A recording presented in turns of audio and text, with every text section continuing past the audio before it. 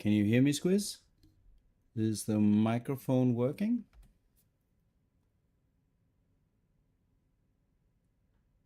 Hello?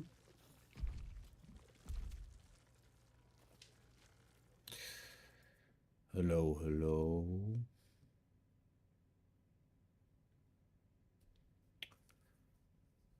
Is it even working?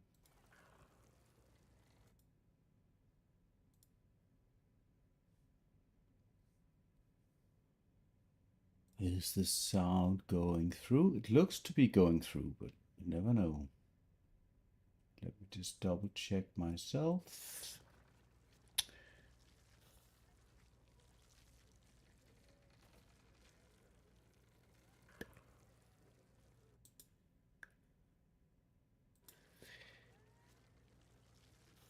Hello? Okay, seems like it's working. I need to bet that it is. All right.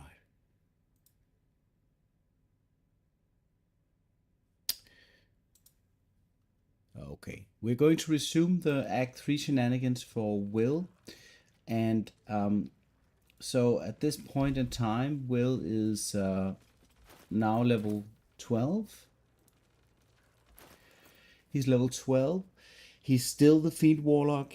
He still has Pact of the Tome, which seems to be giving me some kind of potential heartache for the remaining part of the act, because the force damage is something that's going to block me from fighting Gortash, which, because of Wyll's personal quest to free his father from the Iron Throne, is going to be a roadblock, a potential roadblock. So that's one thing that could potentially be problematic for Wyll. Outside of that, right now I'm getting dangerously close to my end game setup in terms of gear. I am going to be picking up a couple of extra items today, including the stuff from Razaketh's tower, fighting Lorroakan, and collecting the stuff from up there. So with that being said, I am going to collect a few more items, and including, of course, the bonuses from Viconia's House of Grief. And those things are just intrinsically important if you want to really maximize this guy. Another thing, though, that is also something I will do is I've been thinking a lot about how do I approach the whole Baal thing, because going down to fight Saravok is definitely something you could do. It's definitely a fun fight. It's also a very dangerous fight.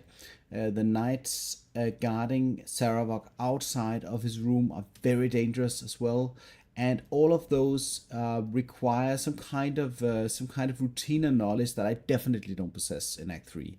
So for me, bypassing some of that stuff, at least to begin with, is definitely going to be a thing.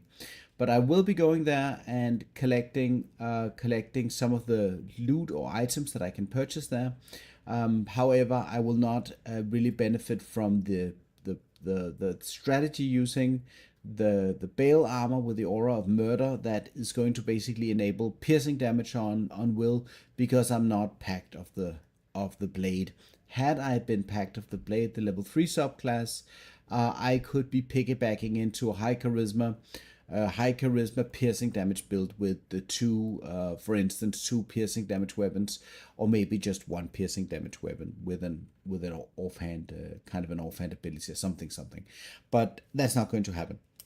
So this is the situation. I will still be carrying on as I'm currently am. I probably will be needing to utilize the potential dip into the other elemental spells that are available to Wyll after all, because he does have a high charisma, so he is able to use some of the other cantrips. For instance, the cantrip from, seems ridiculous, but the cantrip from the Morning Frost, coupled with a couple of other items, is actually going to boost Wyll's potential cold damage to something reasonable.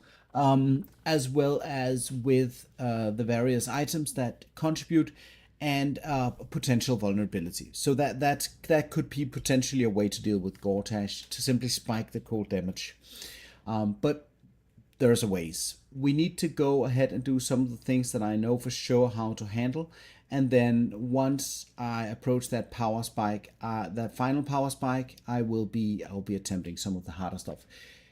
Whether or not will be killing all the bosses in Act 3 is not currently known to me or anybody else, I think, but we'll have to see. Right now he's in a very, very sweet spot with his coterie, waltzing about. We've been dealing with the hack victims, saving them some a little bit here. But now I think going to Lorroakan now is nonsensical. I am going to go to the House of Grief to see what we can do about Viconia. So outside of the completely fantastic design of the various endgame bosses, like on an individual level, they seem to keep improving those fights. Also, most of the fights have other gimmicks as well to them. So, for instance, Viconia has a gimmick where when you need to go in there to kind of get ready for the fight, there are a couple of things you can do. Wyll has some decent stats to deal with the various checks that you need to do there for the whole thing to be a complete success. But there is one feature that's going to enable Viconia some, not a lot, but some, and that is the ability called Mapping of the Heart. It's an intrinsically strong ability that's going to define, it's going to pinpoint a weakness in your character, and then in the fight, that weakness is going to make you even weaker. So, and as far as I remember, it's actually also a legendary action. Let me just quickly check where we are on the resting. We have enough resources, which is what I wanted to see. And I'm just going to prepare ahead of time here. So I am going to be using the Earth Elemental for this because Viconia is proneable. And once she's prone, she cannot react. So there's no reason why not to use the Earth Elemental for this.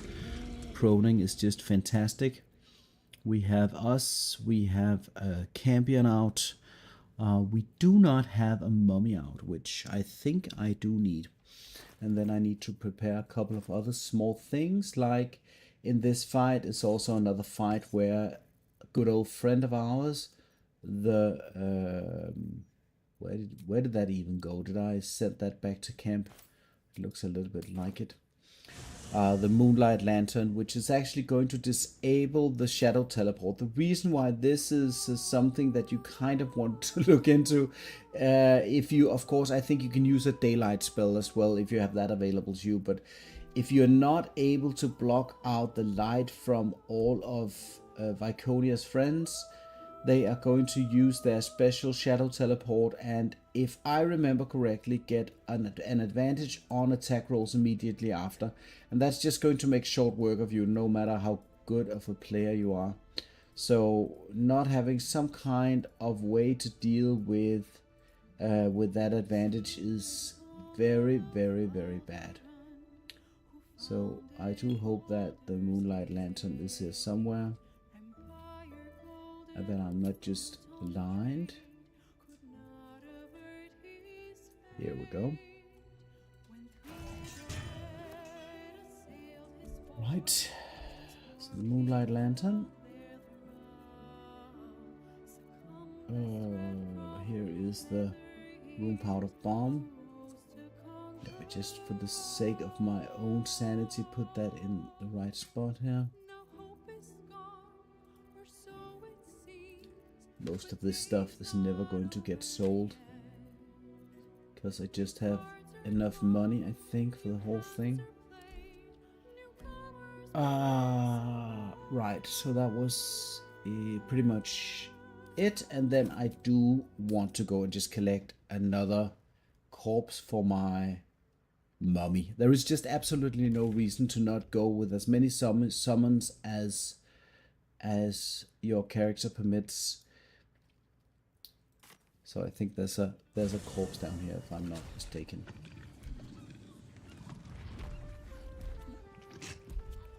One of these houses. I think a poor guy lost his life to the bar list murders, if I'm not mistaken. Here maybe?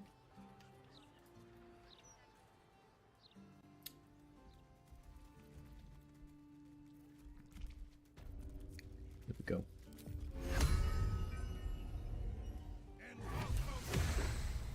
I could go and get an extra skeleton. I don't think this is going to be necessary. However, I am just quickly going to buff up the Earth Elemental. And then throw down one of these guys. And then in the fight itself... Let's go.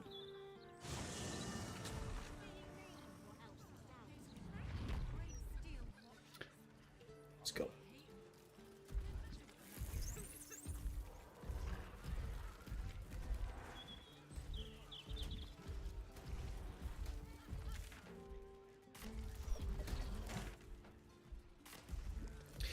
I will be choosing some fights. I'll be choosing to do in a specific way that I am interested in doing. Like if some fights can be sort of semi-cheesed, and other fights I want to kind of do in a more aggressive, head-on, full-on kind of way. Preferably all of the fights that I want to do, I don't want to be hiding behind a corner and waiting for the fight to finish. In the Viconia fight, however, there is a little bit of a caveat, because Viconia is going to have a legendary ability that's going to strike me for upwards to 120 psychic damage. And that's going to be very, very dangerous to me. So I am going to solve this using the firewall. So we'll have to see how that pans out. That also means psychic resistance to be on the safe side from the fiendish resilience.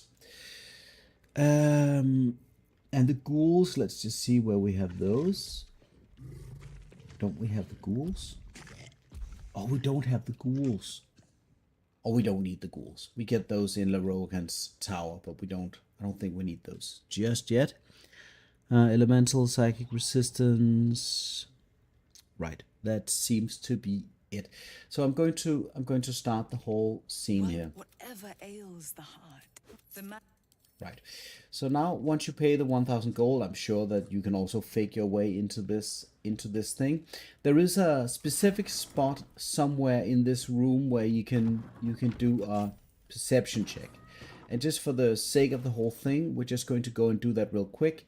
I cannot equip my my advantage shield because already I have the Infernal Rapier in the offhand, and equipping the shield there is going to make my poor Campion disappear, which I don't want to right now. Don't know if there is another way to achieve perception advantage. I don't think that there is. So I'm just going to go and, before I initiate the regular way of doing this, I'm just going to go ahead and see if we can't find the button. Perception investigation successful. So there's a button here which is going to open the door and allow me to go through. It's also going to not make the mapping of the heart happen. However, I do want the mapping of the heart to happen, which is what we're going to do in a moment. And the reason why I want the mapping of the heart to happen is because I want to have an easier time with the Mirror of Loss after the fight. With the Mirror of Loss, you get through checks, you get a +2 to a given stat that you want to increase, and then you can also increase your charisma with an additional +1, making it a +3, which for Wyll is going to get him to 24 charisma, and that is a big deal. So we are going to go in and settle in for the conversation with Viconia now.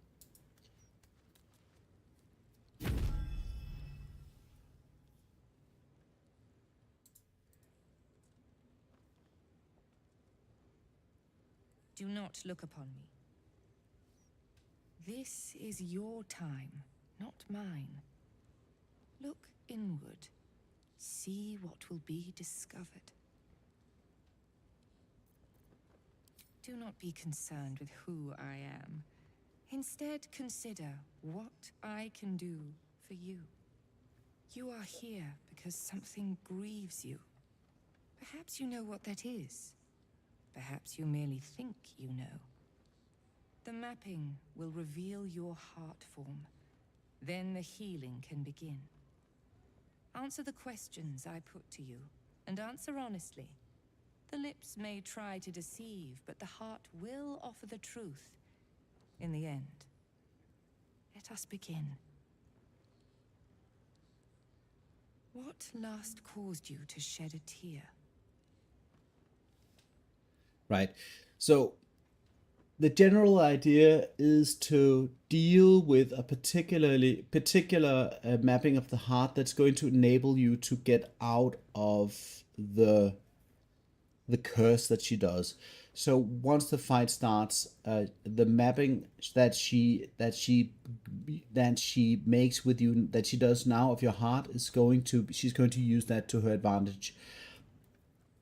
So the general idea is to go in here and choose the quote unquote right options here. So what I like to do with Wyll, and the weird thing here is that I actually forgot if that was the way I approached it, but there is one of the mappings that requires you to perform, and perform is basically the free action which makes you play an instrument, and that's going to help you get rid of the mapping in the fight, which is the one I'm going to go for. But the strange thing about this is I actually think that I didn't learn how to play the instrument while talking to Alfira in the beginning of the game, so it doesn't make any sense not getting that perform ability if you want to keep this option open to you, because some of the other mappings you need to help an ally, which I can't. I'm alone.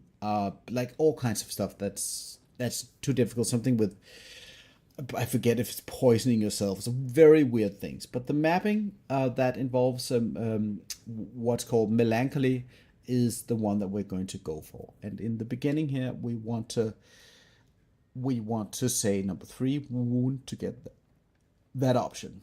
So be it. The second question. What is your unspoken desire? The second question. What is your unspoken desire? Right. And the next one we want to go for to indulge every hunger. Your heart form begins to take shape. The third question. What is your greatest fear? And the greatest fear here is to be without power. The heart form grows clearer again. Such a burden you carry. But we can help. The fourth question. How would you spite one who wronged you? And here the melancholy is fine. In the first option, I would forgive them. Truly? A soft heart is not always a virtue. You have sought our help just in time. The final question. How would you feel if all your burdens were lifted? I would be restless. Curious. Perhaps you fear life without conflict. Perhaps you will invent some for your own gratification. It is done. Your heart form has revealed itself to me. You possess a melancholy heart. A smile is a stranger upon your lips. You do not know what you are missing, but you miss it nonetheless. We can spare you this pain. Please help me. Our help comes at a price, one that cannot be discussed here. We will talk further, but first, an introduction.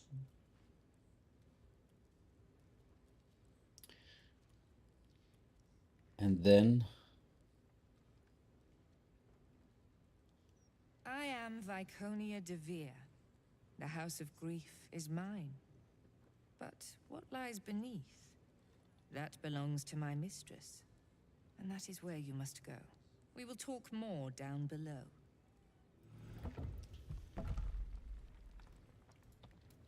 Right, we descend.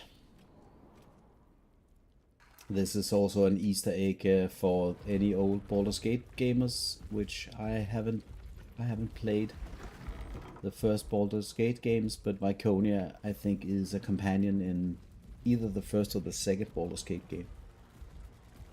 So that's funny.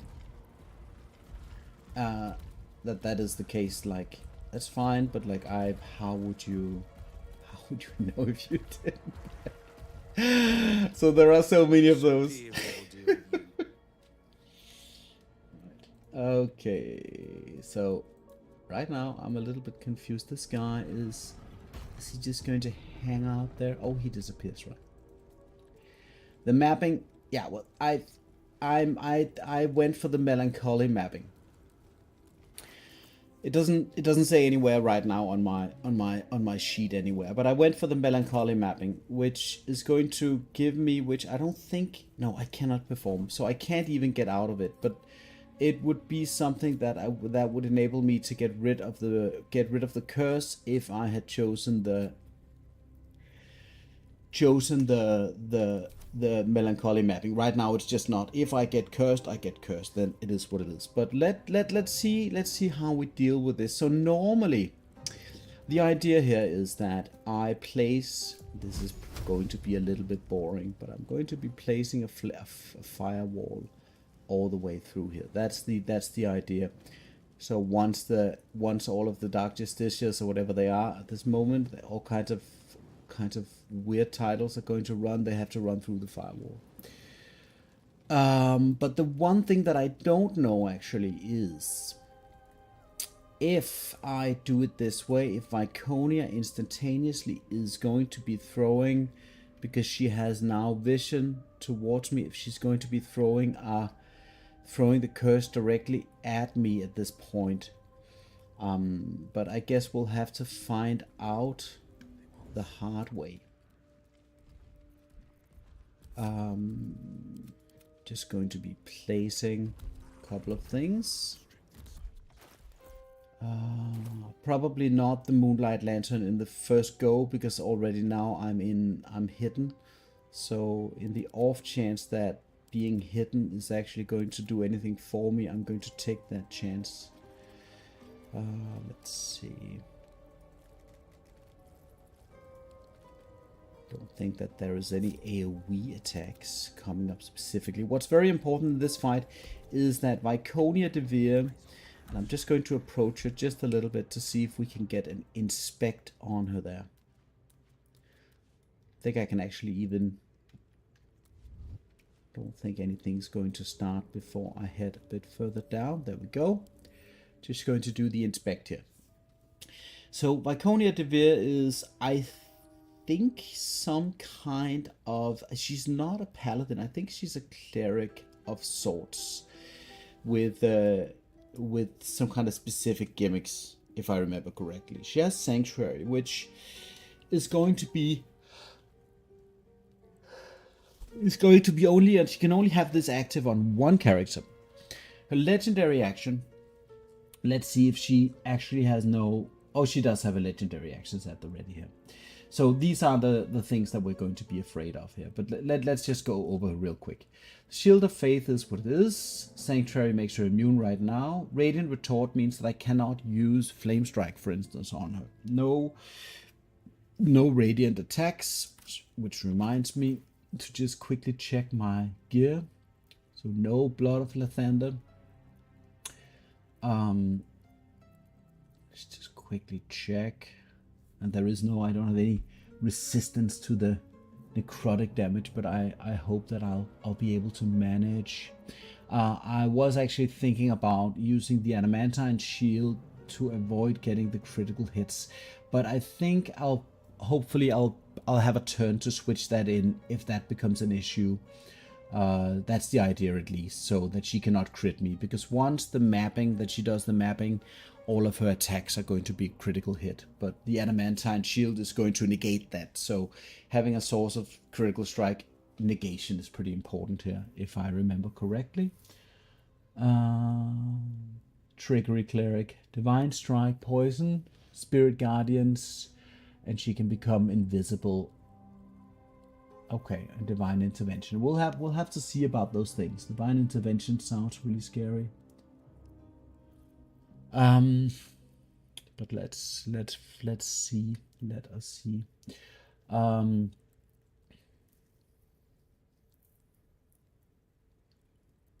Let us see.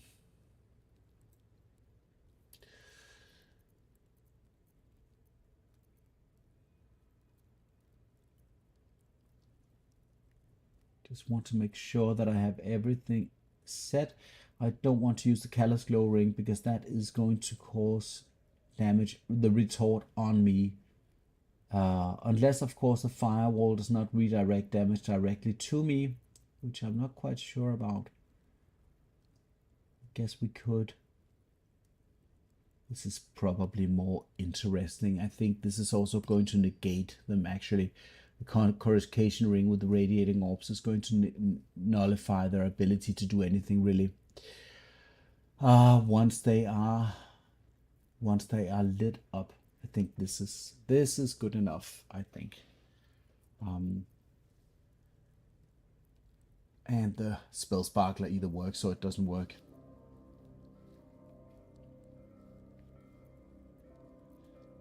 Yeah, I can't get into anything regarding Viconia because I know nothing about her. But I get the feeling that some of these things are done to please a specific audience. But it is what it is.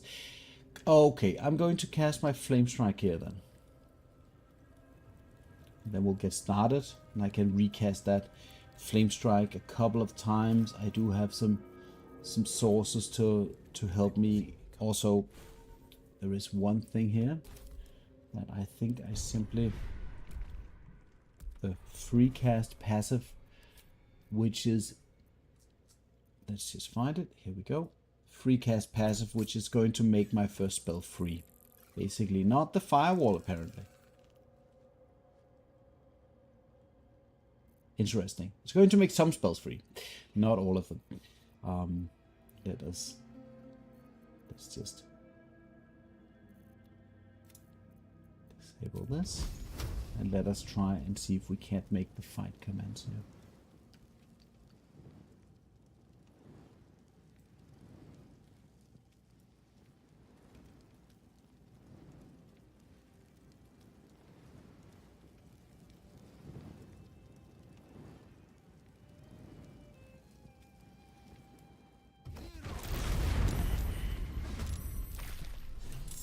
So the fight starts. Viconia has her turn. She jumps, and let's see if she immediately does. She does a dash.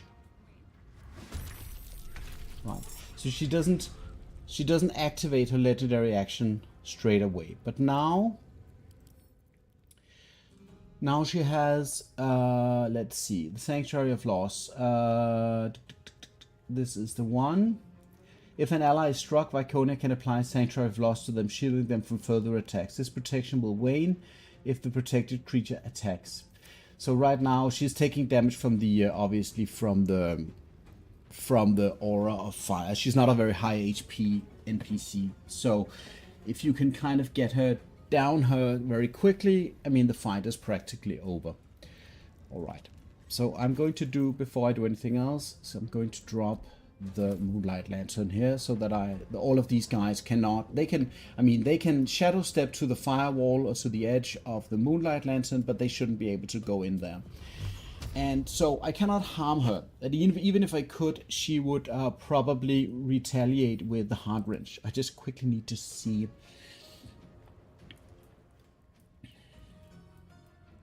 Viconia can rend a target with a Psychic Barrage, dealing 10 to 120 psychic damage after she or an ally is struck by a hard form mapped creature, which is me. So that's the big deal. And actually what you want to do the second that you've got a firewall going is that you want to start piggybacking off of the black hole. So we're going to do that. And that should also block her direct vision to me. So let's just see if that gave her extra fire damage. It did hit her for a little bit of fire damage, but not a whole lot. Now she's slowed and she's down here with her friends. I do still have my action. I don't think I want to do anything specifically.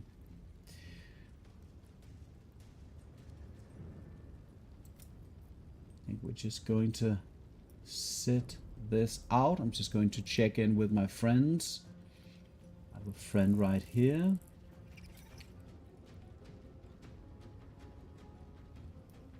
I think I actually want to... Just going to keep my friend here, I think. I'm going to let Wyll hop a little bit back here. And then we're just going to crouch him. Which is a little bit boring, but hey.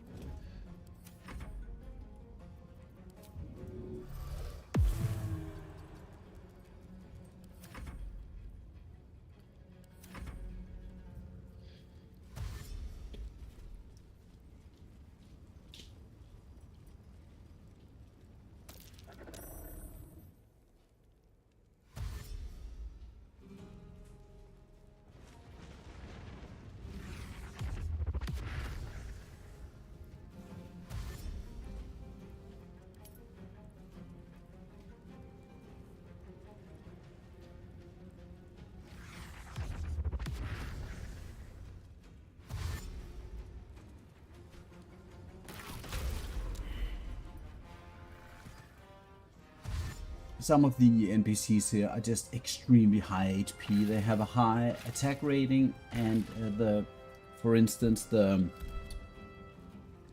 Justicia Crusaders have almost 200 HP, and that's just a henchman, right?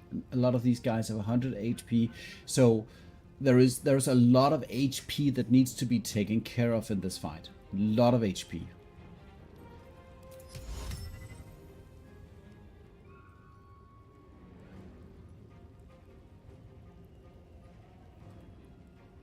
Just going to take out 10% here. That was the 10% frighten on Viconia. That is going to hurt.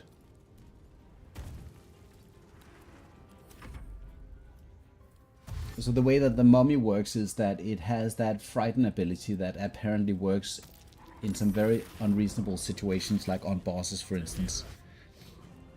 Darkness on 4 targets. Do I want this to happen? Probably not. Let us use a psionic dominance to remove that.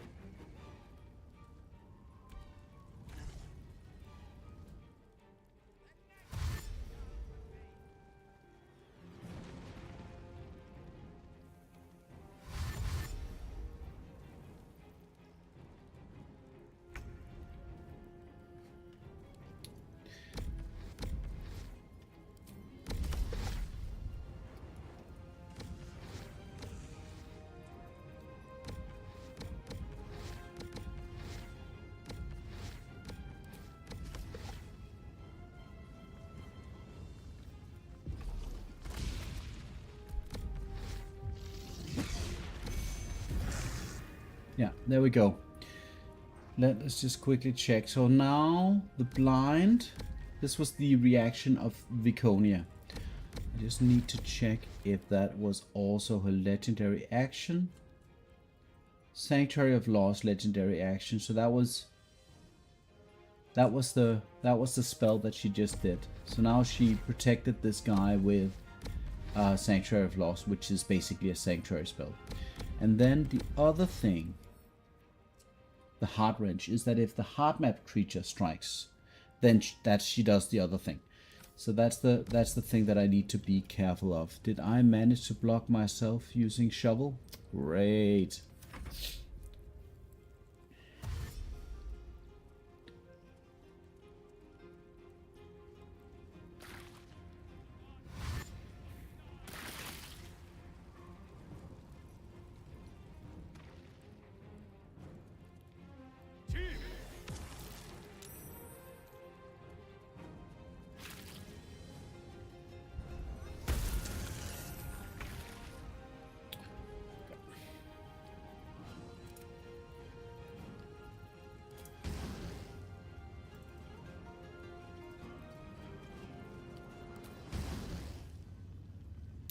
Having darkness in your fight is very, very annoying. So trying to deal with this guy down here is probably something that I want to do if at all possible, because of my very stupid positioning here. I don't want to fly through the firewall, but if I can position myself, would this be within?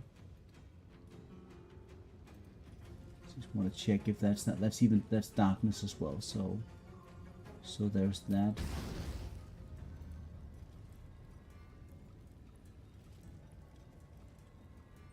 The Fidelians are doing the darkness.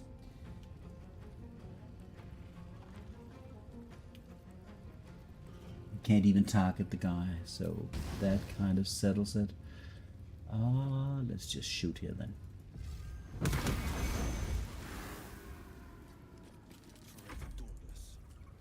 Right, so at this point I'm just going to go down there and use the black hole to pull these guys in.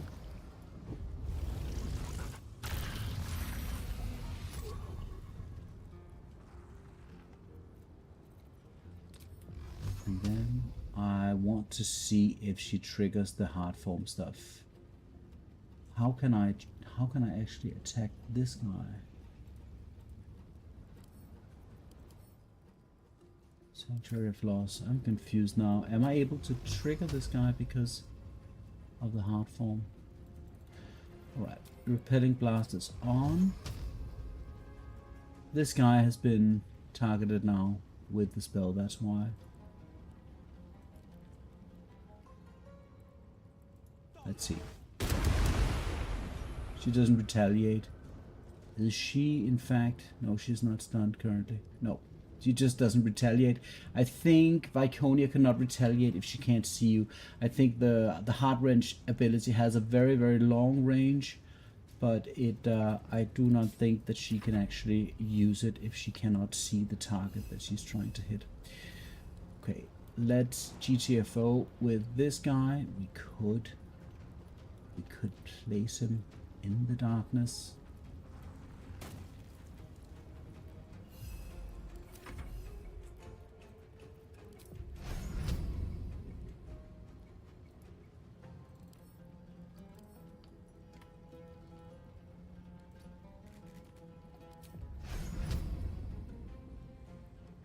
Is the Sanctuary of Loss actually working for him, or is it just the darkness blocking? I think it's the darkness. No.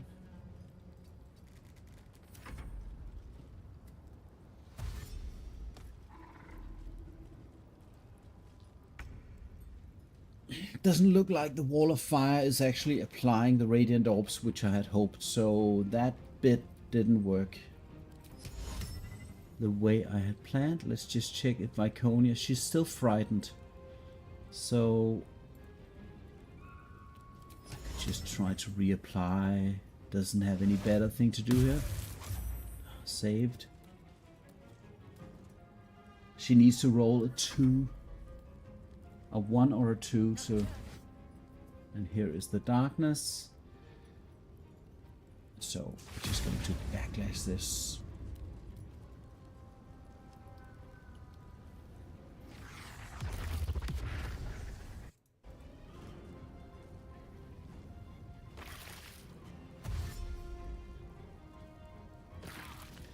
Yeah, Ginger, it's there are so many things that happen, like retconish thing that happened to some of the lore and the stories of the people or the characters you know in video games.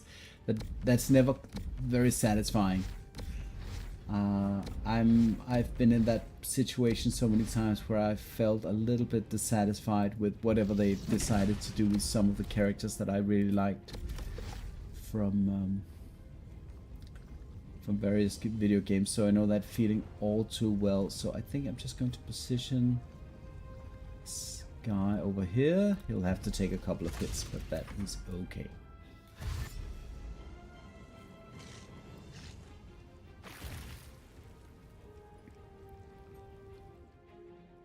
And then I need to find out where the darkness concentration is. The Fidelians, let's see. How many Fidelians do we have left? lot of Fidelians left, really. A lot of Fidelians left. It's just not possible to really deal with those that effectively. So the darkness is going to be, and there we go with the castigation, and that's the thing now. Now I have the castigation. So let's take a look at this real quick. So the Melancholy Heart is going to automatically critically hit me with Viconia's attack. It is still my assumption that any sort of critical strike immunity is going to negate this effect.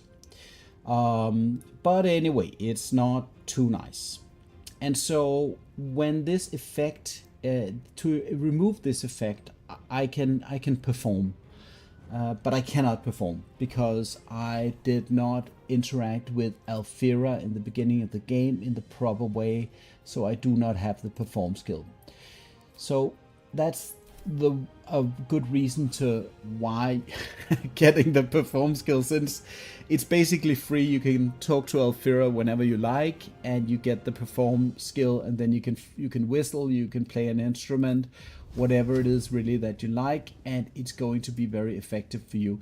I think I should go and redo the... No, wait.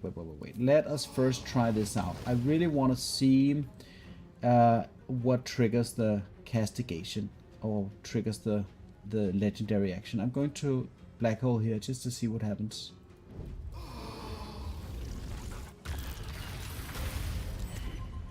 That did not trigger the castigation, so that's a good thing. And where is Viconia now? She's at 41 HP. I wonder if... So the spell guard from her shield counts Eldritch Blast as a spell. You gain advantage on saving throws, spell attack rolls against you have disadvantage. Right. So even with a high attack roll, there's a chance to, but like I need to hit her twice and the fight is going to be over.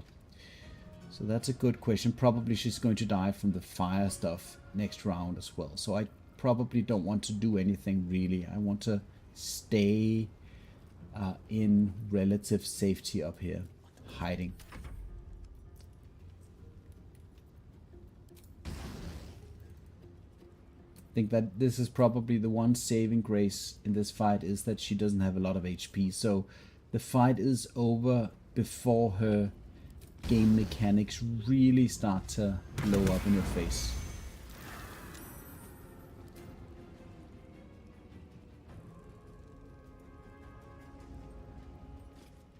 Okay, this is just all darkness.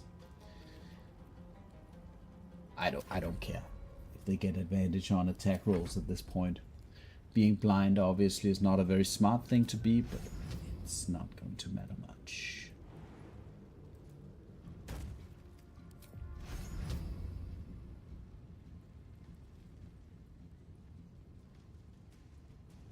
Never mind. The darkness is just such a killer in this fight. If you've done this fight with a full party and you are somewhere in the room or whatnot, and you just do it regularly, darkness everywhere, this fight is a real nightmare. If one of the criteria for doing this fight would be that you had to go to Viconia and do the fight in the middle of the room with Viconia, that would be a different beast. But every fight where you can basically channel all of the enemies through like some kind of staircase like this, it's just makes it a lot easier. So it could be fun to just go down and initiate the fight at Viconia and just see what happens. But that belongs to a different run.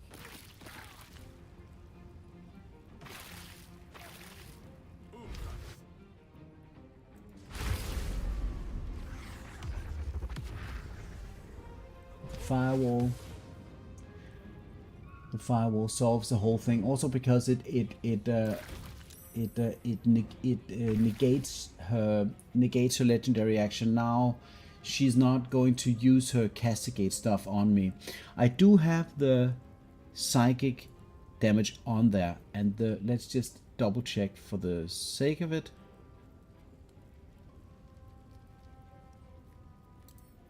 want to be absolutely certain before I do something stupid. Hard range, 110 to 120 psychic damage. So even if the resistance doesn't go through and I get 120 damage, that's going to be enough still for me. Apart from the odd chance that she would be critting me. Probably I'm not going to science that bit out. So let us just go ahead and drag these guys down.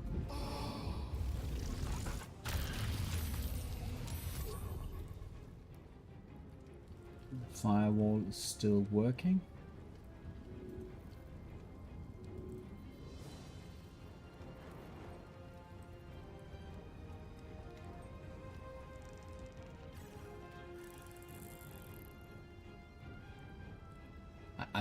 I'm not going to push the envelope on this. There's going to be plenty of dangerous fights to come. Just going to end this and then move on, hopefully. See you, Squiz.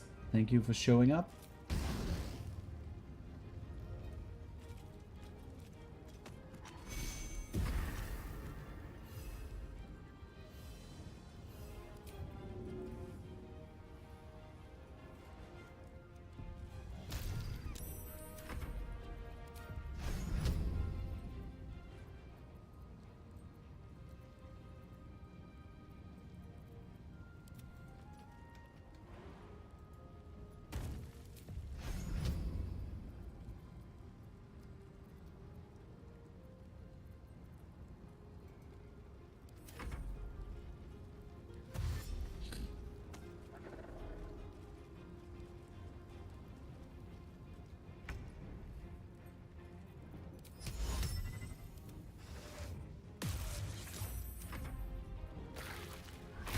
But the firewall is just a ridiculous... probably this goes for all of the wall spells, but it is just a ridiculous mechanic in this game. Because the enemies are just not smart enough to not go into it. Like what they should do is that when there's a firewall, what the enemy should be doing would be, first of all, not going into it, obviously. But if it was there, they had to go through the firewall to be able to get to the enemies. They should be waiting it out. They should be waiting it out all of the 10 turns, just ending their turns. In my opinion, that would solve a great big deal of the problems.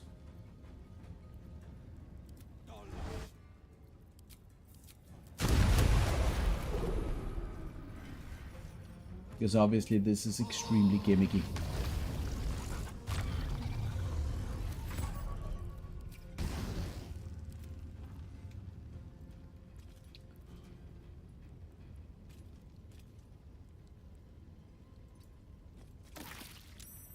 In the fire. Oh wait. I think that was... It has resistance. Let's go. Oh, it's a sanctuary. Okay, great.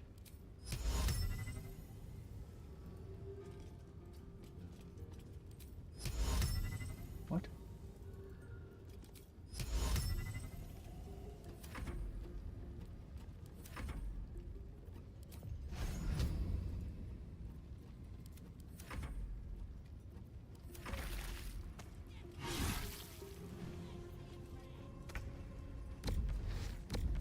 That was one of the Justicia Crusaders, so, and I am wondering why he only did one attack, but he does have extra attacks, so he should be doing 2 attacks per turn. And this is just to kind of measure up what we're up against here, not counting the gimmick of the firewall, discounting the gimmick of what I did to solve the encounter. Looking at the potential damage of what we're fighting is what I want to do here. So the Justicia attacks with a main hand attack, which is 2d6. It's a greatsword, 2d6 plus 4. And here is the damage. So the damage is 2d6 plus 4, which is the strength modifier. That's the baseline of the... Yes, once yeah, we can go. I'm just going to hover over the Dark Justicia again, over the unit card. Yeah, we can look at the abilities that the Justicia Crusaders have. Born into Darkness, cannot be blinded. Okay. Dark Vengeance, advantage against a target standing in darkness. Okay, right. That's already ridiculous. Dark Vision, doesn't matter. Extra attack, that's 2 attacks. And they have the Shadow Ambush, which is 4 to 32 while attacking from the shadows. So basically, this encounter is impossible to do without some way of negating the darkness advantage that these guys have. You need some kind of solution to the crazy amounts of necrotic damage and the crazy advantage of the darkness spell in this fight. And obviously, when you're hiding on a staircase where the enemies don't really know what to do, none of that matters. Of course, with the aid of the Moonlight Lantern, obviously, none of that matters. So, but what I'm saying is that the baseline of this encounter is incredibly difficult. If you take a level, let's just say 10 or 11 party, you throw them down here on balanced mode with no gimmicky builds, no gimmicky setup, you throw them in there in this fight, there's a very big chance that it's going to end up in a reload. So I'm just saying that these enemies are incredibly dangerous, and they seem to be hitting all of the time. But with a gimmick, everything works. Let's see. Okay.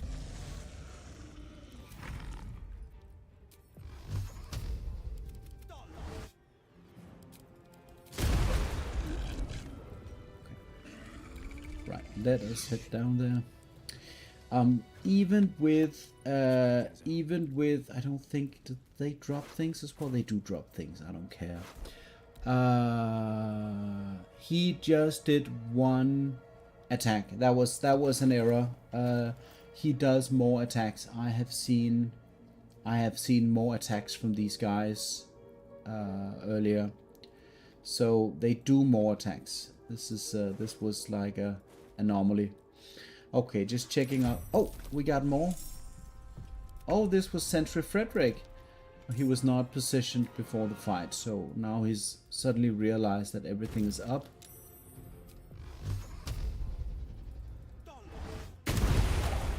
They deal a tremendous amount of damage, the Crusaders. So that's the reality of the situation. Lost Trading Hall Key. Okay. Right, so now I have the mapping of the heart. That's going to make the whole business of getting the Mirror of Laws easier. I'm just quickly going to see if there's anything of value here to do. Probably spell scrolls that I won't be using. And then some other things, but I think most of these things are not really that interesting.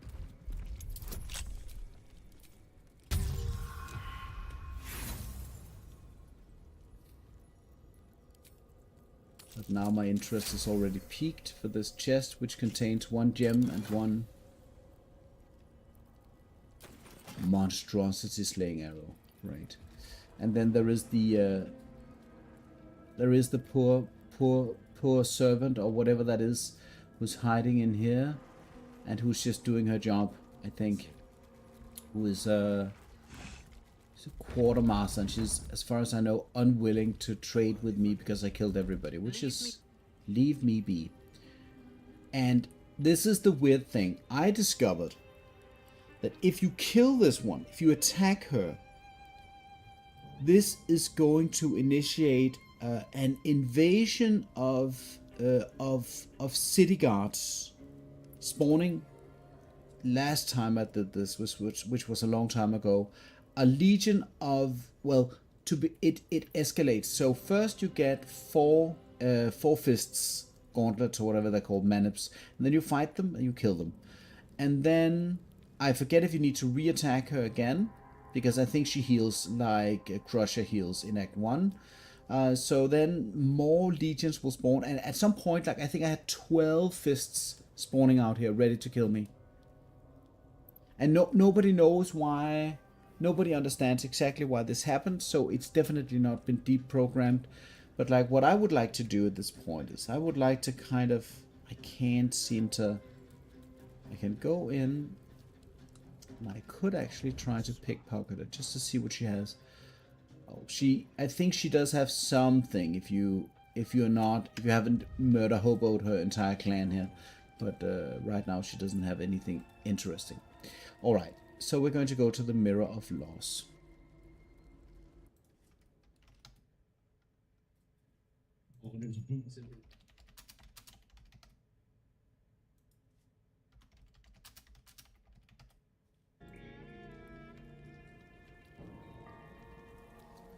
So there's a black diamond here. Is this? Okay, this is just to keep a focus on this thing here.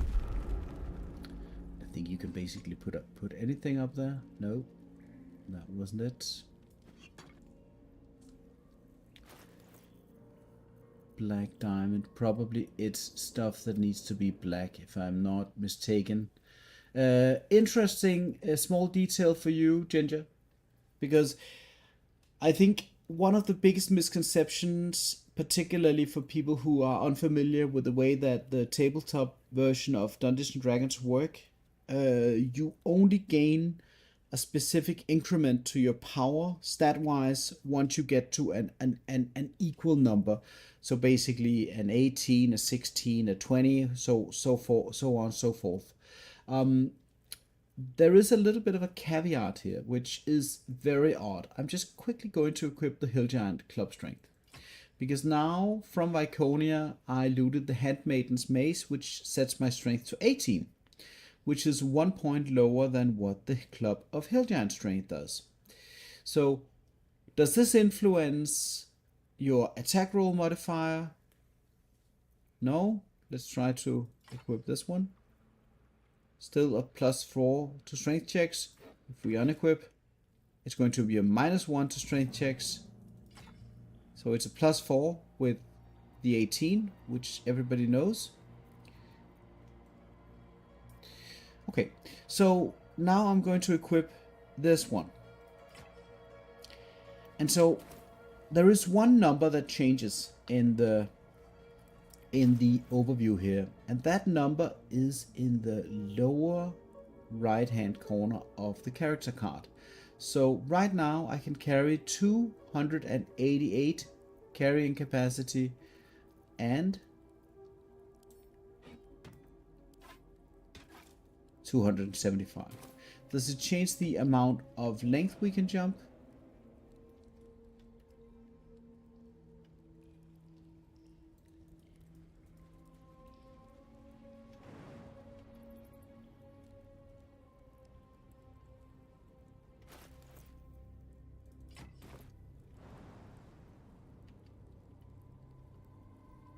Is this the same?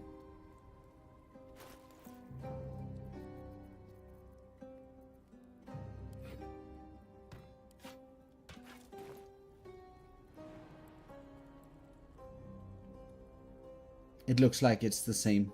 So the jumping distance and the strength modifier to all the things that you do with your strength stat seems to be the same. But since most of what the heavy lifting that the club is doing to the mid to the late game in my situation, there is absolutely no reason for me to be carrying around the Handmaiden's Mace, because even if it's a formidable weapon, it's a very good weapon, +2 enchantment, it's poison damage, innate, it sets your strength to 18, so it has all of the right stuff for this to basically make my character work. It's a +19 to attack rolls, right? Even with favorable beginnings off, it's still a very high chance to hit things. But Wyll doesn't really work very well with melee attacks. He can only do 1 per round. So this weapon is going back to camp. Viconia's Walking Fortress is an item that I definitely want to just hang on to, because there could be situations where even with the dual wielding that I'm running, it might be an advantage for me to equip this bad boy, because it's insane. It's a +3 shield for one. It has advantage on saving throws against spells, and it has spell attack rolls have disadvantage.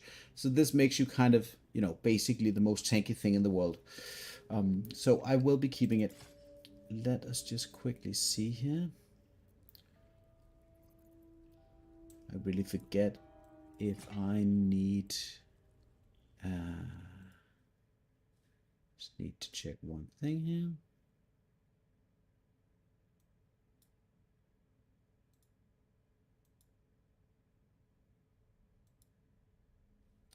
So what I normally like to do when I head into the Mirror of Law situation, because I think those are very specific checks that you need to do here, is to use the one thing that I do count into the character's available consumables for the run, is this specific item called Elixir of Human Versatility.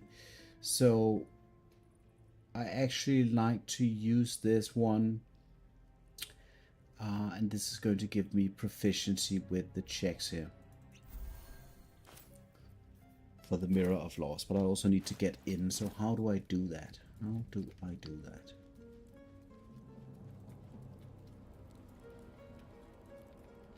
Part of the gimmick here needs to be that there is... Let's just see the stone inscription real quick here. Treasured in light, lost in dark.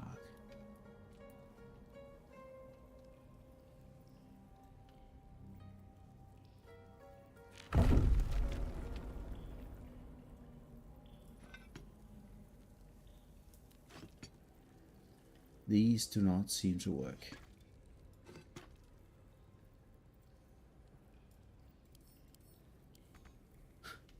Can no longer reach the black diamond. Let's head up and see if we can't find some more gems.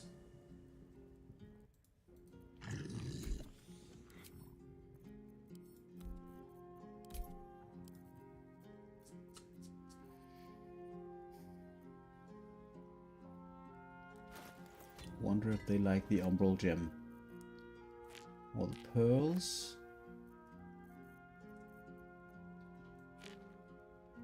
My gut feeling tells me that it's a question of value of the gems that you place on the pedestal.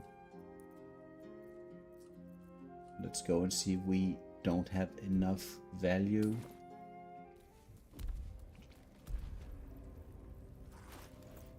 I really want to see if the quest item over here works. Doesn't do anything.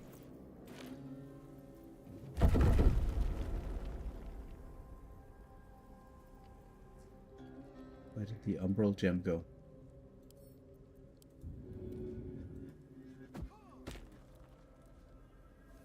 Okay.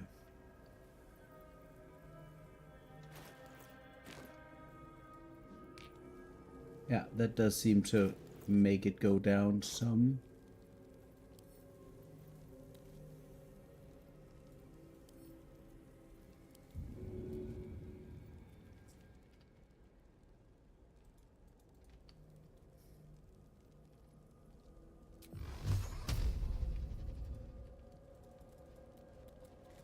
Slightly ridiculous. Been here before.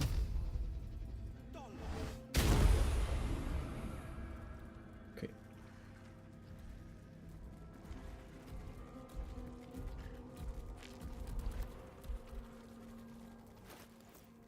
Ah, I say. Just about to go and collect. Not enough. Need more cowbell. We've been fighting Viconia, and so now it's about time to go in and collect the bounty from the Mirror of Laws. And then I have to make up my mind on what to do. Oh, the Roakin is next, and then next is either Orin or... Oh, it's just a question of money and expense. Okay, they just take it. Yeah.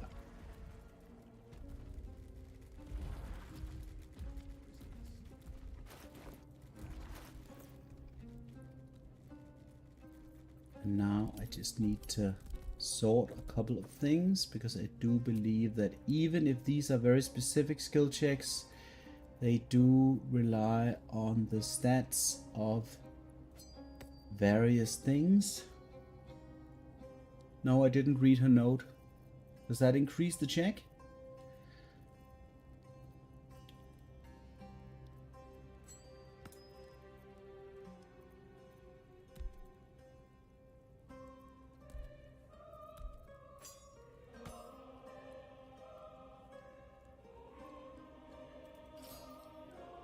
I'm not terribly afraid of the Arcana checks at this point. I don't mind any of the checks. I don't mind any of the checks.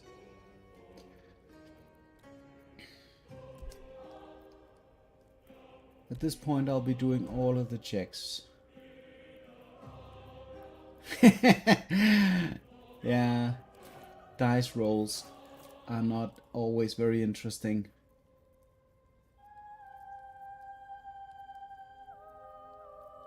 Okay, let's just quickly check. I don't think there's any saving throw involved. Just give me one moment here. Benefit from ability increase, so you have to use the mirror with some else. Don't worry about the stats sacrificed, because those can be regained +1 charisma. This is where safe scamming is actually needed.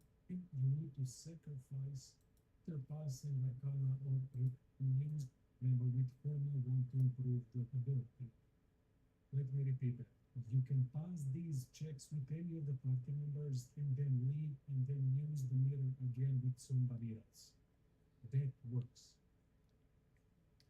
After passing Arcana or Religion check, then you need to sacrifice one of the stats in order to potentially gain +1 charisma. This is where safe scamming is actually needed. Note that Shadowheart cannot benefit from ability increase, so you have to use the mirror with someone else. Don't worry about the stats sacrificed, because those can be regained easily afterwards. Your goal is to receive a specific response, which is going to indicate that +1 charisma has been gained. This is the correct response. He was sure to succeed, Starboy, but nobody ever did. Ability, intelligence, and prayer, in order to succeed this as again. There's going to be a couple of options: Arcana, Relief, Prayer. Do not use prayer option. Avoid it. We're going to use it later.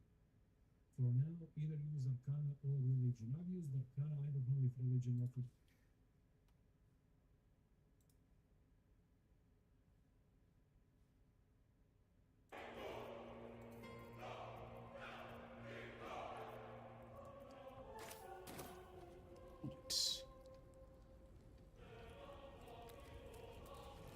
Okay.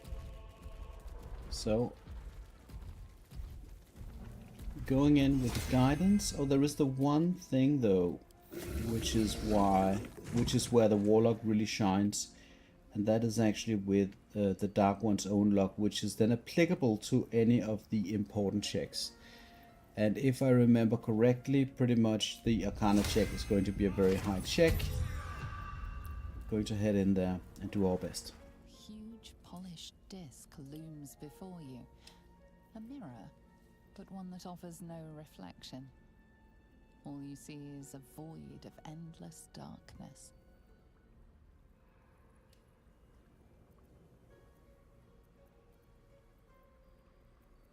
Yeah, this is the one. So the prayer option here is the advantage that you can get on the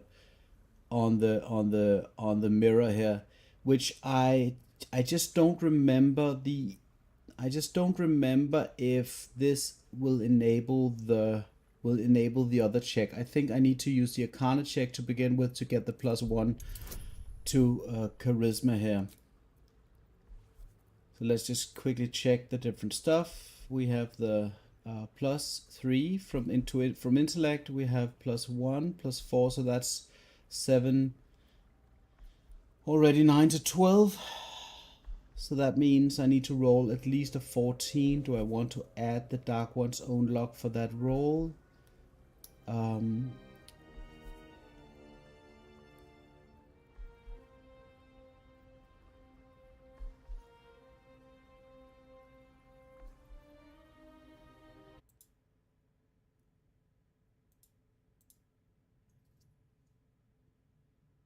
Bypass. Probably I want to do that.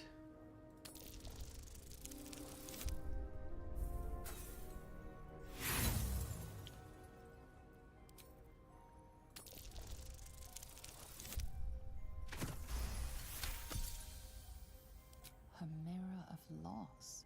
A relic said to be as old as the Church of Shar itself. Those who stood before it could surrender their very thoughts and memories to the best within the realm of the mirror, to be granted at the Dark Lady's whim to those making a suitable offering, a piece of themselves. Somebody else. Okay. After Right, the so past, I am going to be gazing into the mirror here. The mirror's emptiness seems to draw you into a stupefying embrace. Your thoughts, feelings, memories, they grow slow and drowsy, drifting away from each other. You must surrender some part of yourself. But what?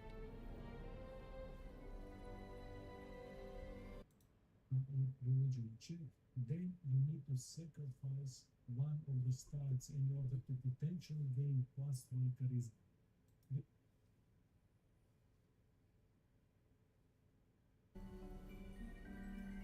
Something precious was surrendered. Already you cannot recall its exact nature, but you feel its loss all the same. Still though, for whatever was lost, something new shall be gained. A foreign sensation assails you. For a moment, you do not feel like yourself. You embody a heartbroken heiress, desperate to forget an unrequited love. The sadness flees from you, along with a string of numbers. A safe combination? Whatever power lurks deeper in the recesses of the mirror has no interest in you. The dark mirror seems to turn dormant, its hunger sated. The huge mirror stares down at you like a great dark eye.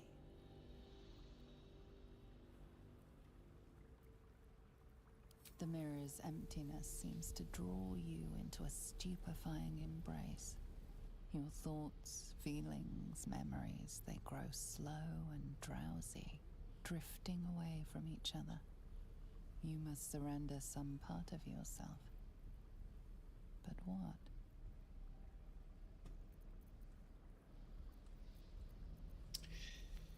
Yeah, I think that I need to select several of these things to be decreased, which are curses that can be removed at a later time. And I am not quite sure if it matters if you decrease your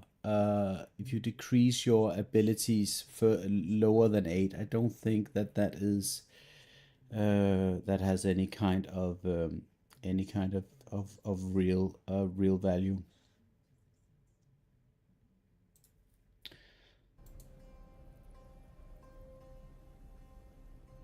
So I'm just going to check here.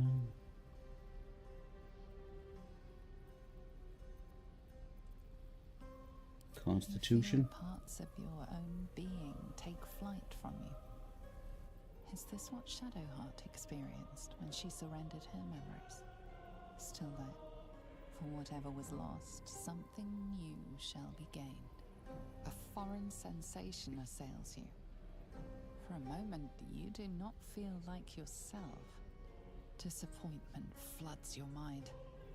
You were sure to succeed, Stelmate, but Lord Enver Gortash has stolen your support.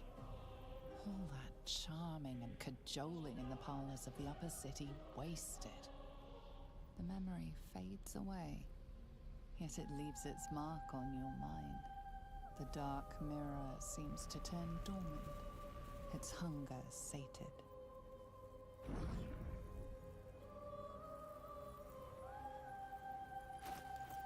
Yeah, that was the charisma. So now we head into the final check here. The huge mirror stares down at you like a great dark eye.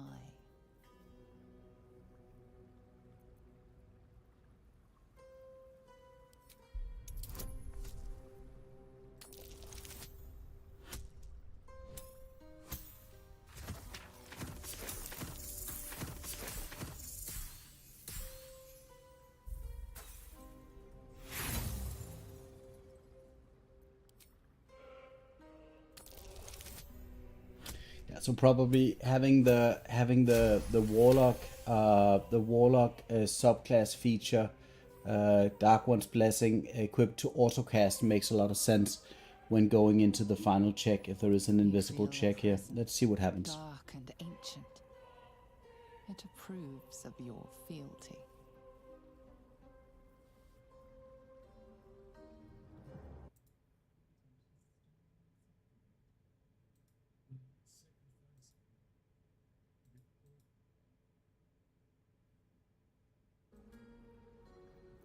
The mirror's emptiness seems to draw you into a stupor. Your thoughts, feelings, memories, they grow slow and drowsy, drifting away from each other. You must surrender some part of yourself. But what?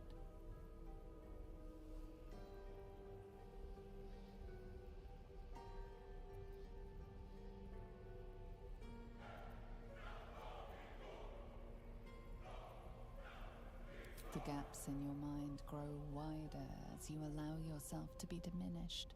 Still though, for whatever was lost, something new shall be gained. You feel the presence of something ancient and unknowable. It has taken notice of you. You are helpless as it explores your very being. It knows the secrets of your yearning heart. Where once the mirror showed nothing, there is now something. Memories, experiences, skills, all prized from the minds of others, and now offered to you to choose from.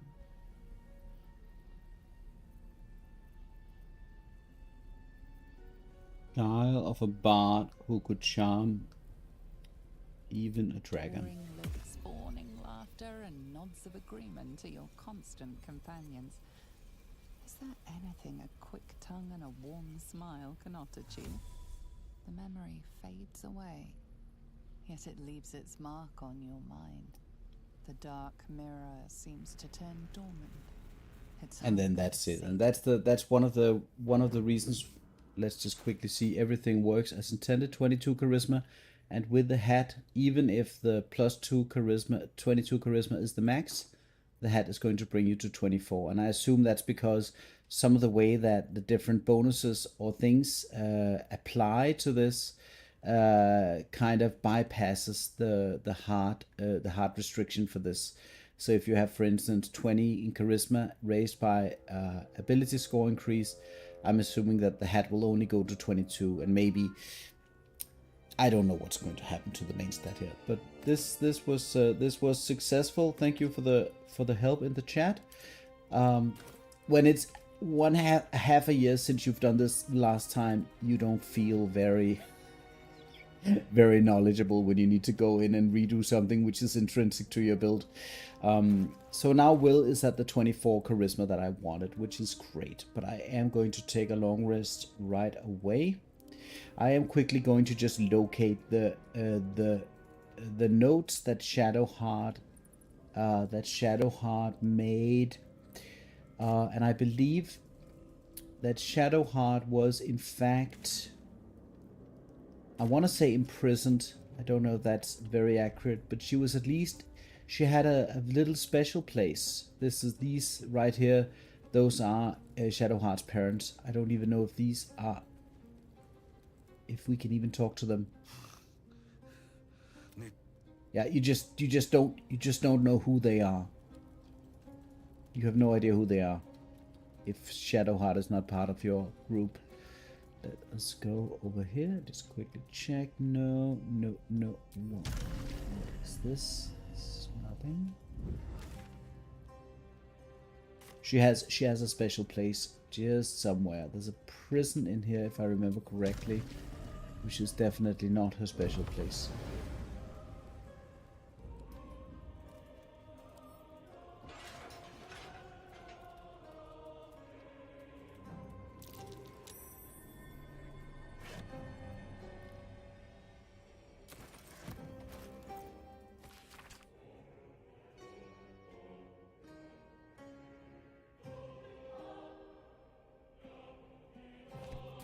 Okay, so that was the whole explanation for the whole plot, is that Viconia or Lady Shah or whoever is in charge sent off Shadowheart on the mission to acquire the mysterious artifact.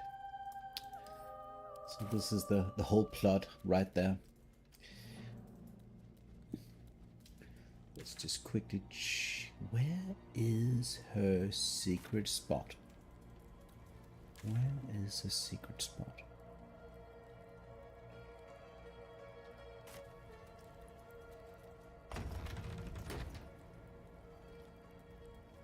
Just a peek.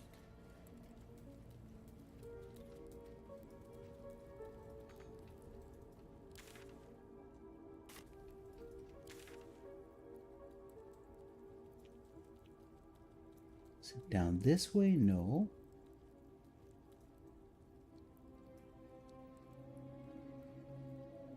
Is it?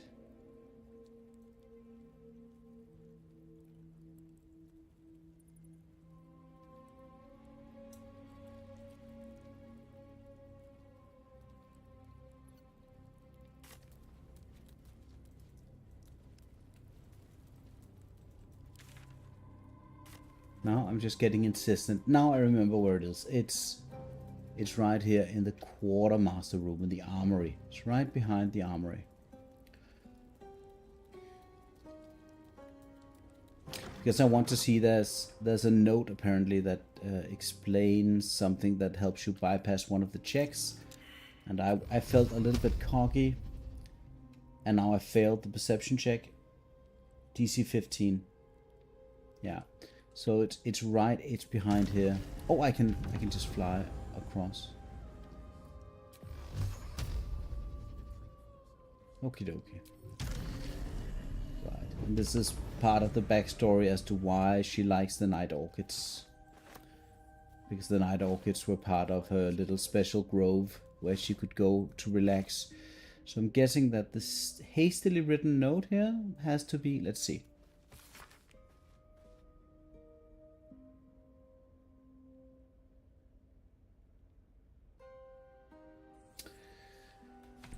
That could be the one. Stained book. Yeah, so probably this note is going to help you bypass one of the checks at the Mirror of Laws, which I wasn't aware of. But that is very, very good to know. Future reference. And now Wyll is a complete shit show with debuffs and whatnot. So I am going to go and get rid of that thing and then do Leroican.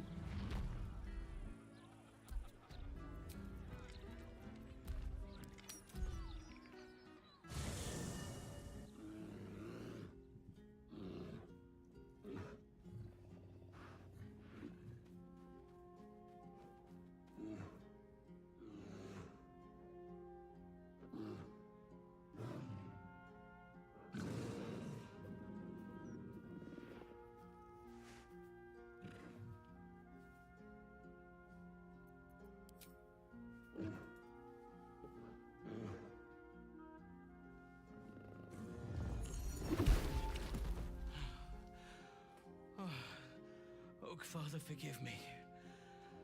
Oh, I can explain. I swear.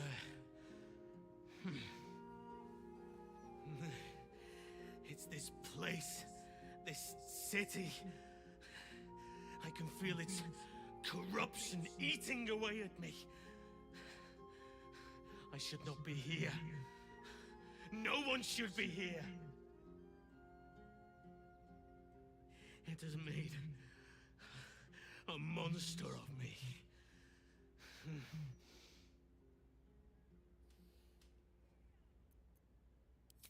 I can't. Whatever powers I have, they are dwarfed by the evil of this place. Sylvanus has abandoned this place. It's nothing but stone, grime, smoke, pain. The trees choke here. The animals hang from butcher's hooks. Nature is dying in the gutter! There is only one god fit to be bowed to in this place. The last god who will ever be knelt before. Then all of this will tear itself apart.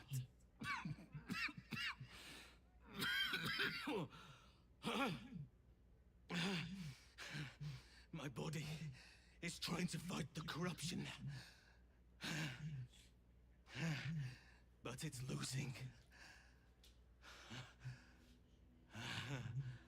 And my mind will succumb soon after.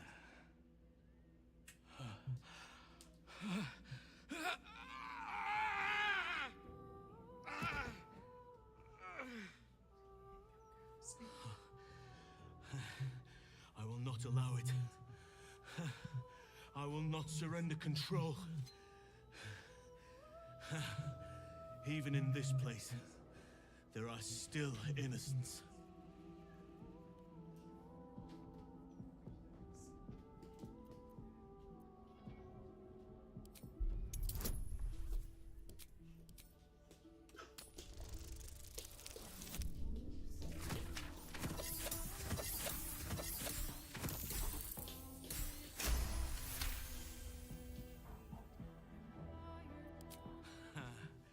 So close to grasping the problem, but you fell short all the same.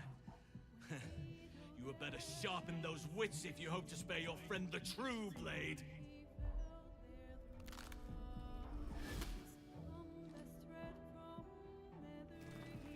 Look at it, crawling and sniffing and rooting around in the filth. Is it my netherstone you seek, little piggy? Hush, hush. Orin will take care of you and your little pet.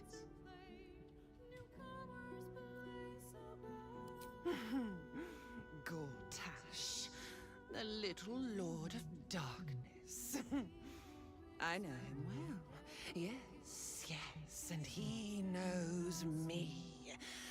Knows how my blades sculpt and carve this city. I could peel a fine pelt from the mutt I caught sniffing at your heels. Drag skin from flesh, from bone. I will not slice. His kind die too easily. The Murder Lord demands a better offering. Something new, sticky, sweet, and delicious. He wants you.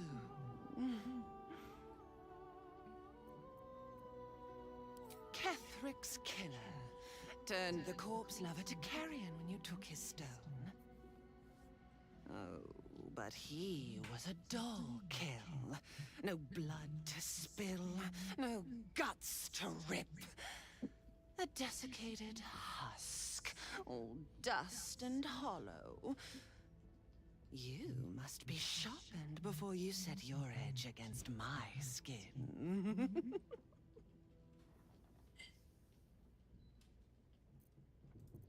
You'd prefer my whispers in the tyrant's tongue?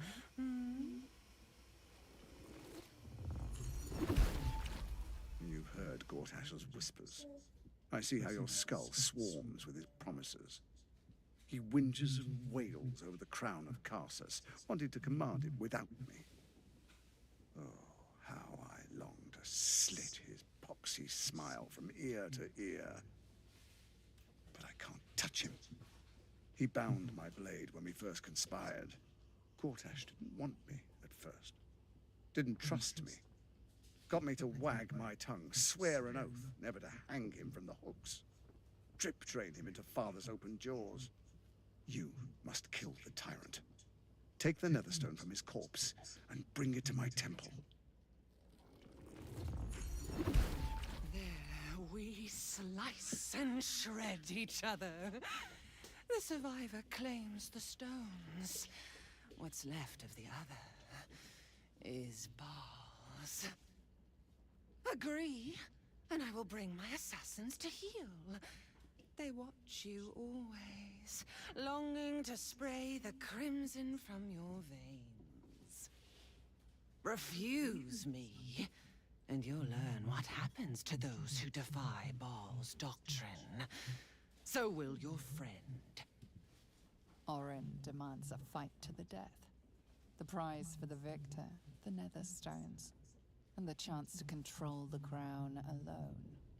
Accept, and you must kill Gortash. Refuse, and your companion's life may be forfeit, as might your own.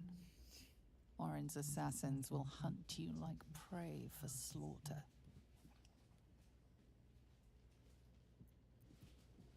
I wonder what the assassin option is going to do. Like, when are the assassins going to hunt me?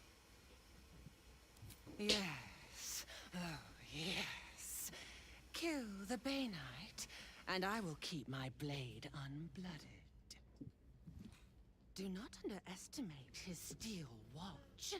Seek their cradle in the lower city, and skewer their skull meat. Make them rust and blood. Then you can gore the lordling again and again and again. But listen close, Bone Killer. Step in my domain while the tyrant still sucks air, and I will carve your failure into your pretty plaything's skull. Bring me his stone, and I will set the bait free. Only then can you and I make exquisite butchery. The victor will set the world to slaughter. That is Baal's offer. He will not make...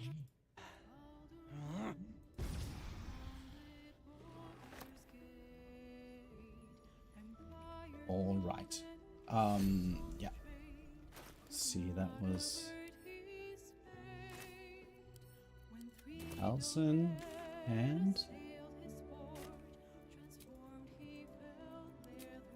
poor Halsin. Poor Halsin indeed. Probably Halsin is going to die, but you know, you win some, you lose some.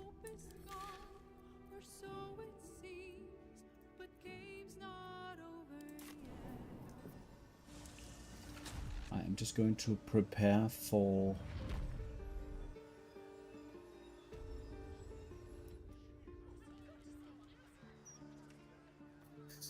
affected entity has -1 to all dice rolls. Quick extra long rest to get rid of that. Yeah, I mean, you could make the argument that going for Orin now would be okay. I mean, I need to, let me just quickly check if Volo is in camp, because he is going to give me a boon in terms of the Orin fight. Just go and check.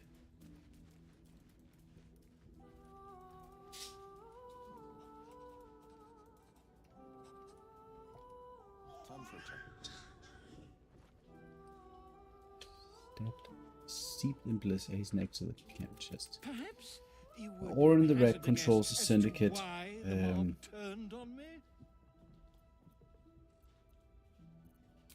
quite right. Now I just need a brave adventurer, willing to... I'll Wonderful. do it. It will serve you well. Study of the Slayer. Study of the Slayer, penned by John Irenicus. In the end, And then we Irenicus hear took a little the bit form of about... the Slayer for himself. It was a bal's eye, but not... I would... Right, regarding the Slayer. So reading this book should...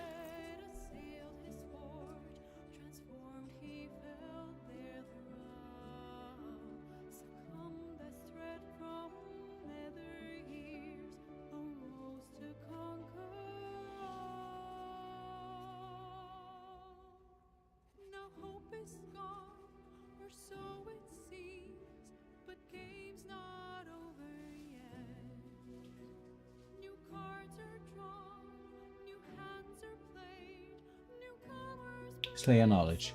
You have advantage on saving throws against being frightened by a Balspawn Slayer. The tome Wyll found was very informative. So that is probably almost like green light to go for her.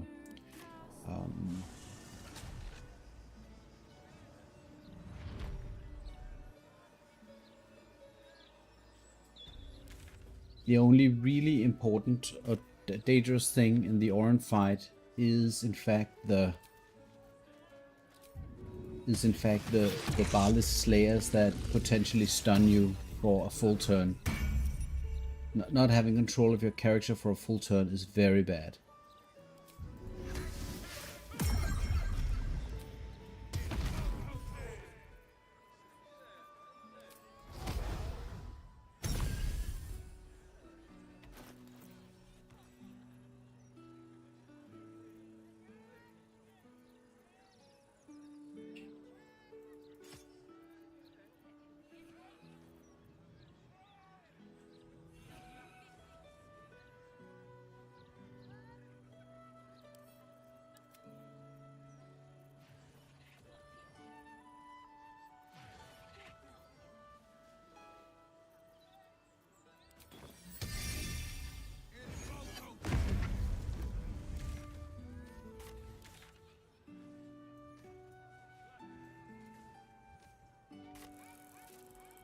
And in Act 3, I think this was part of the cleanup. They decided to remove all corpses of combat that you do after they're done. So I don't know if this is also the case for the other acts, but corpses that you produce are removed once you do a long rest, which is, I mean, normal practice. You might wonder why the city guard or whoever's responsible for this haven't removed the blood as well while they were at it, but and then I forget an important thing. Anointed in Splendor. Okay, that works every turn. Perfect.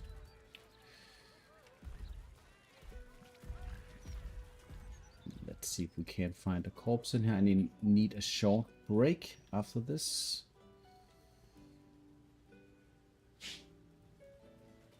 Could have already used this corpse. I did not. Go. Because otherwise you need to start killing civilians in order to get corpses, unless you've done something else to maintain a healthy amount of fresh corpses for consumption. And I don't think at this point the animate dead level 3 animate dead spell is going to make that much of a difference. So I'm just gonna head in here and just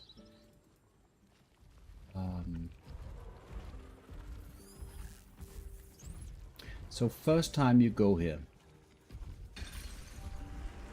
Well, if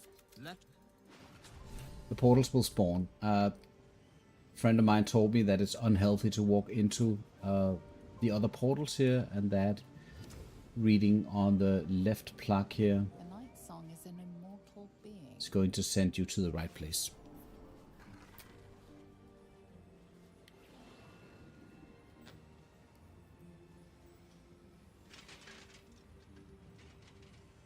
If you haven't already spoken to the Night Song, it's safe to just go up here and begin the looting. I can begin the fight, or I can begin the looting, whichever I want to do first here. expect a chance? Yes, sir. Probably I'll just do the Lerocan fight straight up. All right. But I need to go and bring in Dame Aelin before I do so. Aim. She's very effective in this fight. We have a visitor. At ease. McClaw, you may go.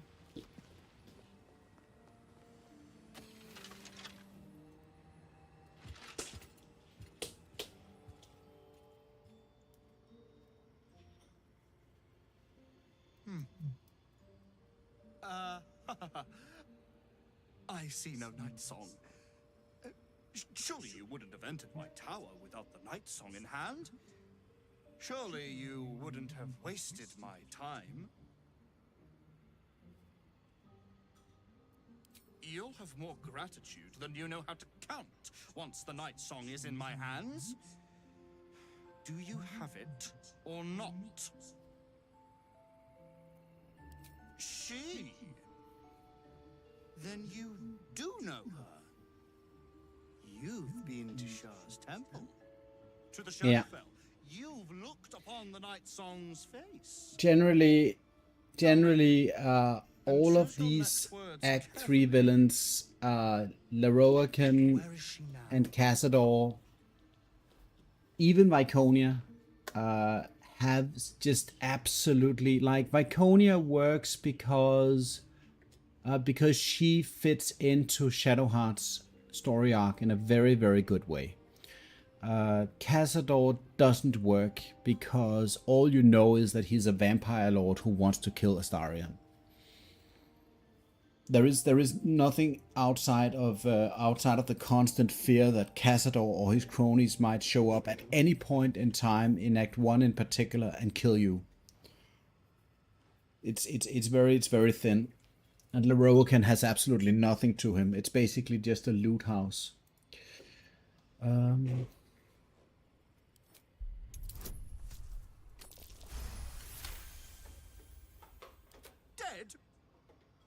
That cannot be. It is immortal. A god.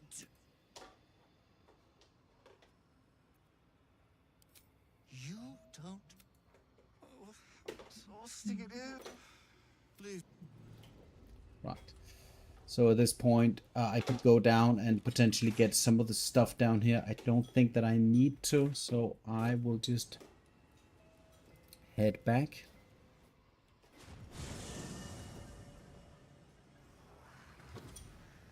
And just set up for the fight.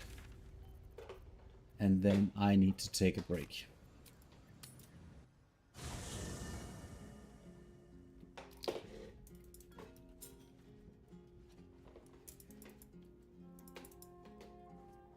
Hello, Carly. Morning. Mother's milk, your visage speaks of ill tidings. Mother's milk. Speak, ally mine. Is he? And I like the fact that you talk about Pray a tell, wizard what does he seek from out of the Dame blue Aelin? with no, like, she doesn't, yeah, okay, we know that there was a group of adventurers sent to locate the Night Song as a plot driver in the first act. We know that this is the case. But we approach Dame Aelin and we say there's a wizard looking for you. A wizard. And immediately she's like, let's go and confront him. And you might think that it's a bit of an exaggeration to go to that extent. Let's confront the guy. Probably he'll die for wanting to see me. And then we inform her. He seems dangerous. Like, let's. Magicians and their machinations. And then she's she's ready to go straight away. I will wring his neck until he's dead. I don't know if I feel like Dame Aelin is lawfully good. She's a little bit more like. I know that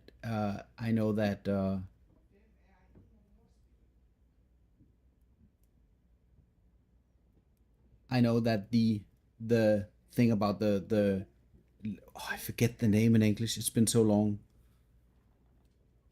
being chaotic evil, being evil or dead, evil or good or whatever. That dichotomy. Like, I know that the wizards want to move away from that description of creatures either being good or evil, chaotic or lawful or whatever. They want to move away from that.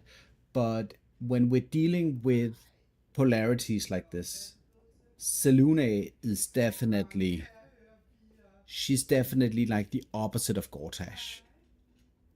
She belongs to that paradigm. The Night Song is a direct product of Selune. She is the extended arm of Selune, basically. She's the divine intervention, so to speak, in Faerun.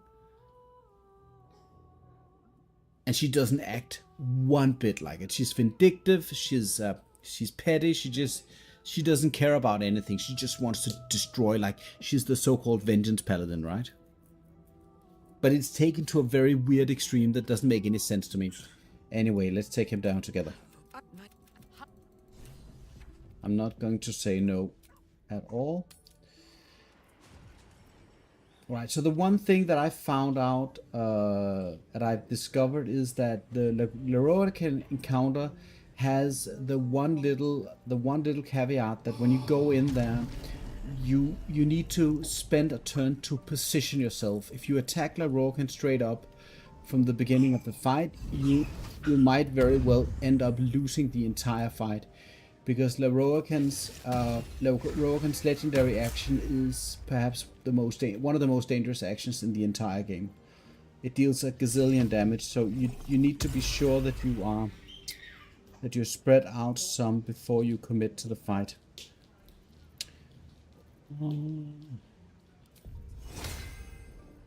Let me just see if there is something I need to do. The Caitiff staff was already used. Yes. Campion is out. Necklace. Let's just get the spell in there. Go. And as far as Fidi's resilience goes, is kind of redundant. It just needs to be. I could do something though. I can do a little bit. I can equip the Dark Firebow to attain fire and for cold resistance. That's one thing I could do. And then on top of that, I could add another type of. I know that it's. I think one of them is poison, if I remember correctly. I forget if lightning and poison are there, but I'm pretty certain one of them is poison. So we're going to add poison to the mix. And he likes to upcast fireball. Yeah, so anyway, the spell slots are necessary for counterspelling that stuff. He's a pretty nasty opponent. Even if that fight is among one of the easier fights, he's a nasty opponent. And probably I want to see if I can't enable, if I can prone him using my Earth Elemental. That's going to do a lot for me. Oh, let's just quickly see if there's anything else that I want to do before I head in there. I don't want to do any kind of AoE attacks to begin with, at least. No shields, no need, no AoE. Let's hop in there. We do have a short rest, so I could probably. I don't think I need to precast anything. I could precast the haste spell. Maybe that would even be dangerous. I'm hopping in. Let's see what happens. And then I'm just going to see the setup, and then I am going to. What are you said? You Forgive me. I came to stop you, Leroican. And this is where you can ally with. And I think the class option is basically the ally with Dame Aelin, and the others. The others are other options which we're not going to entertain.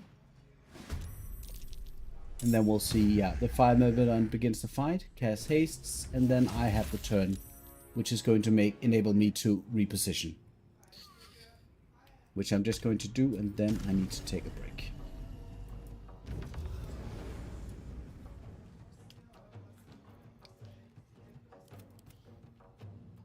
And I want to split them out no matter what, because potentially this is just a very dangerous fight. I'll be talking about the fight once I get back. The blade will not bend. Right, so I'm going to take a short break.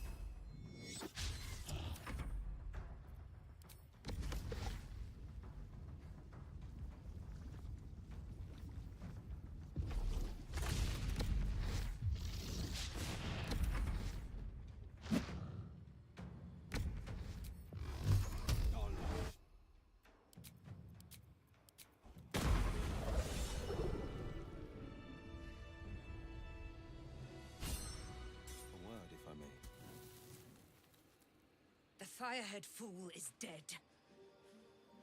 Yet as I stare upon his corpse, I feel sadness. Why? Say it can't be so. For I am Seluna's sword, and ever must be. Battle has tired my mind, made me susceptible to flights of fancy.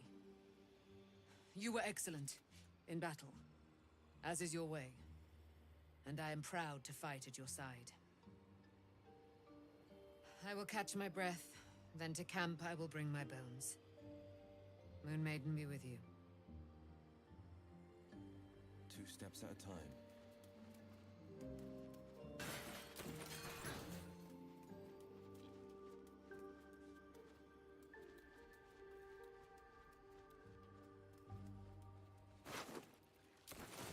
This better be good.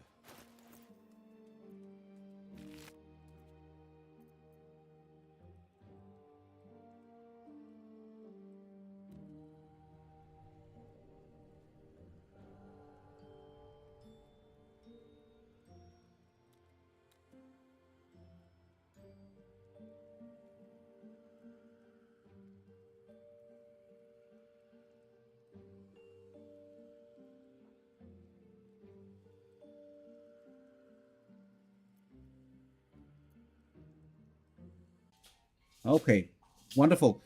I've been talking for quite a while, explaining this and that. I was talking about how maybe I'll apply that later through editing or something. Yeah. I don't usually do a lot of breaks, so when I do a break, I need to remember to put in that information. Normally, critique is always present to help me with my shortcomings. But yeah, the battle spoke for itself, and probably I'll add in a little bit when I edit the stuff and upload it to YouTube later, so that I at least can explain what it is that's going on. But what I wanted to say about Lorroakan's items is that they don't provide a lot of value in general, like in comparison to the alternatives. If you have a party of 4, potentially this can be usable. If you're dual wielding on another character or something, you might want to apply this, I guess. And this one is of course not bad, but at the same time, what are you giving up to get this? And the mirror image spell, of course, is fantastic, but is it ever going to pay off?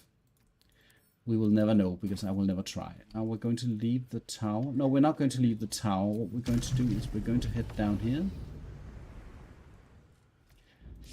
And then I'm going to make the classic mistake of clicking the wrong weave button.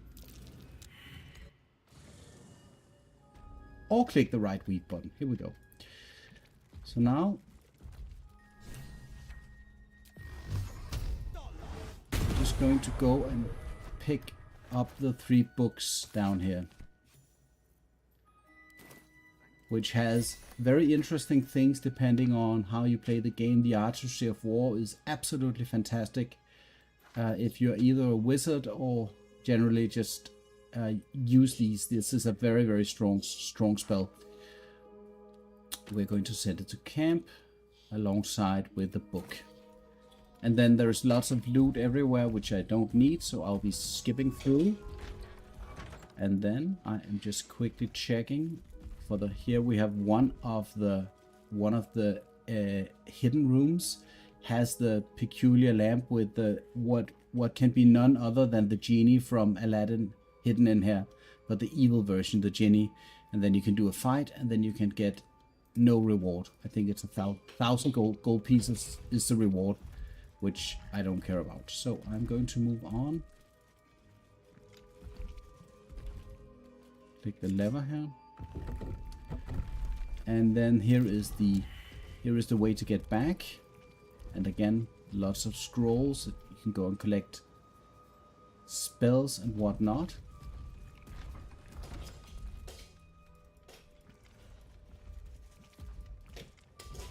And then the other hidden room, if I'm not mistaken, there we go, is where we go, and I don't think this is obtainable by the wizard, but if it is, excuse my ignorance, this is another book that contains a reward, which is the Scroll of Bestial Communion.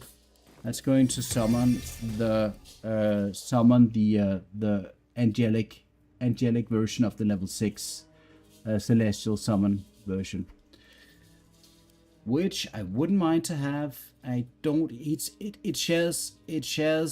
Does share summon spot with the Campion, so obviously I wouldn't be able to use both, and I'm not able to learn it. So if I had a wizard, I would probably go for that. Driving. All right, let us leave back our friends. And then what we want to open the Elminster door, we want to open the Casas door. But in order to do that, these traps are not particularly dangerous, but they are hella annoying. So I'm just going to remove them if I remember to. Bring in here.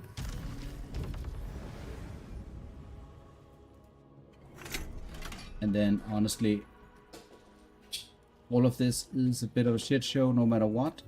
But you want to get into the rooms where there is the door that you can open, because that's going to enable.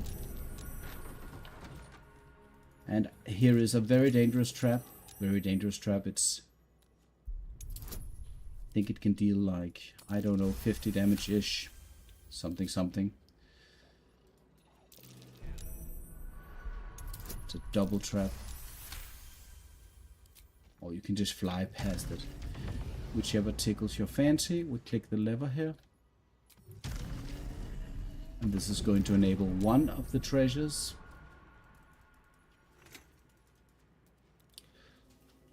And then we're just going to hop into a random door. Always works for me. And then we go to evocation.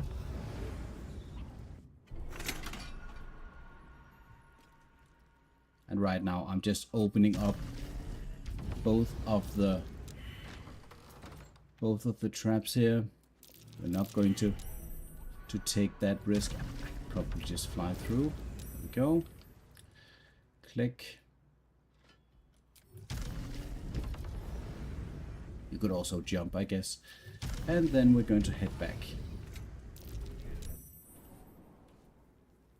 Going in through the wrong door, to my knowledge, just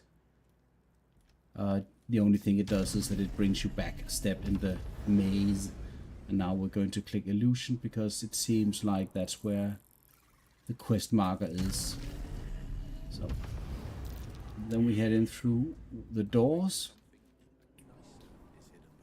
and they each have one treasure that we want.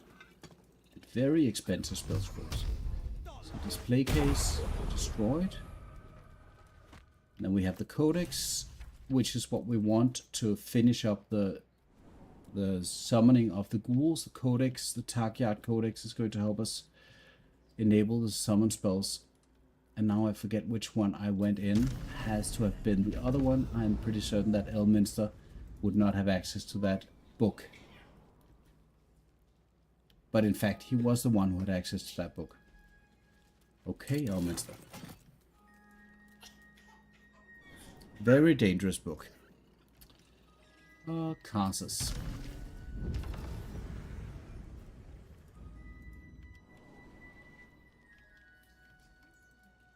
And Casas has the Scroll of Dethrone, which is also very strong. And then we read the Annals of Casas. Not in detail though. And then you get the Dethrone Scroll again here, which is basically something that you can then learn. I think it's a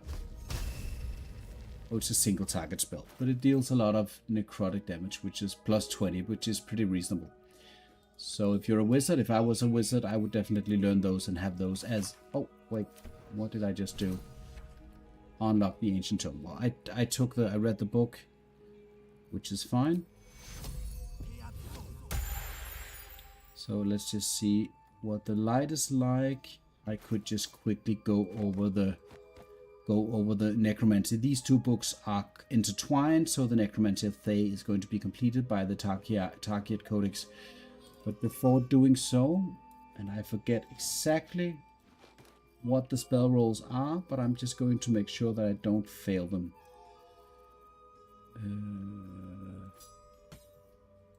Here we are. Yeah. Okay, so intelligence and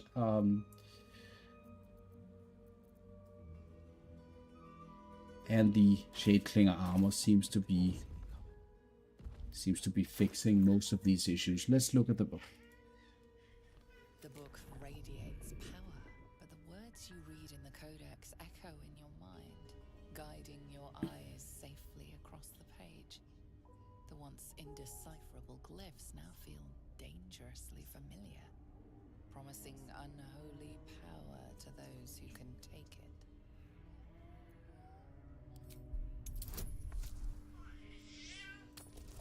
Saving throw seems reasonable.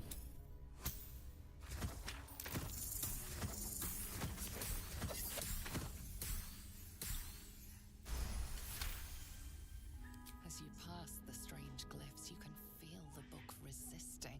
I don't think you need this this spell to finish the game, but it is a very hefty damage instance for the Netherbrain. Brush past these shades of the past, devouring every Because what you want to happen is you want to summon these 4 bad boys, and then you want them to explode for a total of 80 necrotic damage while fighting the brain. And in my case, that's a very welcoming damage source and a lot of damage. close the book, nagging down to whispers in your mind. What consequences will there be for calling the dead from their rest? And here the spell is. There we have it.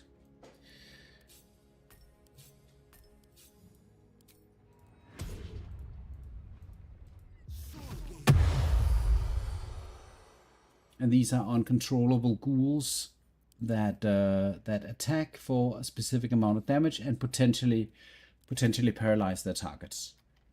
And when I say potentially, it's because it very rarely happens. It's I would be lying if I said it was reliable. It has like a DC 5 or DC something. You need a natural 1 to, I think, to be able to hit with a paralyze or something on the saving throw. Okay, let's get out of here. There is one thing we need to do in Lerogan's Tower. That is, of course, to get the big grand prize, which is the staff that Lerogan has hidden in his tower. So, going to click the portal here.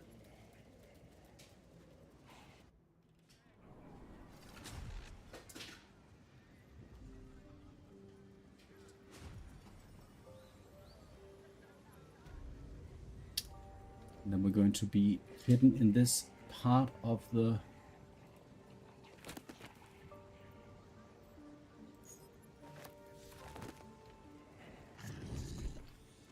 so yeah, I think I'll be passing some kind of check in order to get out of this. And I actually think I forgot to do something very vital before the Lerogan fight, but apparently it had no bearings on my situation because I think I forgot to equip the mage armor spell. Oh, I didn't forget about that. That was because I put on a light armor and that went away.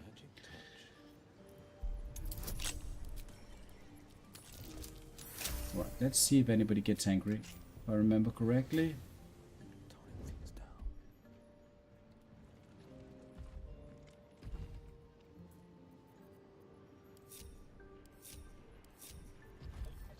Could just, you know, spend a spell slot here. I don't care. I just need to go into the portal.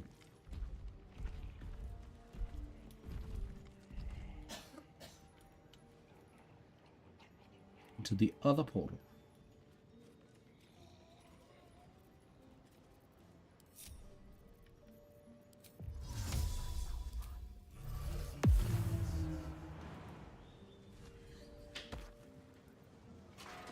Heading out.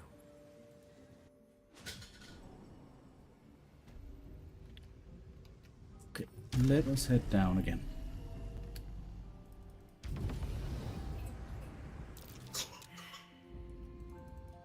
And then we fail the Arcana checks, but that is not a problem. But there is one of these weave buttons that when you push them, going to cause all manner of hell to break loose. That was again the wrong button. Let's see. That was the wrong button.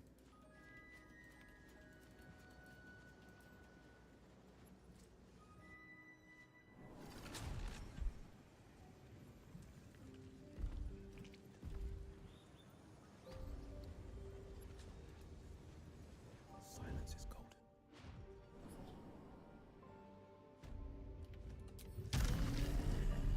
Try to go down the other way here. Every step counts. Kind of successful. Now, forget how we access the names of these bad boys.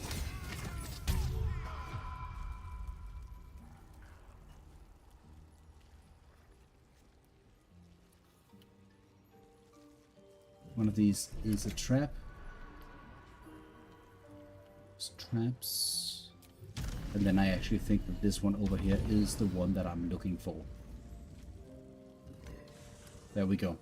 So now I am down by the magical items, and the way that you can get these items here is that you can go and you need to activate, you need to hit a switch, and then you're going to need to make, if I remember correctly, a saving throw. It's an Arcana check rather, and if you fail that Arcana check, you're going to take damage. And I am pretty certain that that damage is force damage. So I'm just going to just get that in there in case something goes wrong. And also equip this one, I think, the shield here to give me advantage. Let me just quickly check. What do we have that boost Arcana checks?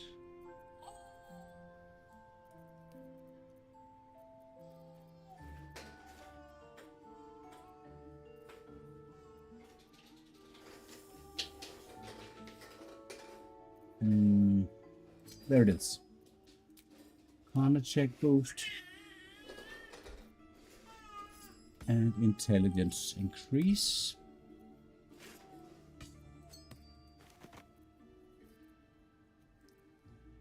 Not sure there is anything else that can help that. Let's check.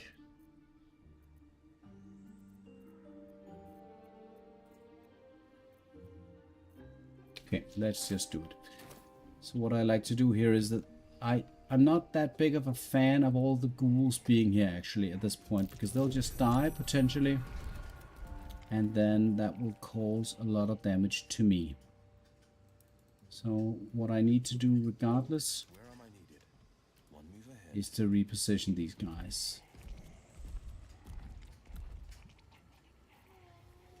This is probably fine. Let's see what's in the display case here.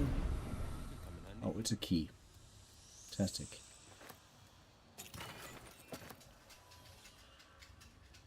Okay, then we'll head to the other side to avoid dying to explosion when the ghouls decide to evaporate here. So what I'll do is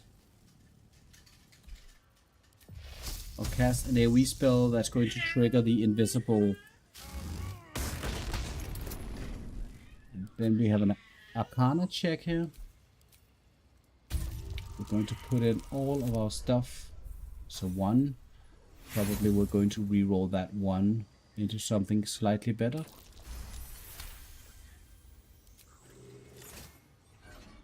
And that makes the Marco Heshkir available.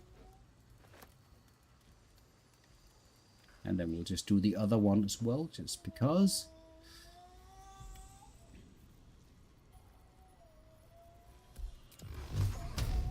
Don't know if this actually triggers it, even though it's cannot trigger invisible things.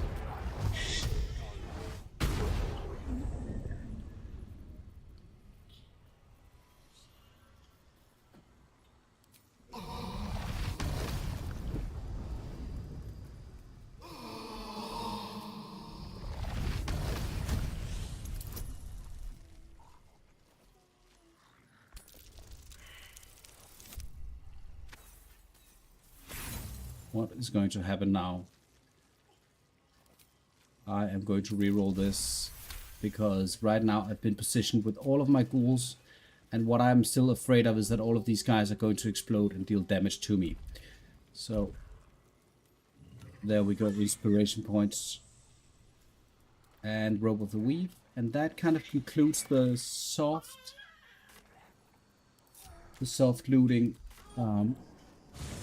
done now, and now I need to think about what the next move is.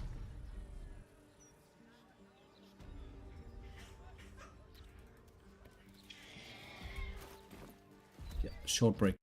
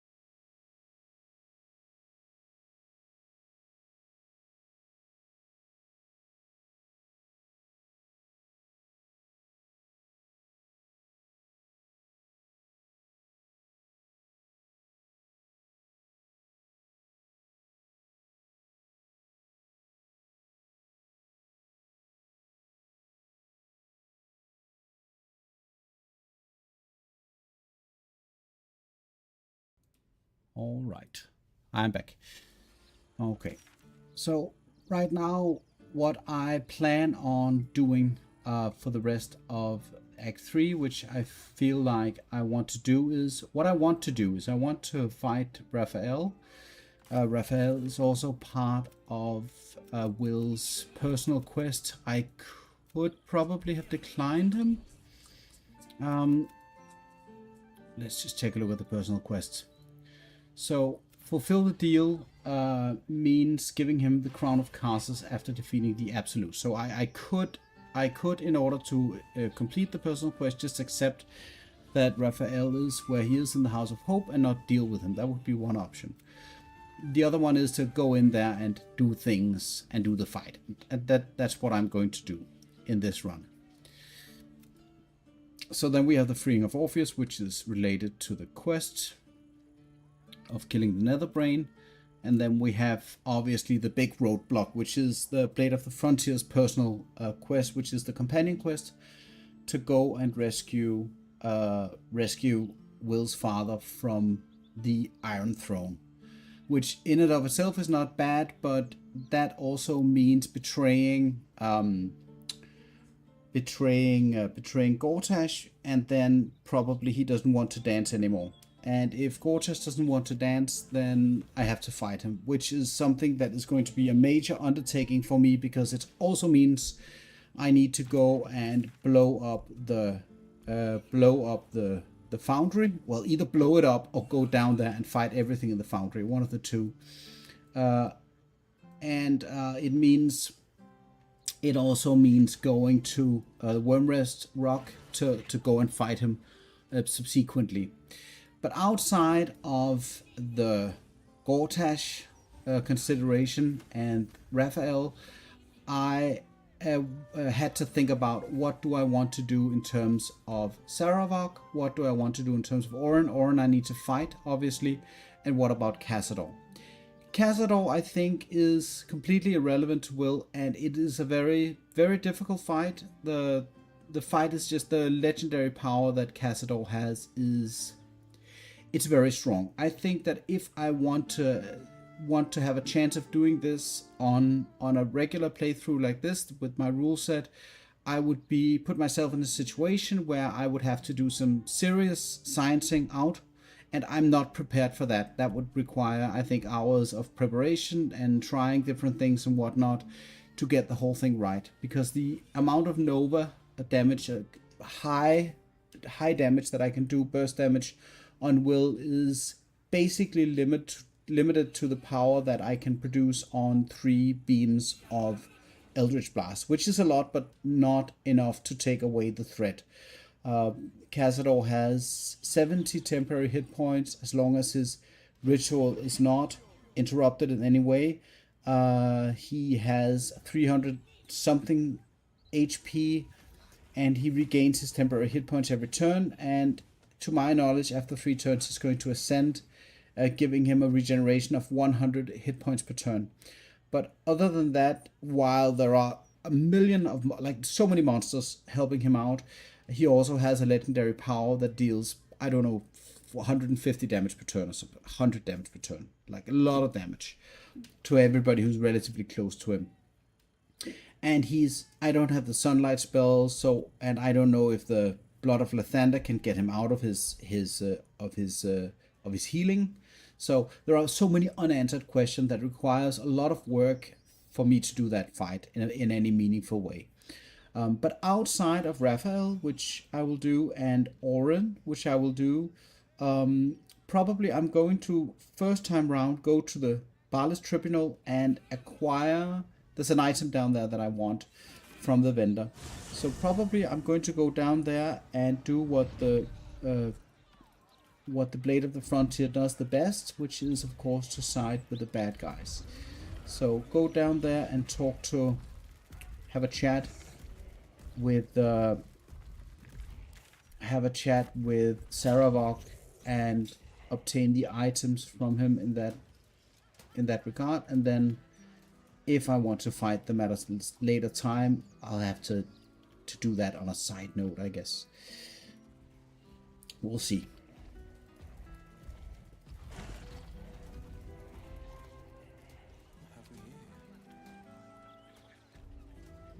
yeah, I had a long, hard think about this, and I do want to finish the game. So the idea is to pick my battles this time around. Oh yeah,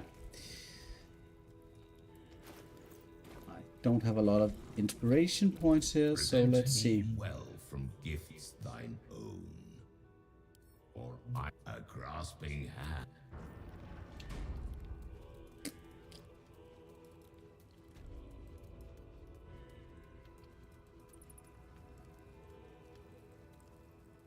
You gaze upon murder's progeny, child. His most ill-trusted zealots. His faithful departed. Prodigal servants. Each returns to do his bidding eternally. This man is known to all Baldurians, and his presence sparks dread in the pit of your stomach. Before you is Saravok Arnchev, a Baalist who almost brought Baldur's Gate to ruin a century Doesn't ago.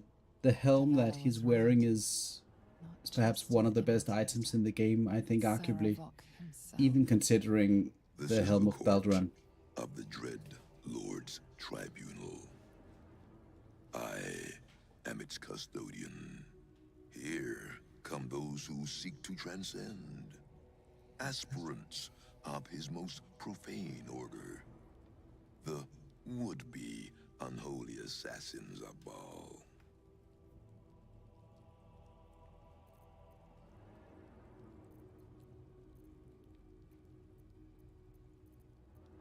A long while ago, my wretched sibling brought me back.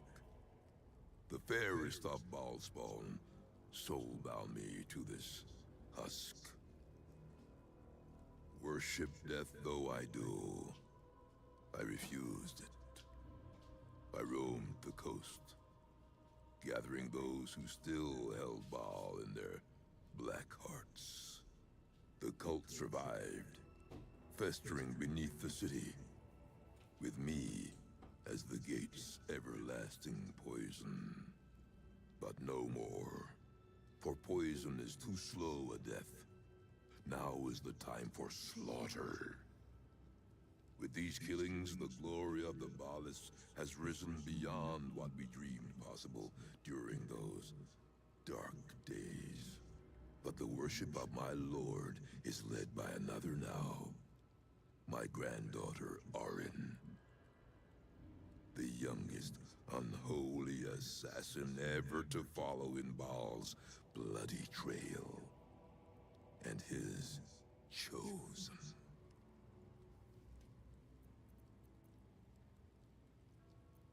She worships at the heart of Baal's domain, the temple of our Lord.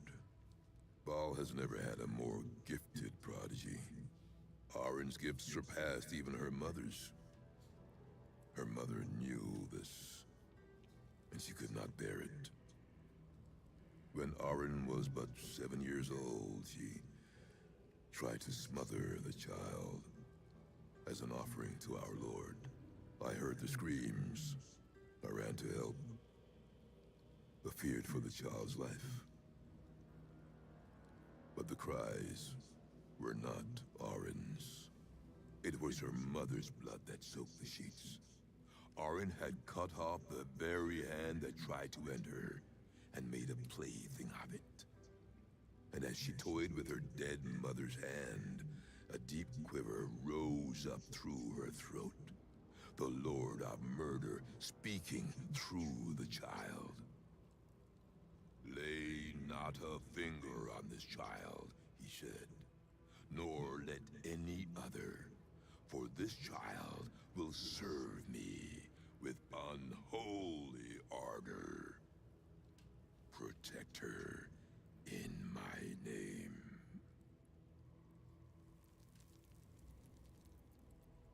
Baal's reasons are not for us to question. My lord made his choice. I abided by his words.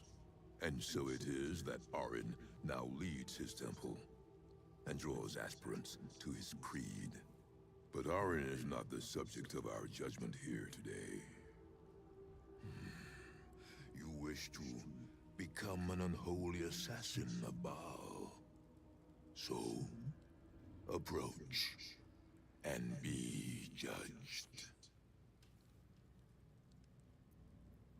You misunderstand the lore. Let us begin. Spirit of the slaughtered, show us the truth.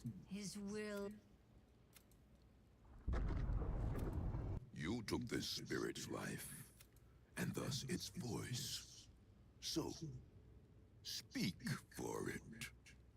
How was this pitiable creature slain?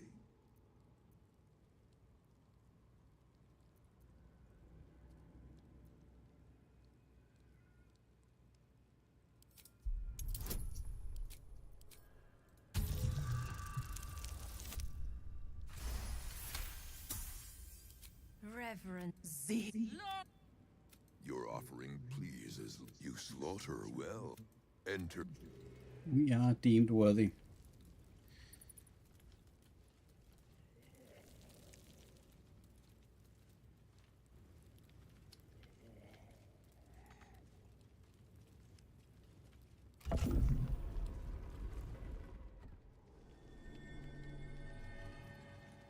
I have no idea. All of this stuff is relatively unbeknownst to me.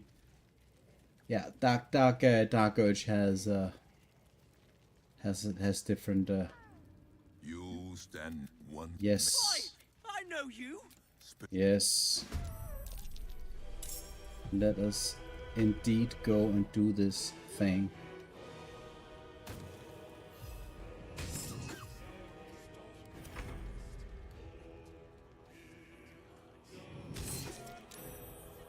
Right, so the claw attack, the saving throw for whatever reason becomes a DC 5. I don't understand what the calculation on the saving throw for the claws is. Why does the DC 8 plus 3 should be 14? How does that become a 5? Perhaps they went in and they soft patched these ghouls because the paralyze attack was too dangerous or too strong, maybe. Maybe that's the thing. But it does look awfully weird on the combat log here. But yeah, Ginger, I agree that there are some things about the way that the Ballists work in this setting that seems odd. But this to me is a little bit like the main disease of Baldur's Gate 3 is that they have content that could last you, let's be fair, 1 or 2 acts more than Act 3. And all of that content just doesn't get unraveled. It just doesn't get unraveled, really. So this is like you have a story about the 3 dead gods. The way that Ketheric is fleshed out in Act 2 is good enough, and he's a very well voice acted villain, and everything is just great about that character. All things said, and then the Merculites just cease. They just disappear from existence, basically. And then in Act 3 you have Banites, which are I don't even know like what's going on with them, to be fair, at all. And then you have the Ballists, which are obviously like a very destructive force. And the most weird thing to me about the Ballists is that, because I agree with the fact that it's very weird that they picture themselves, the Ballists picture themselves as a poison to the city, and they embrace all of those negative nouns, negative adjectives that kind of define what we conceive to be good and evil, but in this case evil. And an evil person considering themselves an evil person is it doesn't make any sense on a psychological level. In my opinion, I mean, that would make the evil person be trying to constantly be in conflict and repent on some kind of level, which the Baalists for sure don't do. They don't repent on any level, right? They are the epitome of, chaotic evil. Let's kill them all for no reason whatsoever. So I do agree that it's very weird, also in my opinion. But they just lack context. They lack context. Most of the stuff in Act 3 is like it's only made for those people who played through the original 2 games. They're going to have some kind of relationship to what's going on, and they're going to have some of the necessary or relevant backstory. But that's not the way that you structure a good narrative. You can't leave anybody behind. You need to make sure that everybody's kind of following along on some level, which nobody is, like, if they don't have that backstory of what's going on.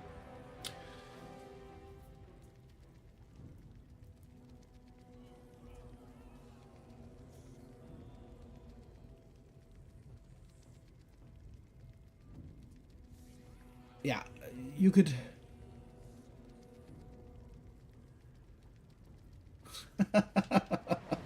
Yeah. Oh, okay. I had like a point that I wanted to make before destroying this little creature, and now I forgot what it is. But let us just blow it to bits. Oink. All of that sweet experience. And now we turn red with blood, which is going to give us the Amulet of Baal, which we need to go and fight Oren with.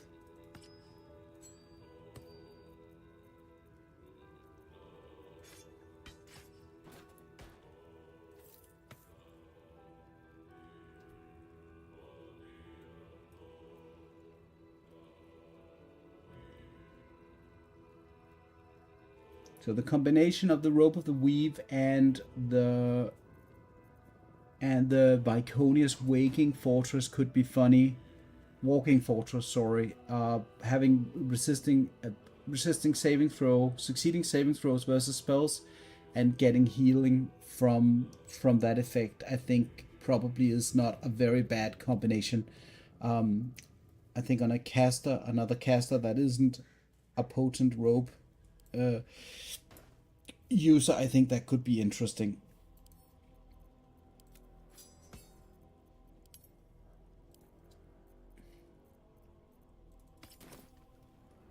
Let's go and see if there's any loot.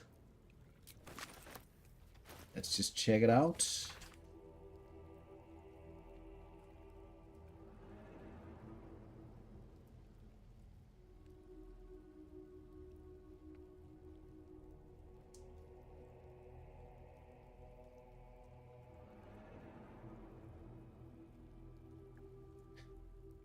Not least because the murderous continuing activities are making us look bad.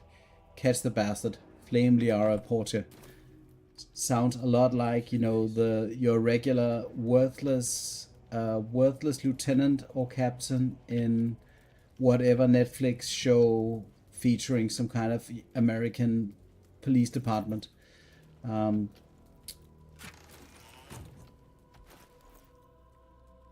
Mason's journal. But I have absolutely no idea what any of these things do. But what I want to talk to this guy, and then I want to purchase. Where are we? The assassin of Baal Cowl. This is an item that's going to enable Wyll to get see invisibility, which is great because one of Wyll's main characteristics is that he only has one good eye, meaning that he cannot get under any circumstances detect invisibility from the Volo operation. So this is pretty great. I'm going to purchase this.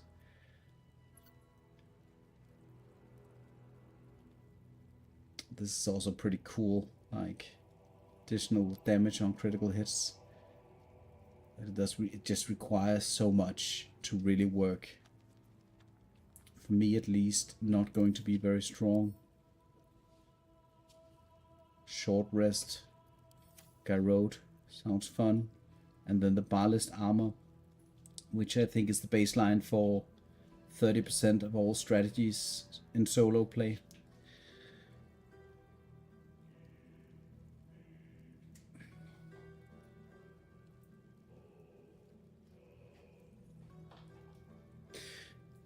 I don't complain that the Baneites are that the Baneites serving Gortash in Baldur's Gate are underplayed. What I'm getting at is that they show up to the average person who plays this game as, you know, a random pack of evildoers inside of Baldur's Gate, just like the Barlists. The only difference is the abilities and attacks that the two different faction has, where the Barlists have the stunning gaze, which is very dangerous, and the Baneites, to my knowledge, don't really have anything really valuable. So they're in a pack house doing something with explosives. And then they're in the Steel Foundry, of course, where you're fighting them. But like, yeah, I guess like any kind of bad guy needs henchmen, and that's it. But they have no soul. They have no.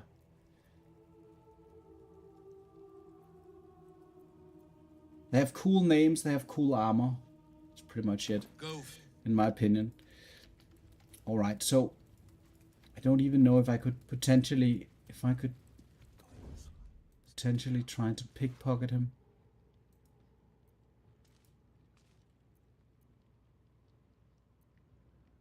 I think he'll be very angry if I pickpocket him. Let's not do that.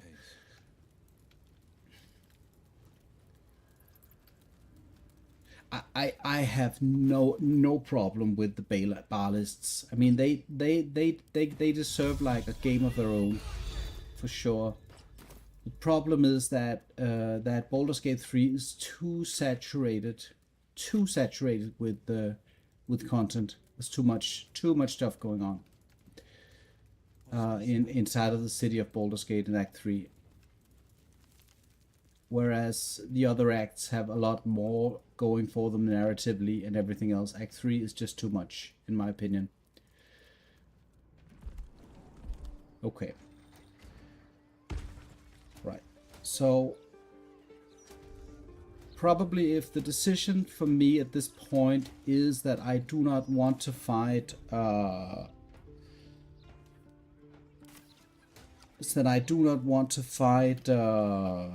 fight Cazador, which I think makes a lot of sense, then I need to make a decision. Oh, there's also Araj, and there's a quest there. And I think the Araj quest is a little bit ridiculous. What I do want to do is to finish up the Clown quest, because that does give me some kind of value. And I'm actually a little bit uncertain about how many Clown parts I already picked up. So I'm just going to go and check my...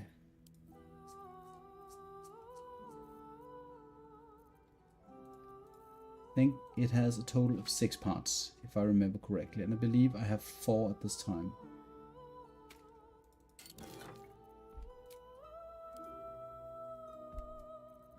One, two, three, 4. Right, so I need at least 1 part from a random house.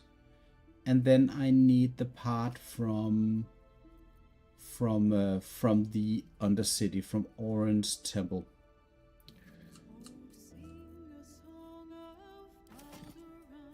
So going to do that, I think, makes a lot of sense. But that means I'll be tracking a little bit around Baldur's Gate to figuring that out, just to see where I didn't go. And perhaps even going to the Undercity, not fighting Orin, but just going to go and pick up the monk part. You can skip the timed event by being invisible and just run all the way down there. So that's one way to deal with it if you just want to go and and fighting the fighting the Githyanki squad below the Elf Song Tavern, I think it's not going to happen.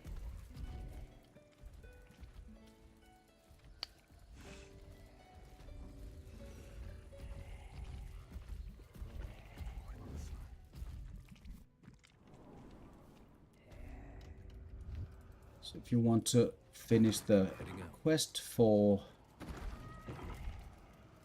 Mr. Carrion to collect some of those items, which can be very useful for specific specs. Here is the Carrion's lungs. You just want to make him susceptible to damage. Right now I think he's immune to all damage. Right. Okay, let's see. This is not where that stuff takes place. So to begin, we need to go down to the Heapside Strand. And the thing that I'm missing, I think, is one of those houses with a trapdoor or something else where you can go below and then, you know, something really horrible took place. And nobody knows if it's innocents, if it's Baal's own assassins that just, once they kill somebody innocent, they have to kill... They have to kill everybody else who was there. I think this is it. Go. Severed arm.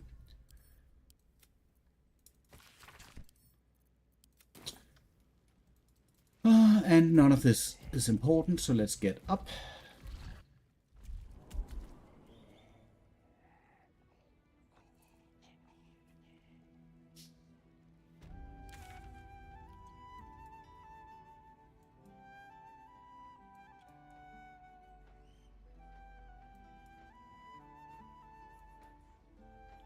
And Auntie Ethel also has, as far as I know, a necklace that could be valuable to get, but I need to think about that. Don't know how important it is for me now.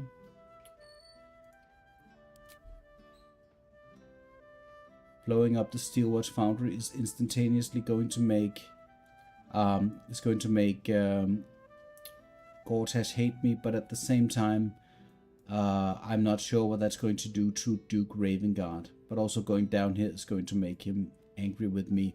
And I'm assuming that if I go...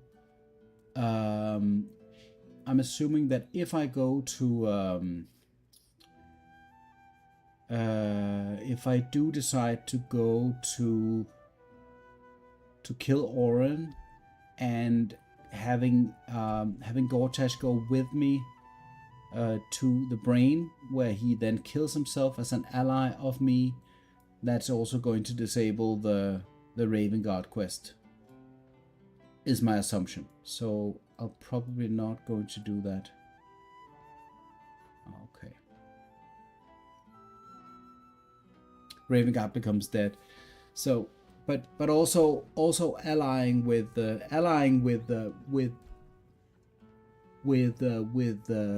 Gortash and killing Oren, and then going to the brain is going to have Gortash kill himself, but probably also destroy the whatever quests are available. I'm pretty certain it progresses all of the quests at that point. So then we have all of the senseless subquests. Like, I can just quickly check what it is that what's his face Mr. Carrion has.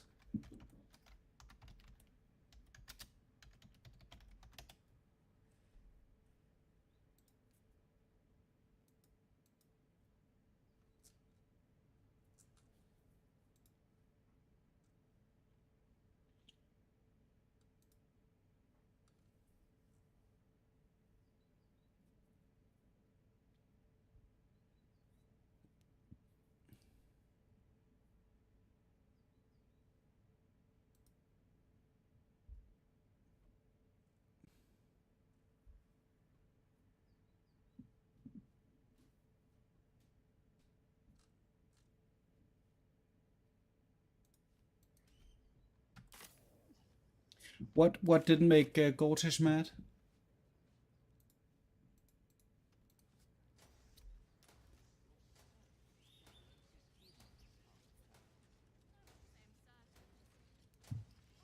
Okay. So destroying the steel watch. So killing Orin first, and then doing the other things afterwards.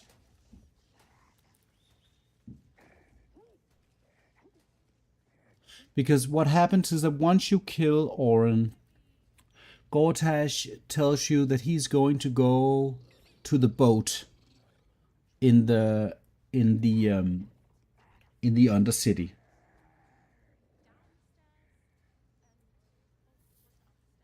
Yeah, he agrees to go to the boat. And once he decides to go to the boat, then you can do the other thing.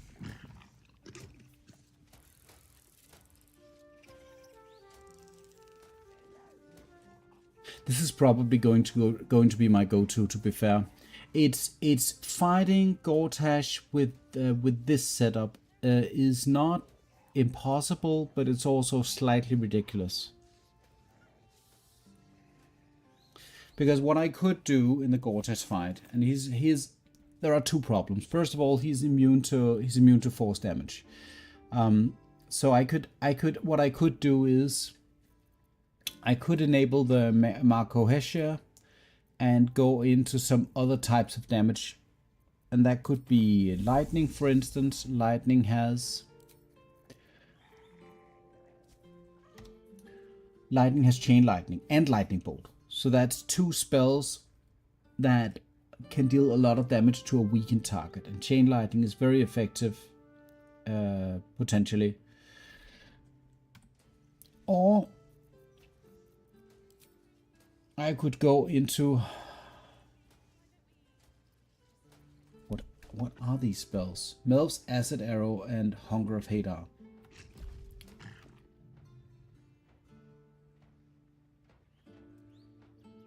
Cloud Kill, Ray of Sickness, that's not too bad. Destructive Wave, Shatter, Reverberation. That's actually probably very ridiculous for me.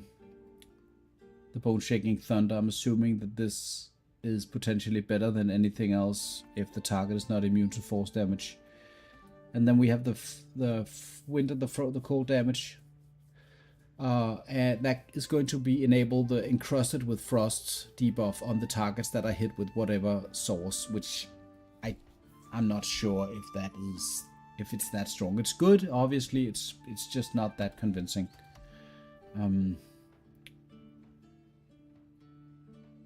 And the fire spells is not interesting at all, right? Wall of Fire, Fireball, not necessary. So, but either way, that's one piece to the puzzle, and the other piece to the puzzle, I think this is was actually also Ginger's idea, is that if you use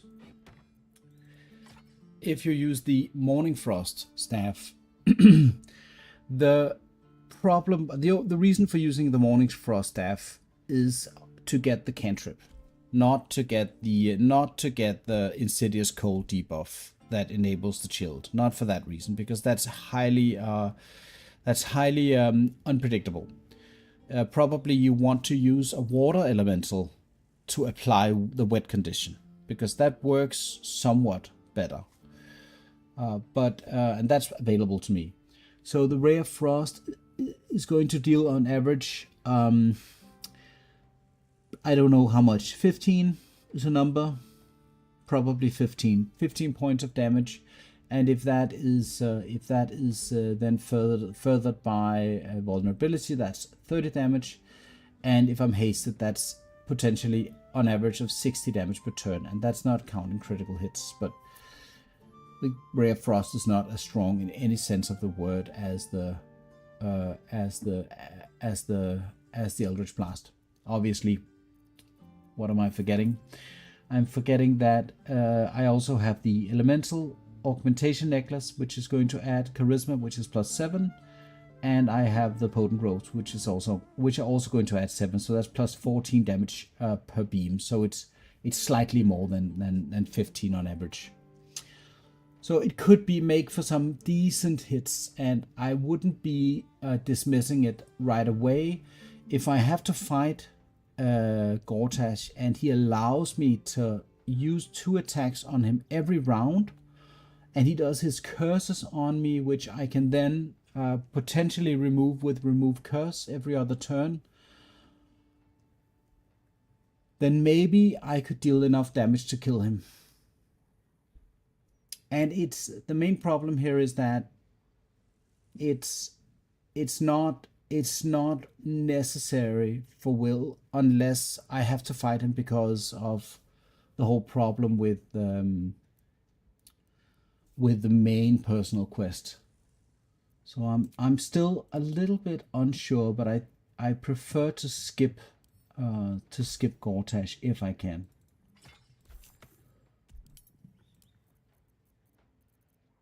I could be playing a little bit around with this stuff just for the fun of it. Also, I kind of want to try this out.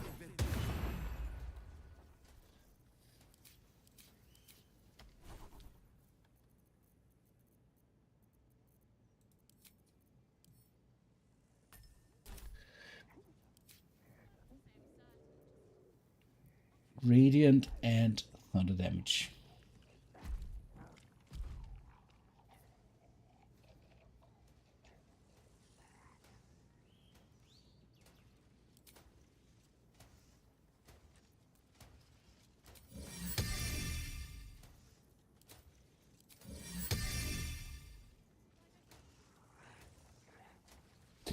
Anywho. Okay, let's see. The guild, no. Mr. Carrion, no. Let us head down into Orin's lair for the first time then. And that is inside of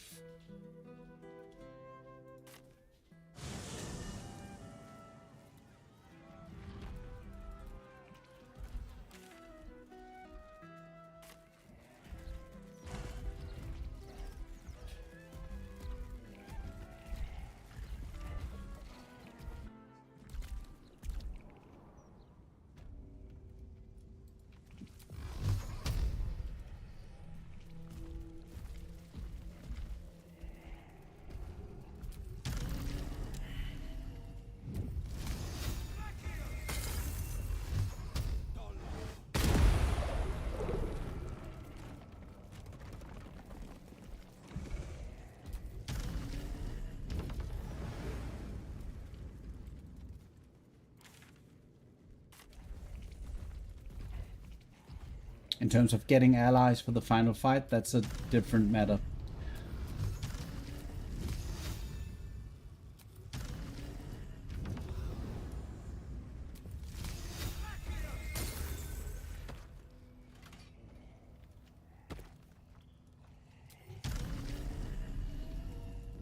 Then there are all those random non-tentacle fights everywhere in the sewers.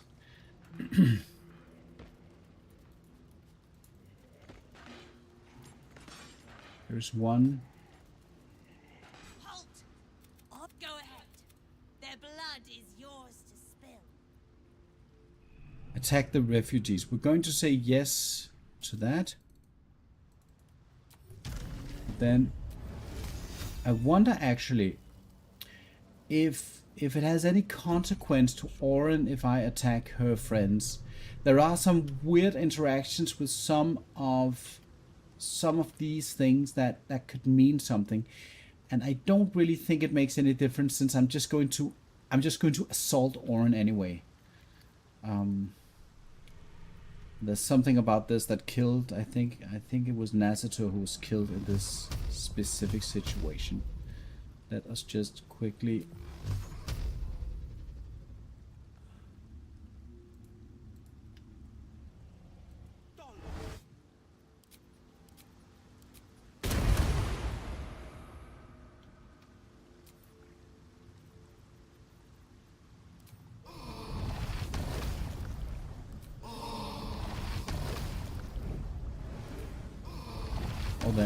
they're not evil yet. So let's see.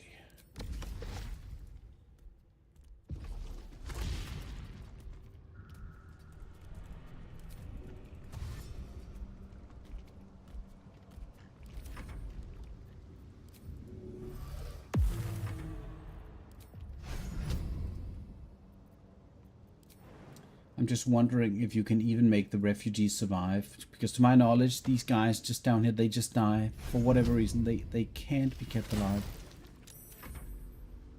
The pride of the gate. To my knowledge.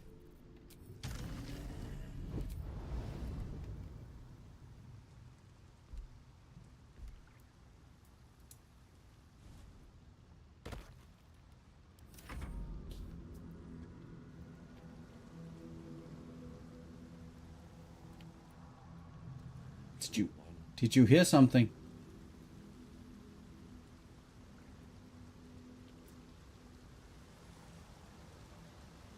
Generally, anything that involves the turn-based mechanic is broken in this game. Into the fray.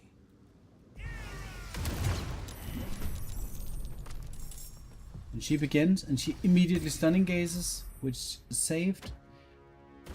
And then she throws things.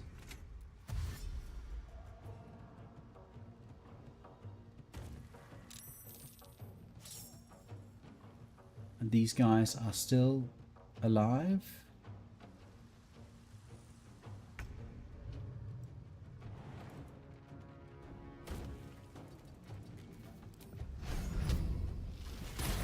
Victor's path.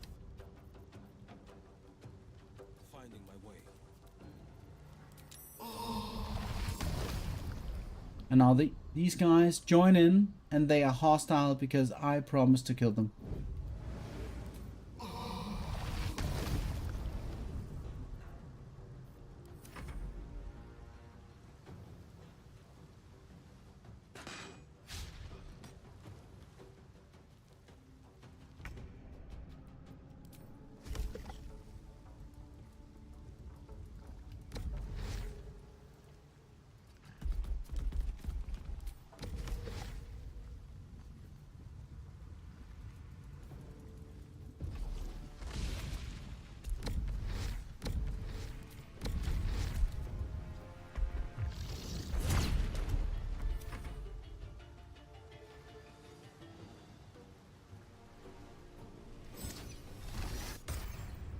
There is the stun.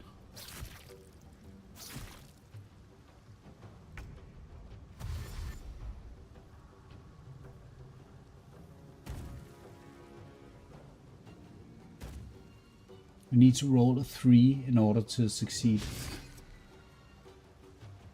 Wow. And it's a wisdom save. Yeah, okay.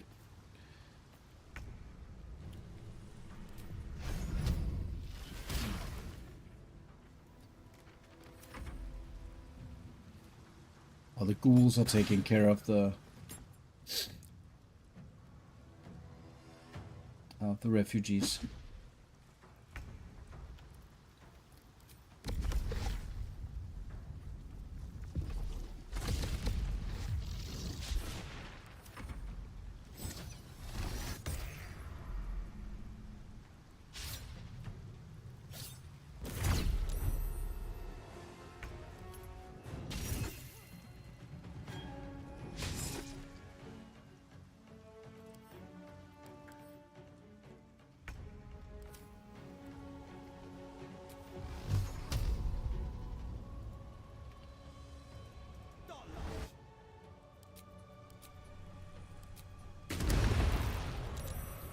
I just wanted to destroy one ghoul just to check the damage output from that.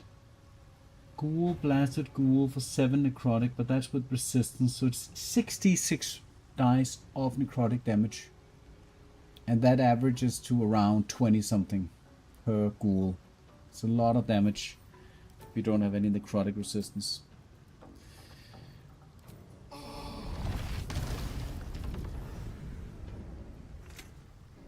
And I just want to see.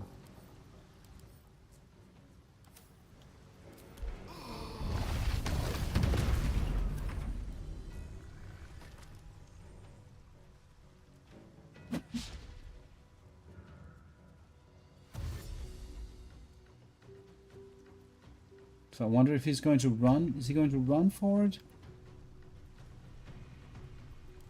if that's going to is the case, let's see if we can't make some of the refugees escape. Maybe not.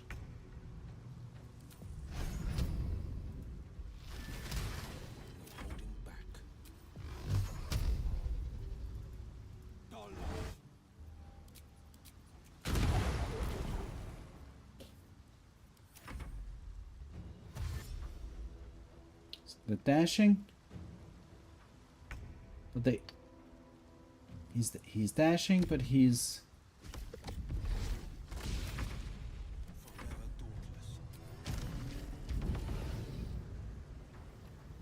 granite rock click. What was that? Oh, that was it. Okay. Sorry about this, Ghana.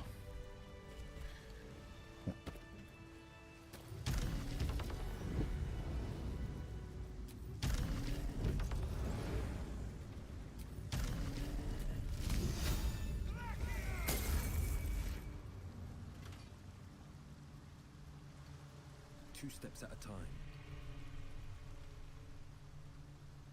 No idea what that just did. Let's move on. Let's see if we can't manage to find the Undercity.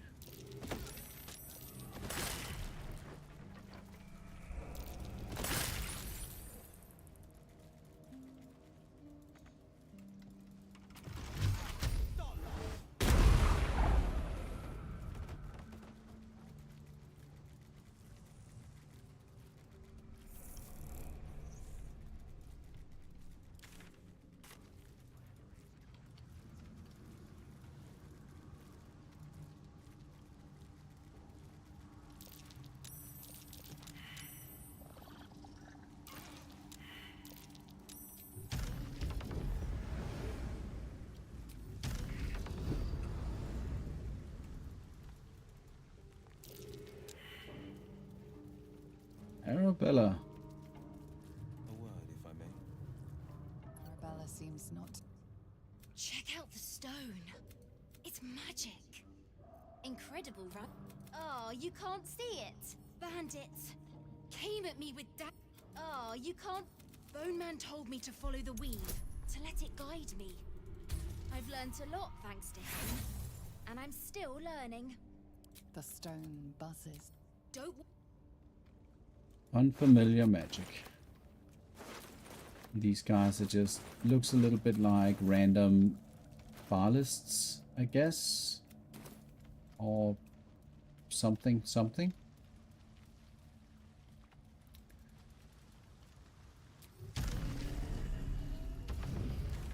That was the waypoint for the sewers. So I think, yeah, we need to go up here. Oh, this is not it, is it? Let's go this way.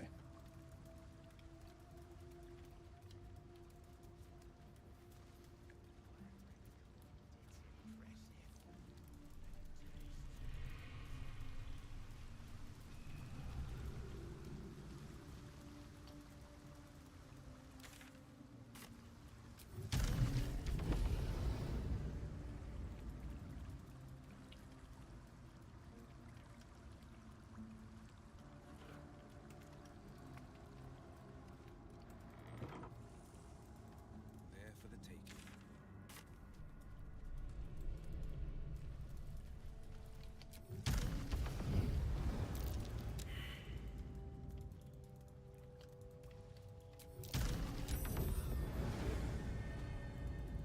Here we go. Here's a waypoint. And then, yeah. And there is, if I remember correctly, one bit of thing you can get from the pouch. There is a skull here that you need to apply to a corpse. Another place in the sewers if you want to do that. Silent. There is the slightest. Time to trade. Bone spike helmet. No.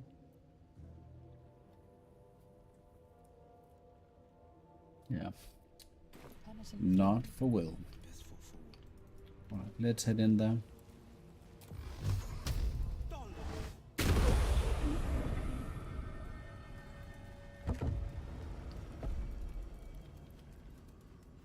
Right. So at this point, I'm going to leave my coterie behind and go. There is, if you hello, Druid.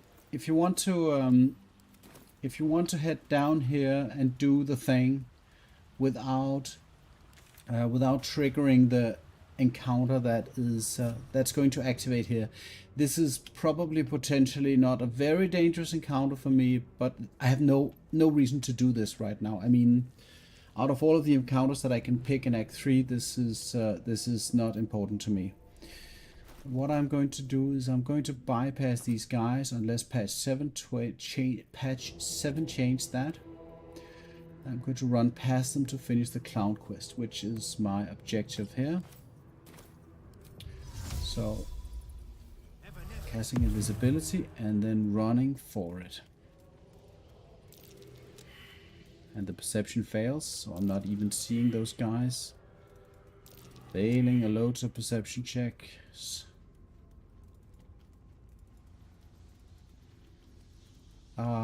Probably yes. Not quite sure. Yeah, I think you're right.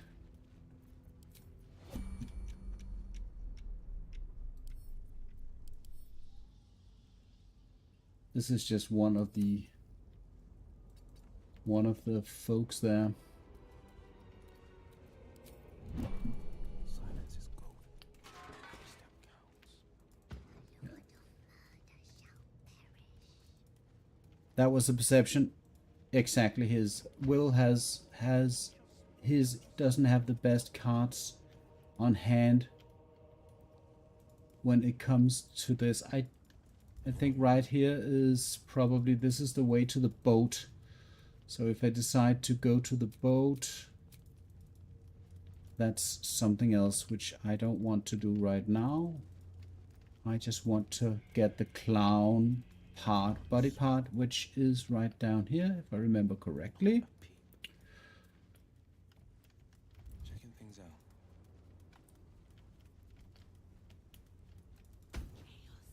Yeah, yes, exactly. This is maybe, I don't know if this is slightly overlooked, but this is actually not bad. The assassin, the ball cowl assassin enables the see invisibility spell, and this of course is until long rest, so, and I think it's a short rest resource, but this is just, and you can just equip it and unequip it. Basically it's like getting a free see invisibility. I don't know how important this is for the end game, but it's definitely nice to have.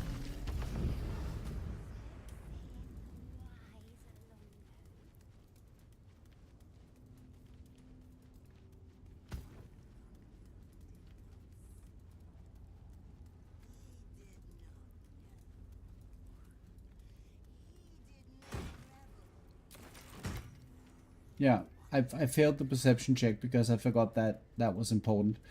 Also, I'm currently just finishing up the stuff before the final fights. So right now I'm actually looking for the bar lists that had the last piece of the puzzle. Yeah, there we go. Right here. This is the spot.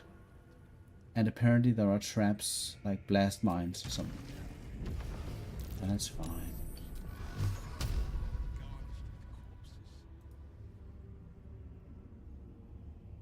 I don't think these mines do a lot of damage anyway.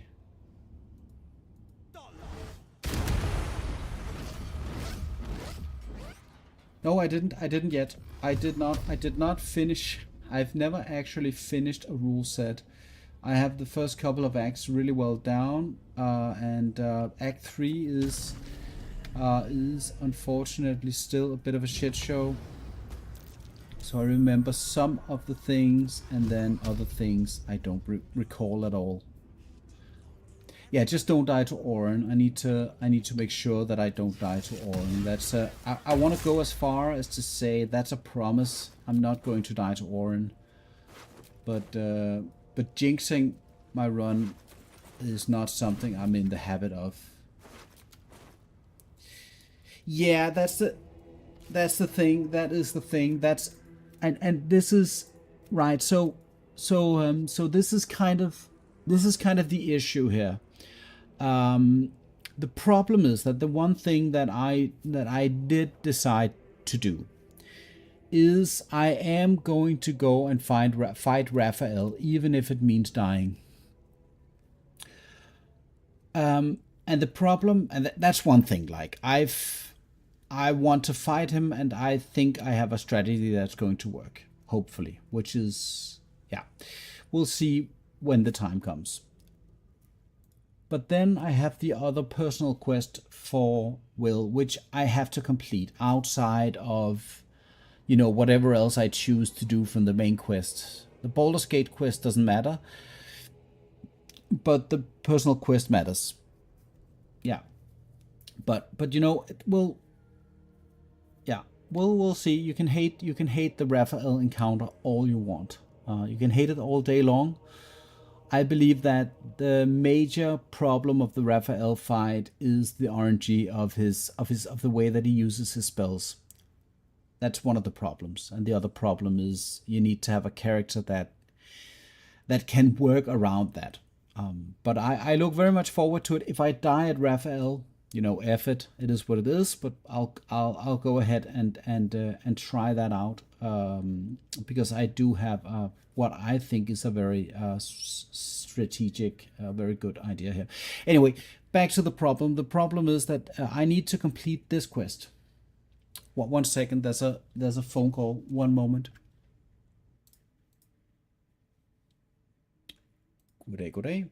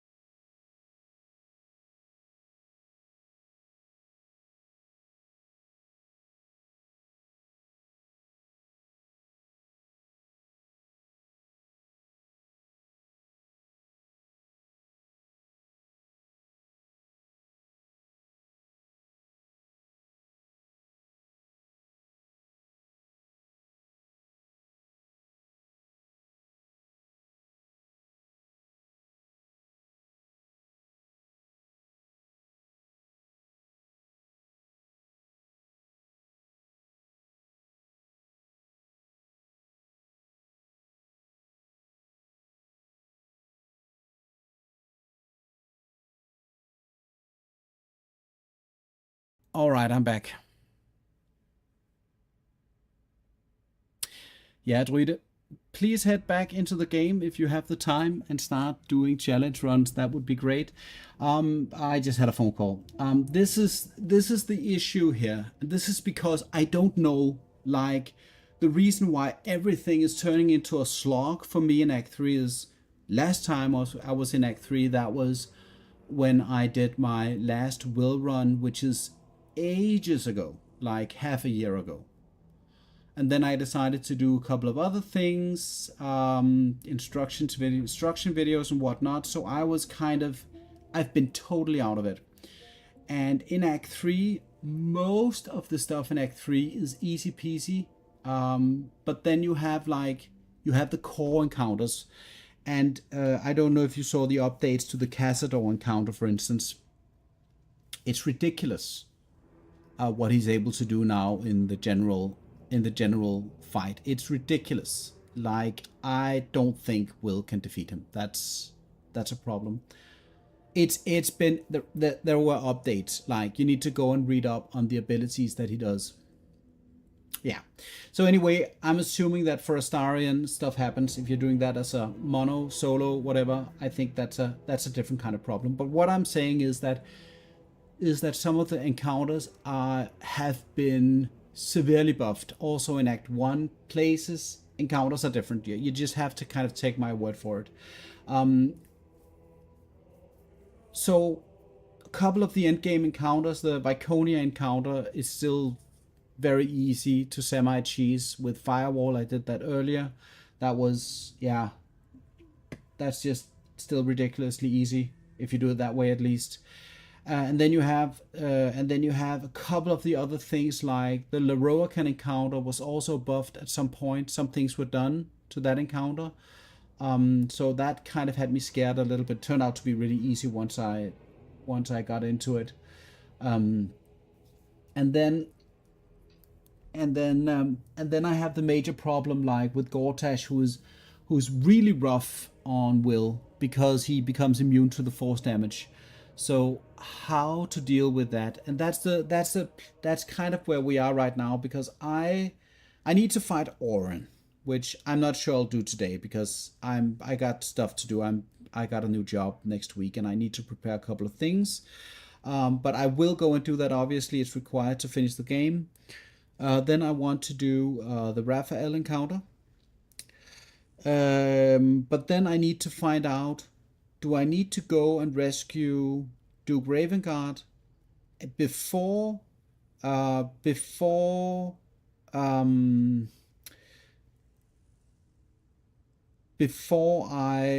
engage Gortash, to go and because Gortash will ally with me if I bring him the other two stones, other two nether stones.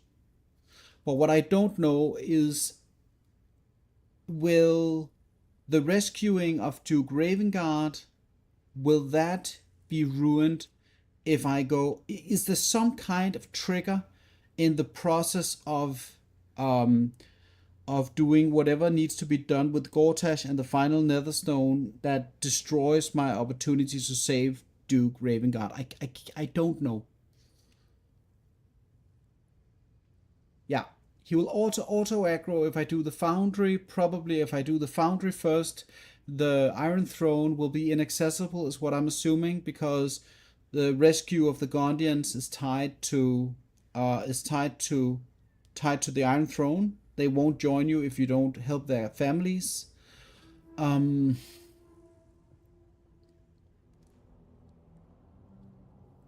I just don't know. Ginger tells me that if you go and you kill Oren, and then you go and talk to Gortash, then Gortash is going to tell you wonderful news. I'll be heading down to the Morphic pools, or whatever that's called, the place where you go on the boat. He's going to go there. He's going to go to the brain. And the second that he goes to the brain, that doesn't trigger anything. At that point, it's safe to go and rescue Duke Ravengard in the Iron Throne. And if that is the case, that's what I want to do.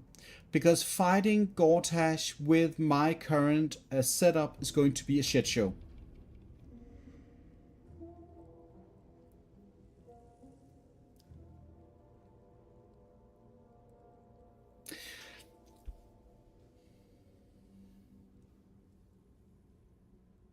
It would make sense in that it's not until you decide to go to the brain at the Morphic pools, after all of the stuff that takes place in Act 3, you decide to go there to fight the brain, is that when the game is going to tell you you're going to progress things. If you want to do other things, now is the time. And if those other things are just everything, including Duke Ravengard, it makes a little bit of sense. It's a little bit like improvised weapon, grabbing NPCs with the improvised weapon, and then port them to somewhere safe, and then carry on with your day. It's a little bit the same thing. So this is kind of the working theory that this is going to work, but that also targets Orin as the next fight, which is available right now, basically. And what I need to do is I need to consider a couple of things. I need to consider do I want to go? Oh, I need to go and finish the clown quest. That's the sure thing that needs to happen. Completing the clown quest and then talking to the strange ox. I do plan on going through the final stages of the assault on the upper city and that's going to be a real slog. But I intend on killing sort of basically everything on my way up. I'm not intending on doing the invisibility skip. That doesn't matter a whole lot, but I am intending on using the allies and whatnot to climb the city. I mean, at this point, I already used the invisibility skip once to skip past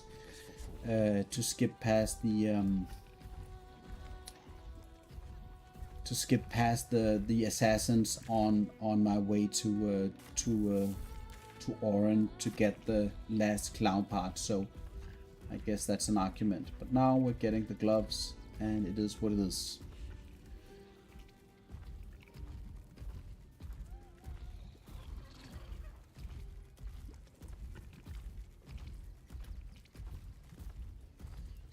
Okay, but brace yourself, even if it's not your if it's not down your alley. Brace yourself for this reward. Hello again, my vicious little warrior. What? Any luck? Oh, I need all of the parts, I'm guessing.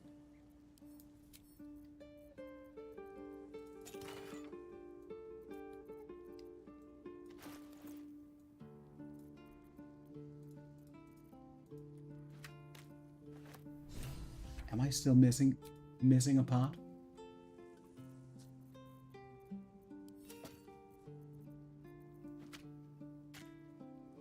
What? Oh, I can't carry.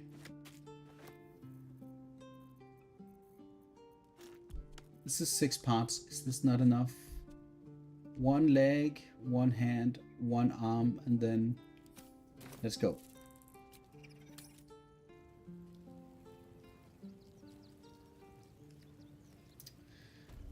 Okay, but you know, you can. Yeah. Hello again, my vicious little What? warrior. What do I still need? This is a quick trip to the wiki. I was so certain that this was enough.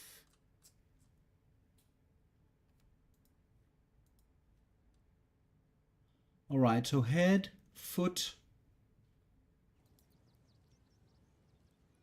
The foot isn't there. Leg, arm.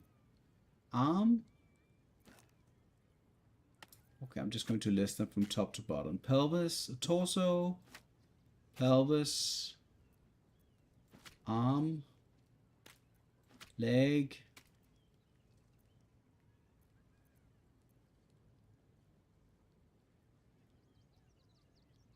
guessing the hand is the first part you find, and then the head.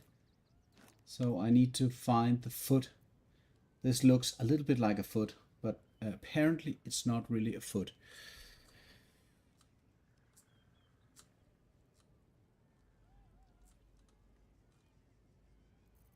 It's in the basement of Rainforest's home. Okay.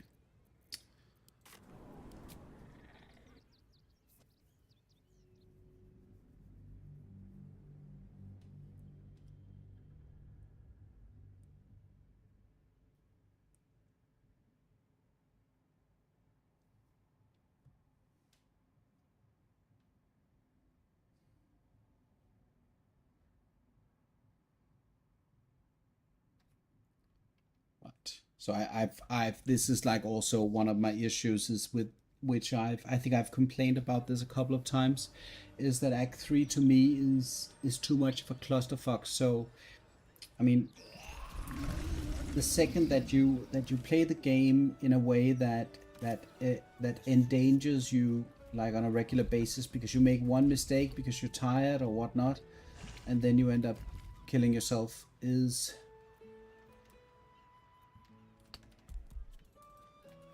always is going to make it problematic to ever going to familiarize yourself with this act. And even if you drink healing potions, for instance, there are still going to be one-shot mechanics that are going to get you. So you can't really avoid. Rainforest's home, is that? My gut feeling tells me it's up by the... It's up here somewhere. And not as much up here.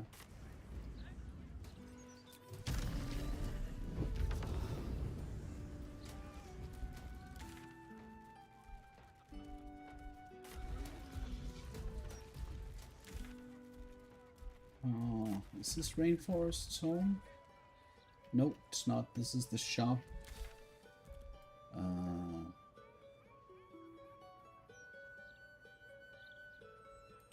It's definitely up here somewhere.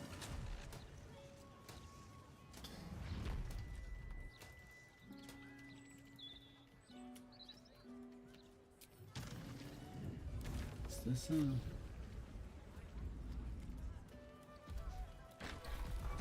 this a place? Or this is... Oh yeah, right.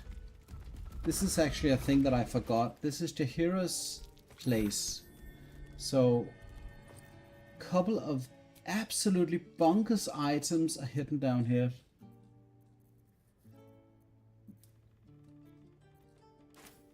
And I don't know, I need a pin. And I think I had one in my stash, but if I remember correctly. Also, pin up here or something? Not really.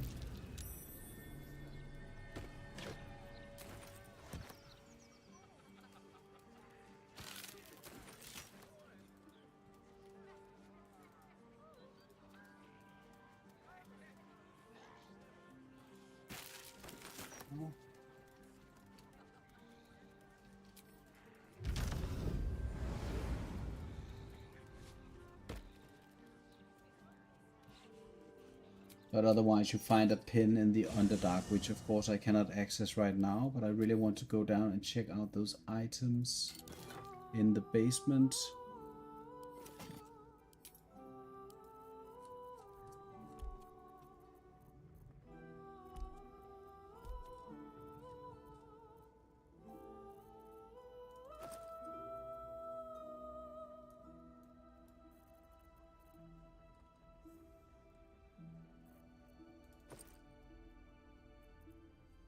Bottom of the chest.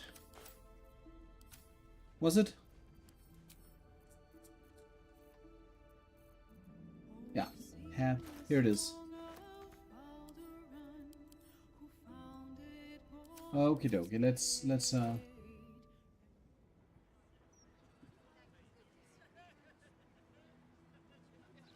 I don't know why I would recall something on the roof.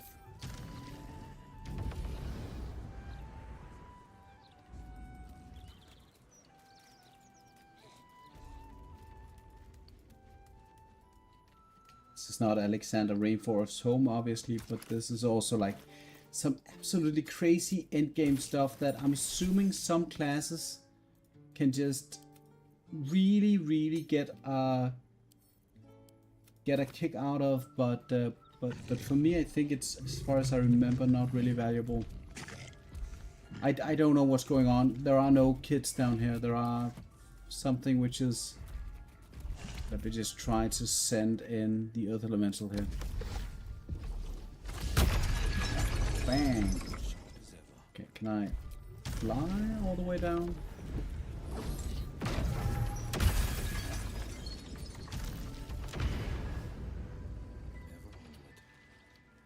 I'm hoping that the air down here is really fresh. If it's in any way like a swamp or something, that would be bad. But otherwise, this looks kind of cozy. Okay, so we're heading into the chamber here. Opulent chest.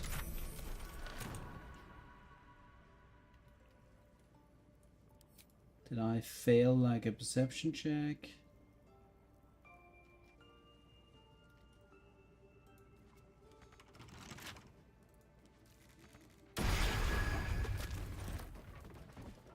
was that? It's lots of traps. So I wouldn't say that they just let me in here. Okay, let's see what's here. Okay, here are the first things.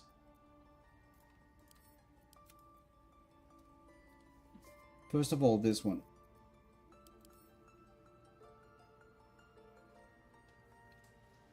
So short sword, which is obviously finesse, with once per turn attack roll as a bonus action. Meaning that it just, you know, it just converts your bonus action into a melee attack, which you can then combine, I guess, with a shield. And then it has whirlwind attack, which I don't know if this is worthwhile in any case, but this is a pretty good item, I find. And then Staff of the Ram, which I have never checked out, but it does have a potential condition running on it. So the stun could be kind of interesting in that regard. It's a +2 weapon. So that's that. Looks kind of decent. I'm not could imagine that stunning is very strong. And then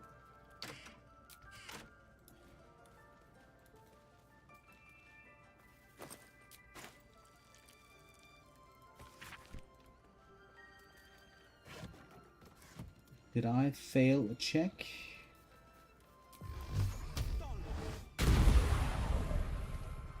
Okay, it's an indestructible display case. But there's one last item I didn't see, which I think while I was going over the various stuff that you can get from Act 3, out of curiosity, there was one item that really stuck out, and this is this necklace that I would even want to say is an item that I would want to go with on a lot of wisdom based characters. Is it up here? Is this it? No. Is it maybe outside?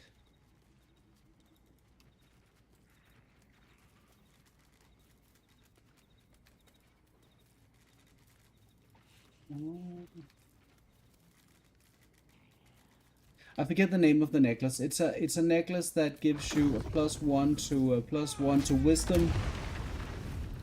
And then if it's carried by Jaheira, I think it gives you some kind of added bonus, like you cannot be cursed. I just took one look at that item and was like, oh my god, unable to be cursed. Goodbye, Gortash. But unfortunately, it's gated behind a very specific character that you have to choose.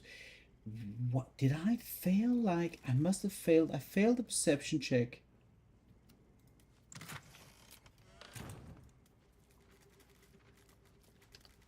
Yeah, maybe that's the reason. Maybe that's the reason. Finders keepers. But I strongly recommend anybody interested in playing a cleric or something else to go and check that out. Because, yeah. One of the cleric's problems, in my opinion, in this game is that the cleric doesn't have access to reliable wisdom modifiers from anywhere, which that amulet kind of goes in and I don't see why not.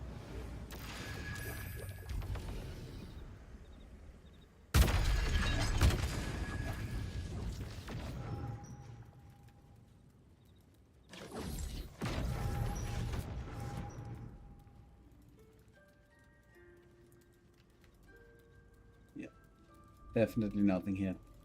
Maybe it's somewhere in a house, maybe it's not here. Anyway, the wiki can answer all of those questions.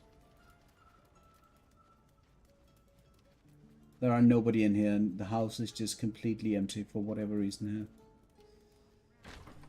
Go ahead, loot the place.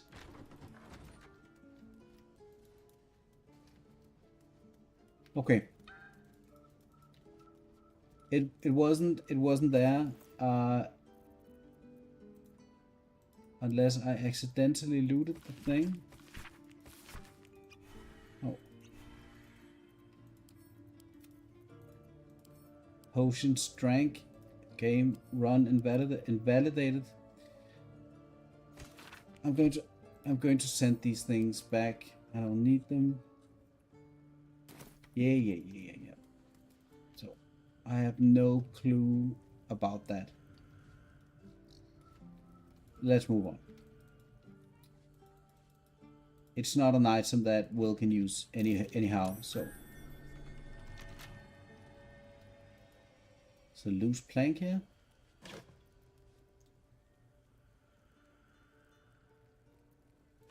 Khalid's Gift, that's the name, yeah.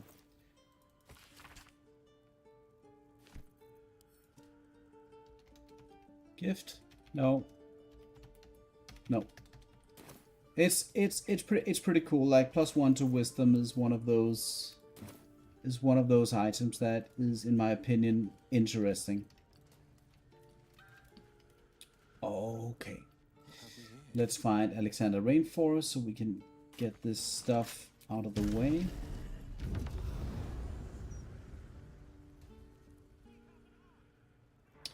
I like the way that pathfinding works in terms of flying. So you can just fly for a very long distance without having to. It's not down here.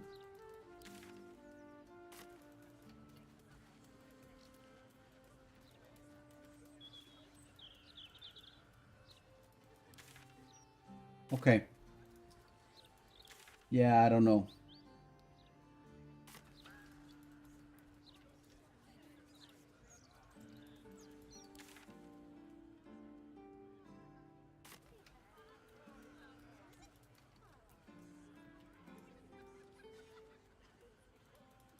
Oh yeah, another weird thing, which I have no idea if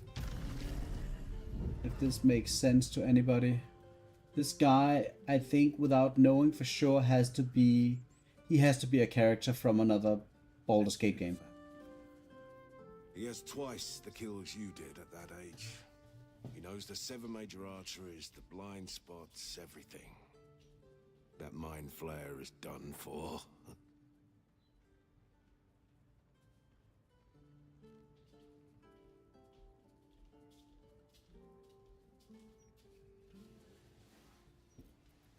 Forgive me, I was speaking to myself. A habit solitude has encouraged. Galbraith Stradivas, Mind Flayer Hunter. My son is tracking one of the beasts as we speak. No. The more minds for an illithid to feast on, the greater the risk. As I know too well. I tried to save another, and wound up retired.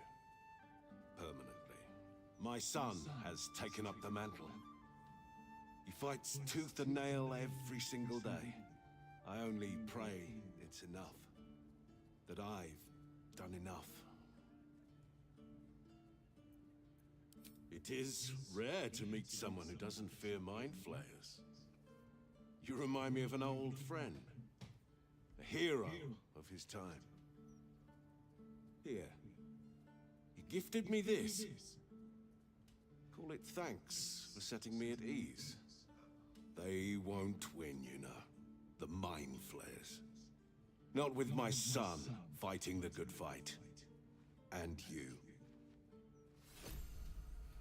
And then you get a very rare shield, which is completely worthless.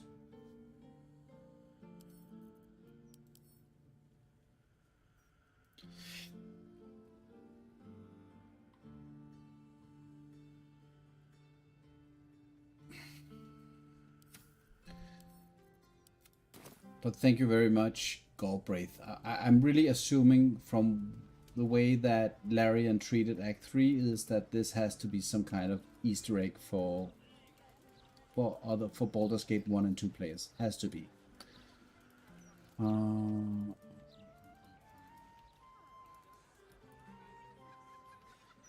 if it's not, like, what the hell?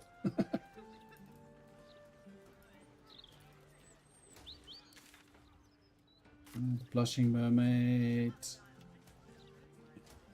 Where is that guy's house? Come on already. The bibliophile. Oh. The bibliophile.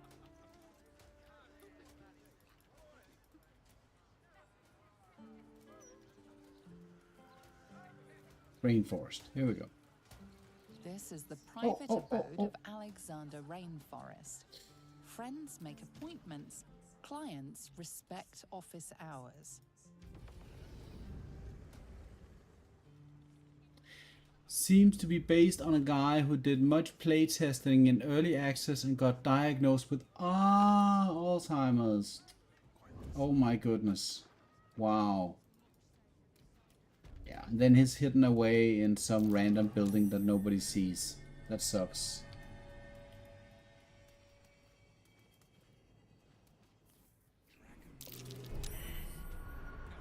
Okay. Gotcha.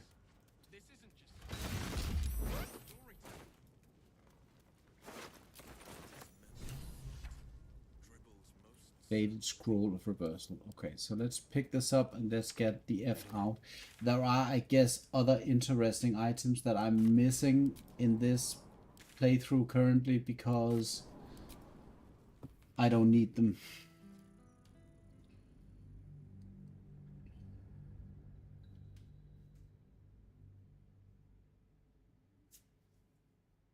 Okay. So it has to be like a younger guy who was then attacked by Alzheimer's. That sucks. And if not a younger guy, then a not very old guy, because normally Alzheimer's attacks people who are slightly older, if I remember correctly.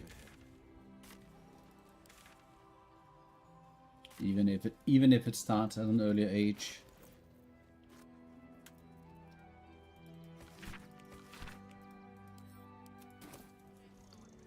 Really, Alzheimer's is one of the most horrible diseases because it takes away a person that you know, and then it changes them fundamentally from what you're used to, what you know. I love surprises.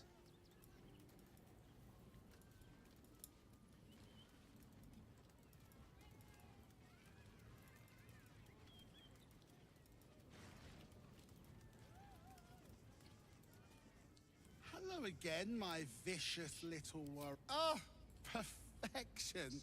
This is just what I need.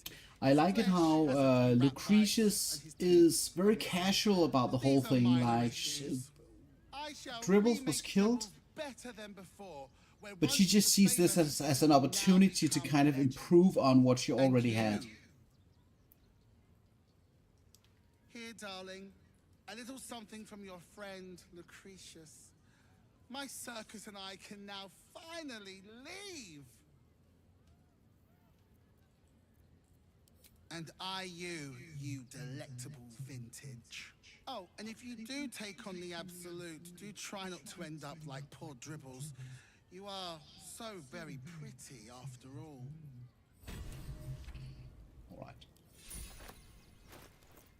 Alright, so this is the grand prize.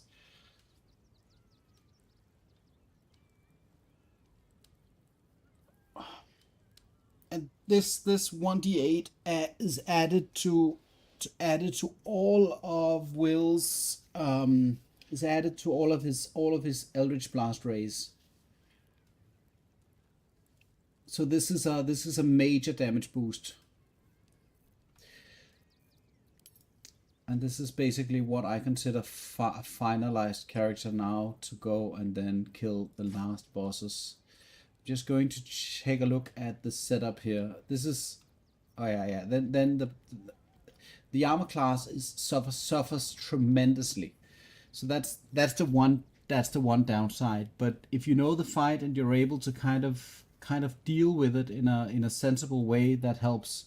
Also, the Cloak of Displacement helps quite a bit. Let me just go and see if I can't find something to beat up real quick. I need to go and talk to the ox. But otherwise, next time I commit to a stream, it's going to be, I think, killing Oren and Raphael, and then maybe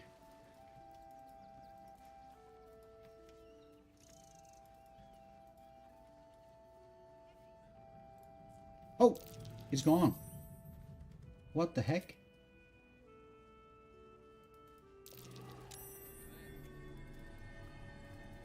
What was the inside check?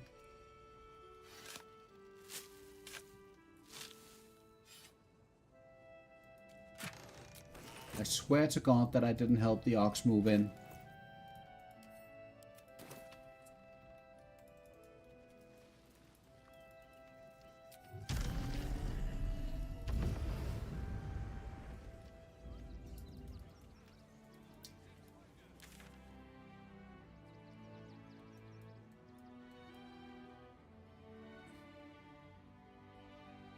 Right, and the Rapture spell is reserved, of course, for Oren and Raphael.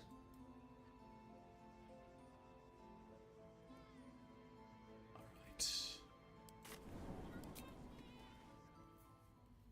Because 1d6 to attack rolls is going to nullify the negatives on the gloves. So it's going to make me hit things.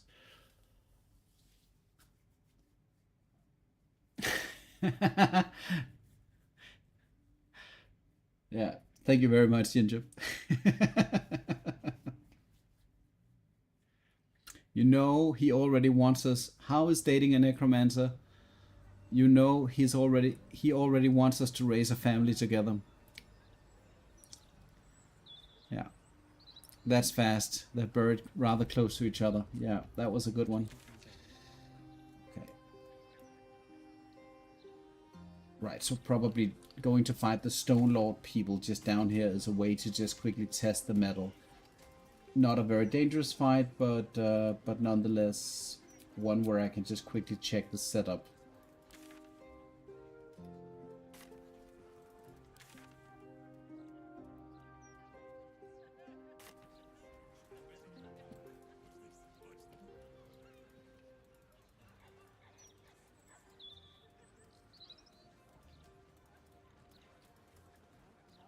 What's this now?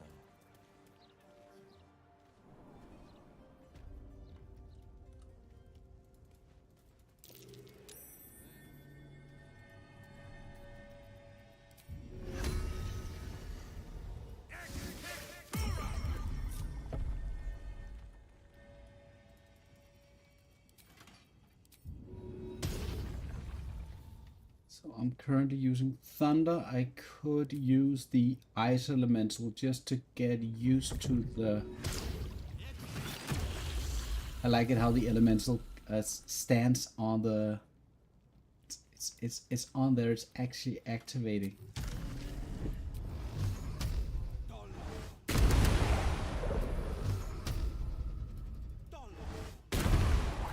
Does it apply damage? Let's just check the damage numbers here.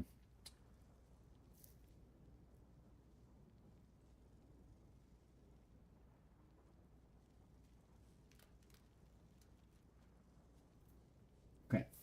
So disadvantage, what is a disadvantage?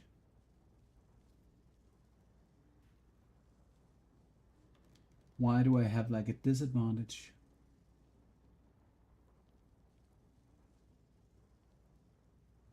Does it automatically roll?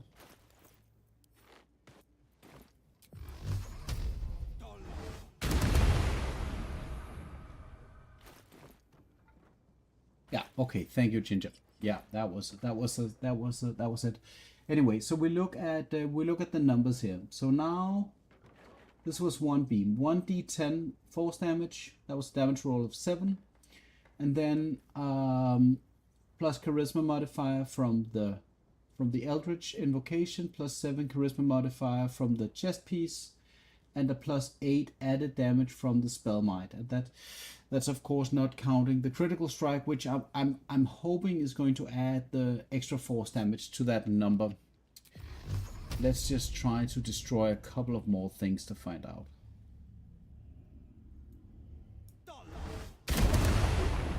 There we go. This is a damage number we like to see.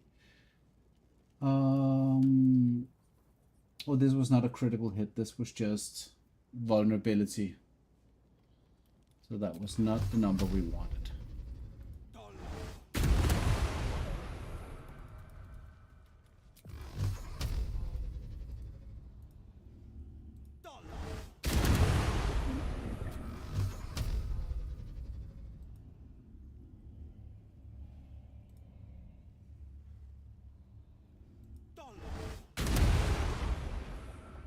Let's head in there. The reason I'm being adamant right now is because I already have 1 critical strike reduction on the Deadshot, 1 on the Knife of the Undermountain King, so that's already a critical strike on... yeah, okay, so I need 18. Low critique. I needed you earlier. Where were you, man? I was doing my usual fuck up with not enabling the microphone. So I was having a long chat with about what my plans was with Laroican, like long-winded discussions, and then somebody said, if you're trying to speak, you know, nothing's coming out. And at that point I had already spoken for like 20 minutes, and then that was when I knew that I was missing something, and that something was my technical assistant.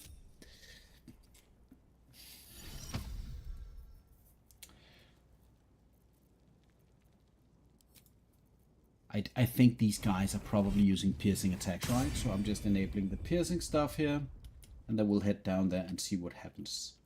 I'm assuming this is not that dangerous. And I also have all of the free cast, I have the arcane battery, I have all kinds of stuff. Let's head down there. I don't think I need everything. I just want to see what a couple of critical hit strikes can do. Yes. I can taste your thoughts, coward! On that note,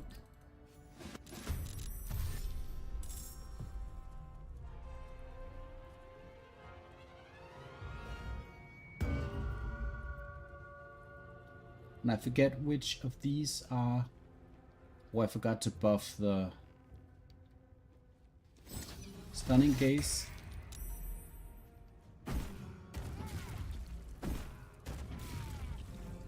Piercing damage.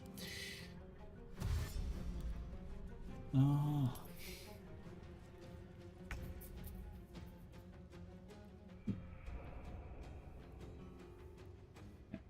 Okay.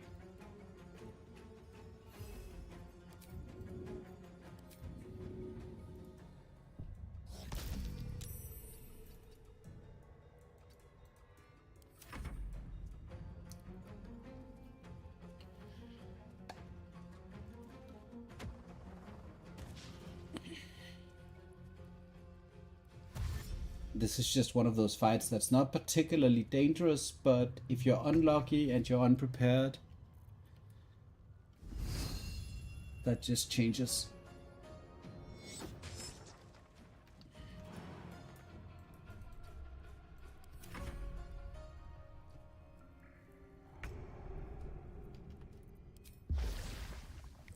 Alright, so I'm going to wet this guy. Oh wait, I forgot that I didn't... That was the other thing that I wanted to see to prepare for Gortash potentially. This is still a bit of a... oh, whatever. Let's just finish this. Just quickly going to wet the guy. Yeah, so the chill effect is 2 turns of chill. So that's what that does. 2 turns of chill. Which is what we need to make the vulnerability happen.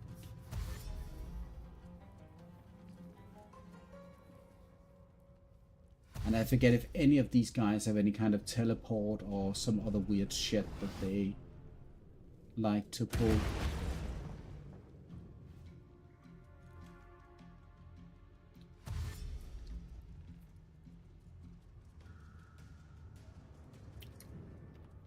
Or they can go by the other side. Alright, so haste. And then spell might. Okay. That wasn't quite intended. Let's see.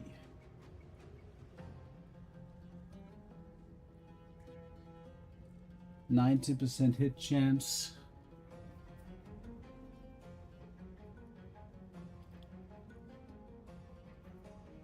So that still means I need to roll like a 3 or 2 or 1 or something to miss, even with the minus from the spell might. And that's an armor class 16, so that's not saying a lot. That's not saying a whole lot. Do I have a Log of the Far Realms? That is a reaction that I think I already spent.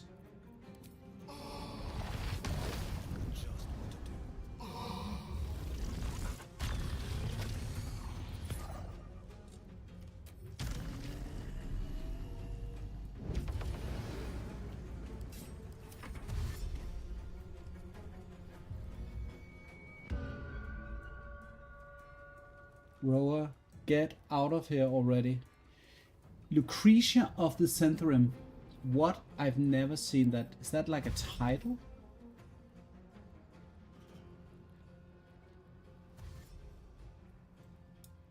Has to be some kind of title, right?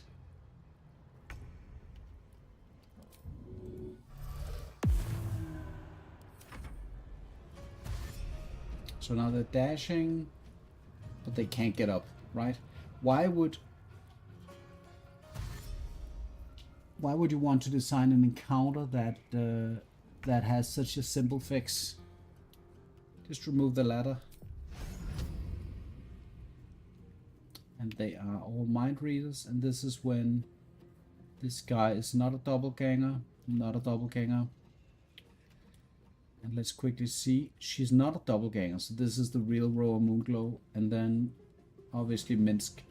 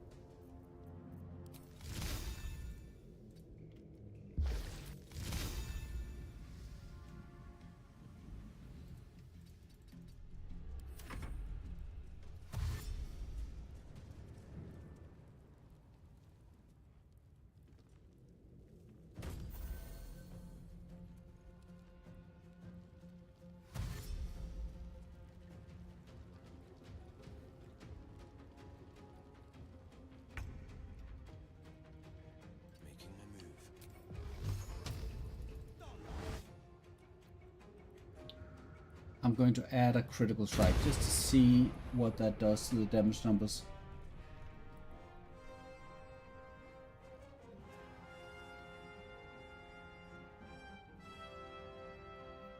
Okay, so that was just a horribly low roll, but there you have it. It adds 1 die to the Spellmight gloves as well as the beam. So that's a maximum of 2d10, that's 20 damage, 2d8, that's 36 damage. Plus the 14 from the modifiers, that's a 50 damage. And that can be... and that's probably just all that is. But that's a lot of potential damage.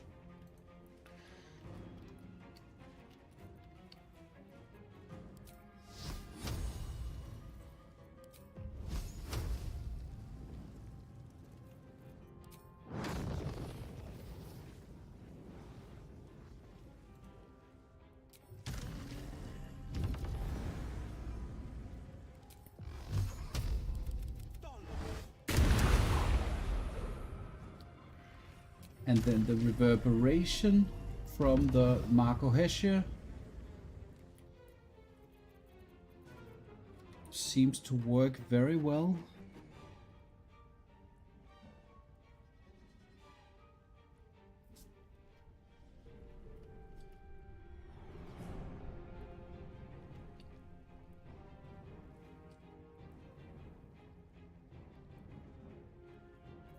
Doesn't say exactly how many stacks of reverberation that the target got, but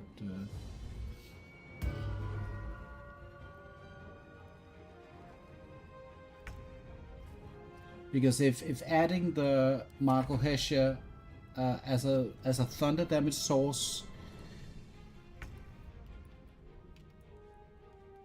basically gives you like the added effect of reverberation on your weapon, that's arguably a candidate for the best elemental, in my opinion.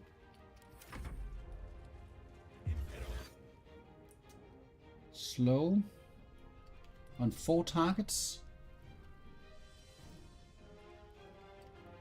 What are those 4 targets? Shovel, who's invisible, us, and the elemental? I don't think you are.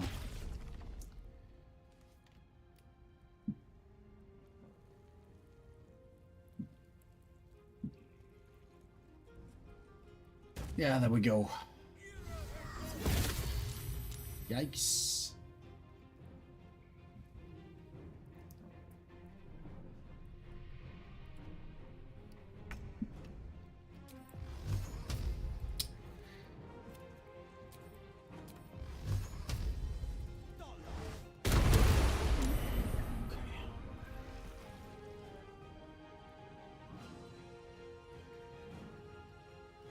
How in the world? He had 100 HP.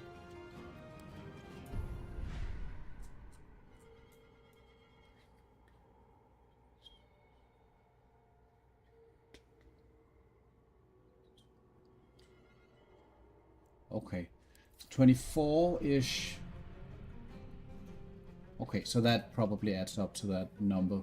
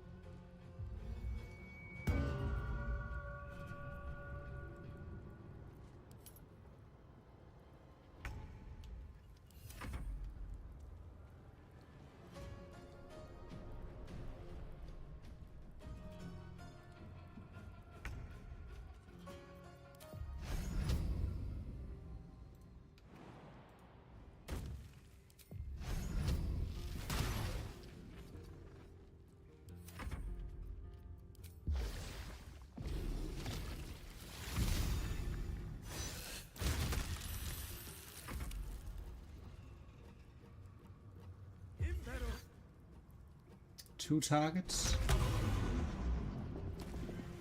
Just don't want the haste countered by a slow. I think that's like unreasonably stupid for me.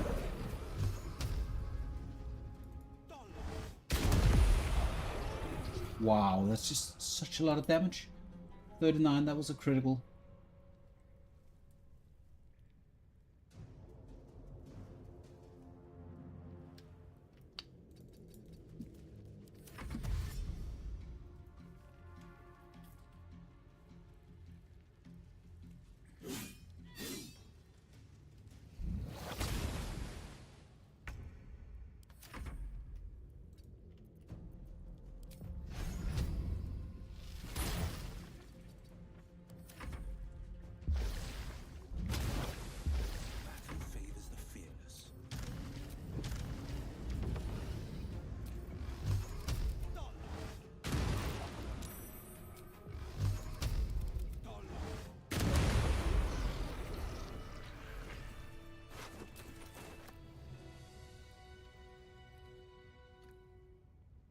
It's nice squeaking.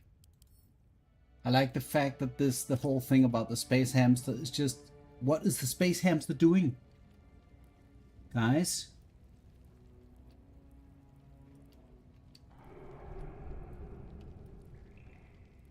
So, like, I know that I'm summoning skeletons and monsters from corpses, but this looks very disturbing.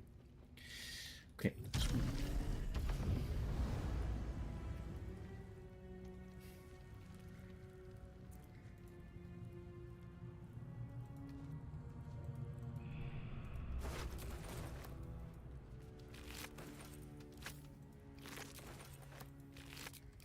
I love to know the lore behind the naming conventions of the doppelgangers. It feels like they have these names that are just the weirdest names.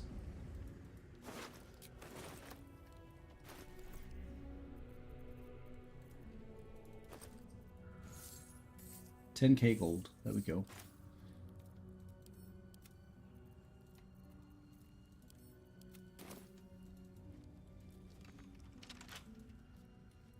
Alright, let's get out of here. It seems like the stuff is working pretty well, so that makes me happy.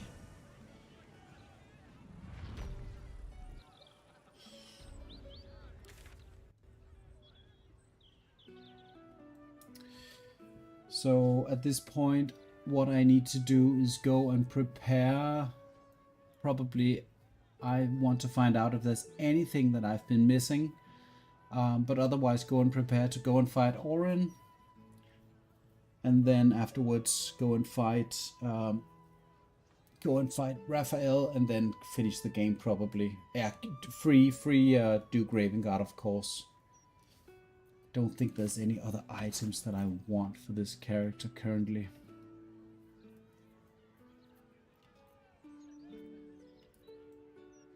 I think he's a pretty good spot right now. Probably we need to change the color palette just a little bit. And we need a long rest.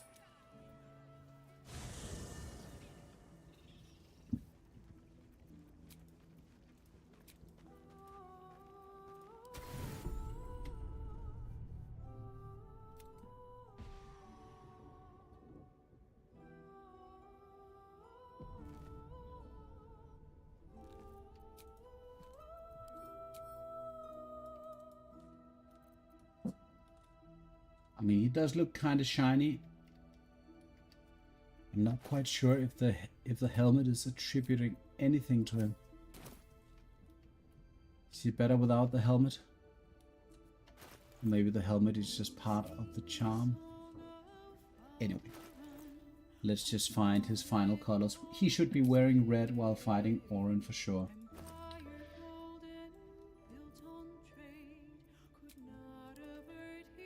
See what shades of red we have.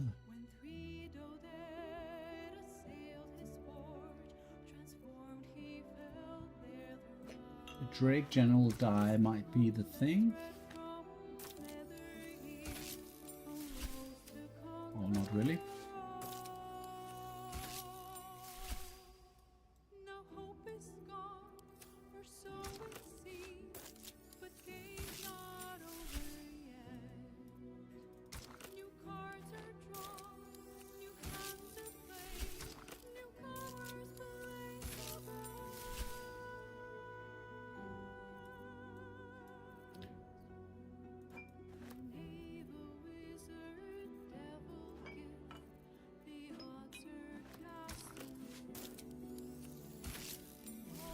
There we go.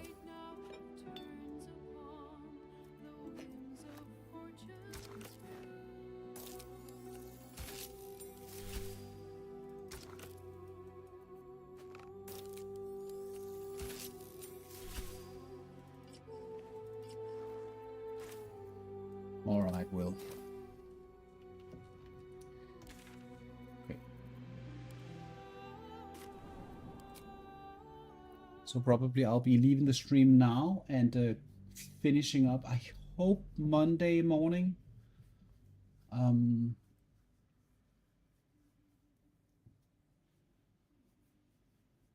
hopefully simply finishing the game Monday morning, European time.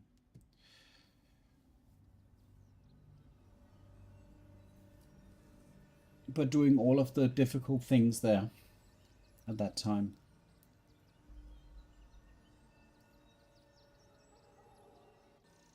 There is one last thing that I'm a little bit uncertain about, and that is in terms of allies.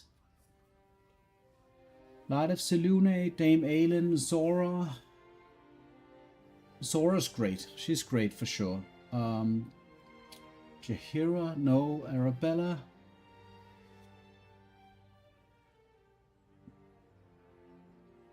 Halsin, no. Volo. But for instance, like going into the prison to free what's her face is something I haven't done, so that's something I need to do. 2 steps at a time. So we can get the fists to join.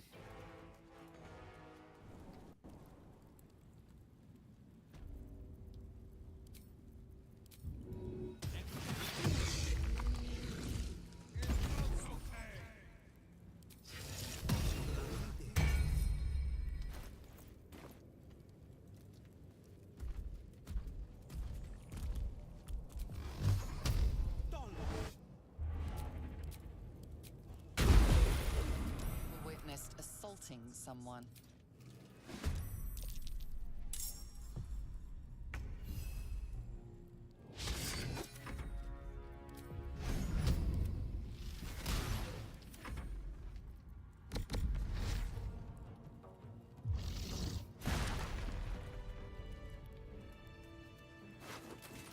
Checking things out.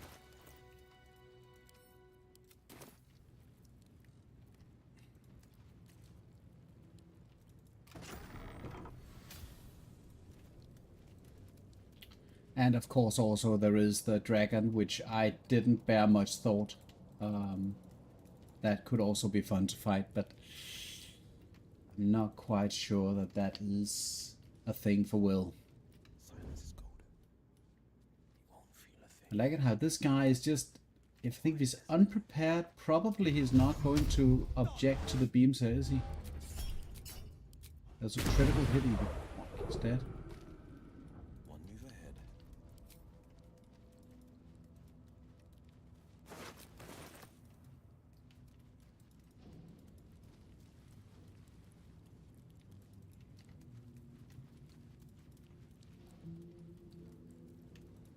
Why would you ever want to...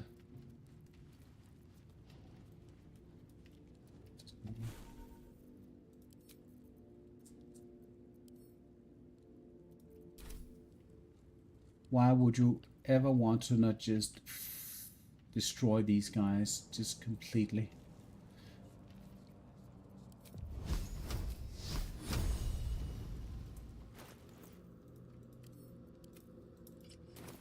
Why bother?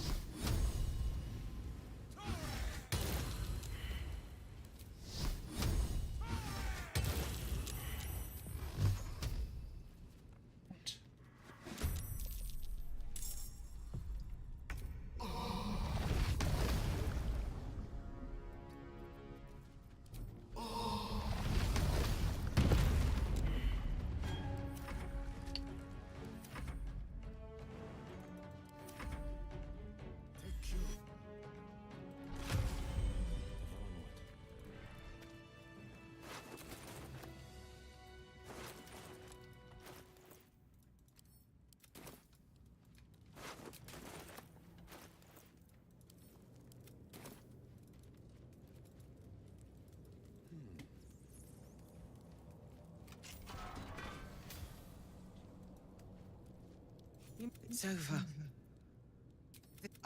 You All might right, have unlocked so my cell, but there's just no going to escape. ally with Council of Floric for a bit of I'll seek out support my in connect- the well- end game. I love surprises.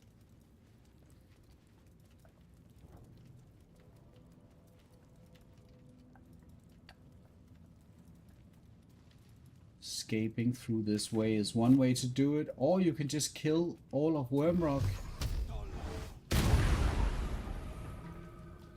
and just go up through the main gate. Either way, Floric is pleased.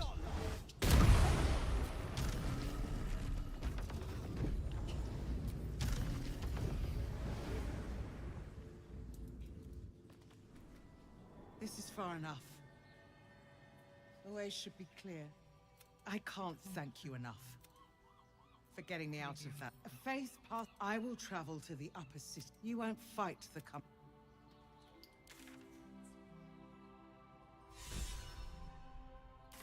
That was another inspiration point there. Probably should be looking a little bit into where those inspiration points are hidden. I simply don't remember.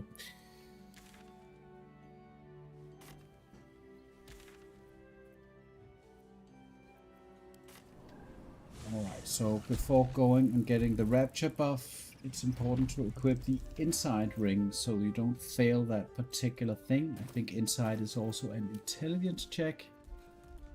It is not, it is a wisdom check.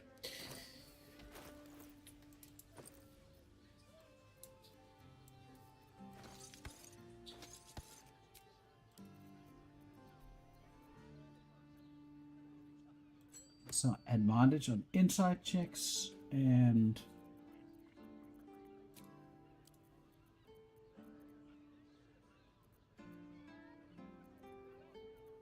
is that all? Probably that is all. Alright, so I'm just going to head up to the place and then I am going to save the game.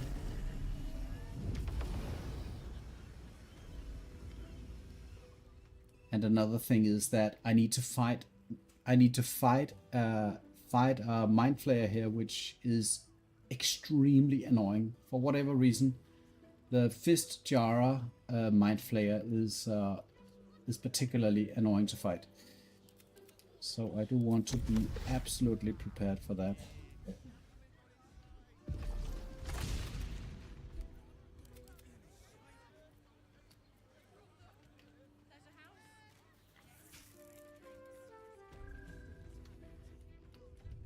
And then this is the kind of thing in video games just gets me every time. Whenever you cannot target something, is just...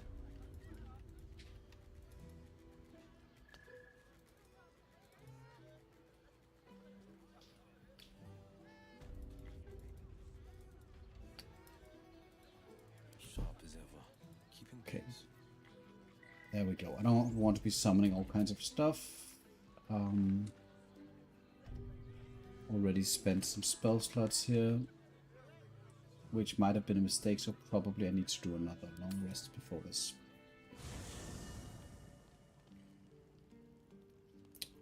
So before the Raphael fight, and I think the only thing is that before the Raphael fight, you get all of your spell slots back, with even though you spent all of it. And I think pretty much that's all I need. That's the best way I can optimize. I don't need any kind of extra slots for all kinds of shenanigans. The major problem in that fight is going to be the randomness of the targeted spells. Alright.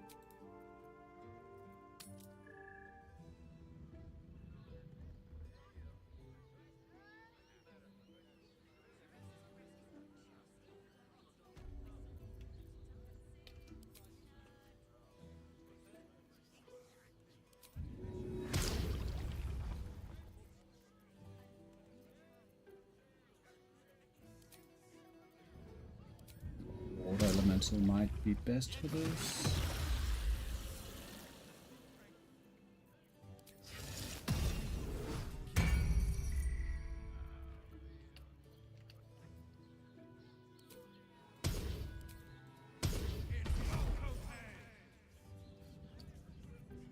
Probably the Dark One's own luck.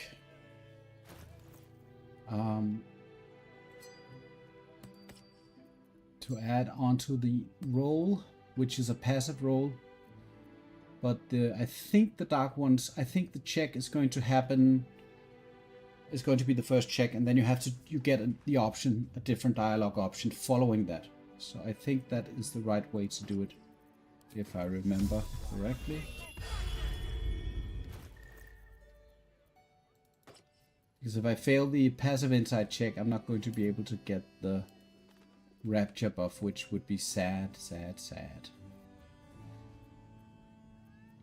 Particularly because I want to be using the Spellmight gloves. Probably not so necessary right at this moment, but afterwards.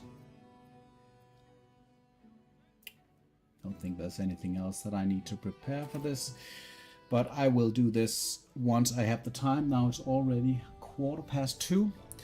So thank you a lot for to anybody who spent a couple of, I don't know, minutes, dare I say hours, watching this guy do his thing.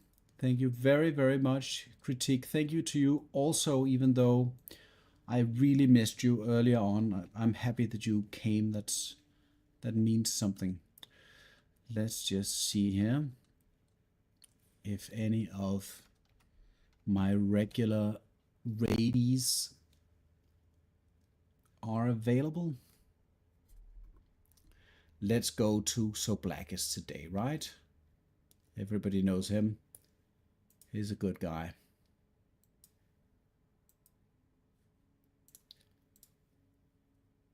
And I owe him, I have no idea how many viewers.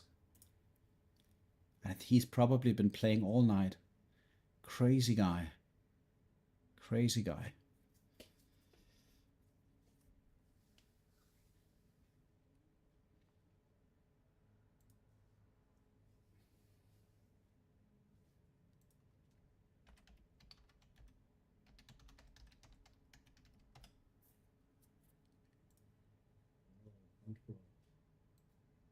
What's going on? Thanks for the raid. How was your stream? What you been up to? What run were you doing?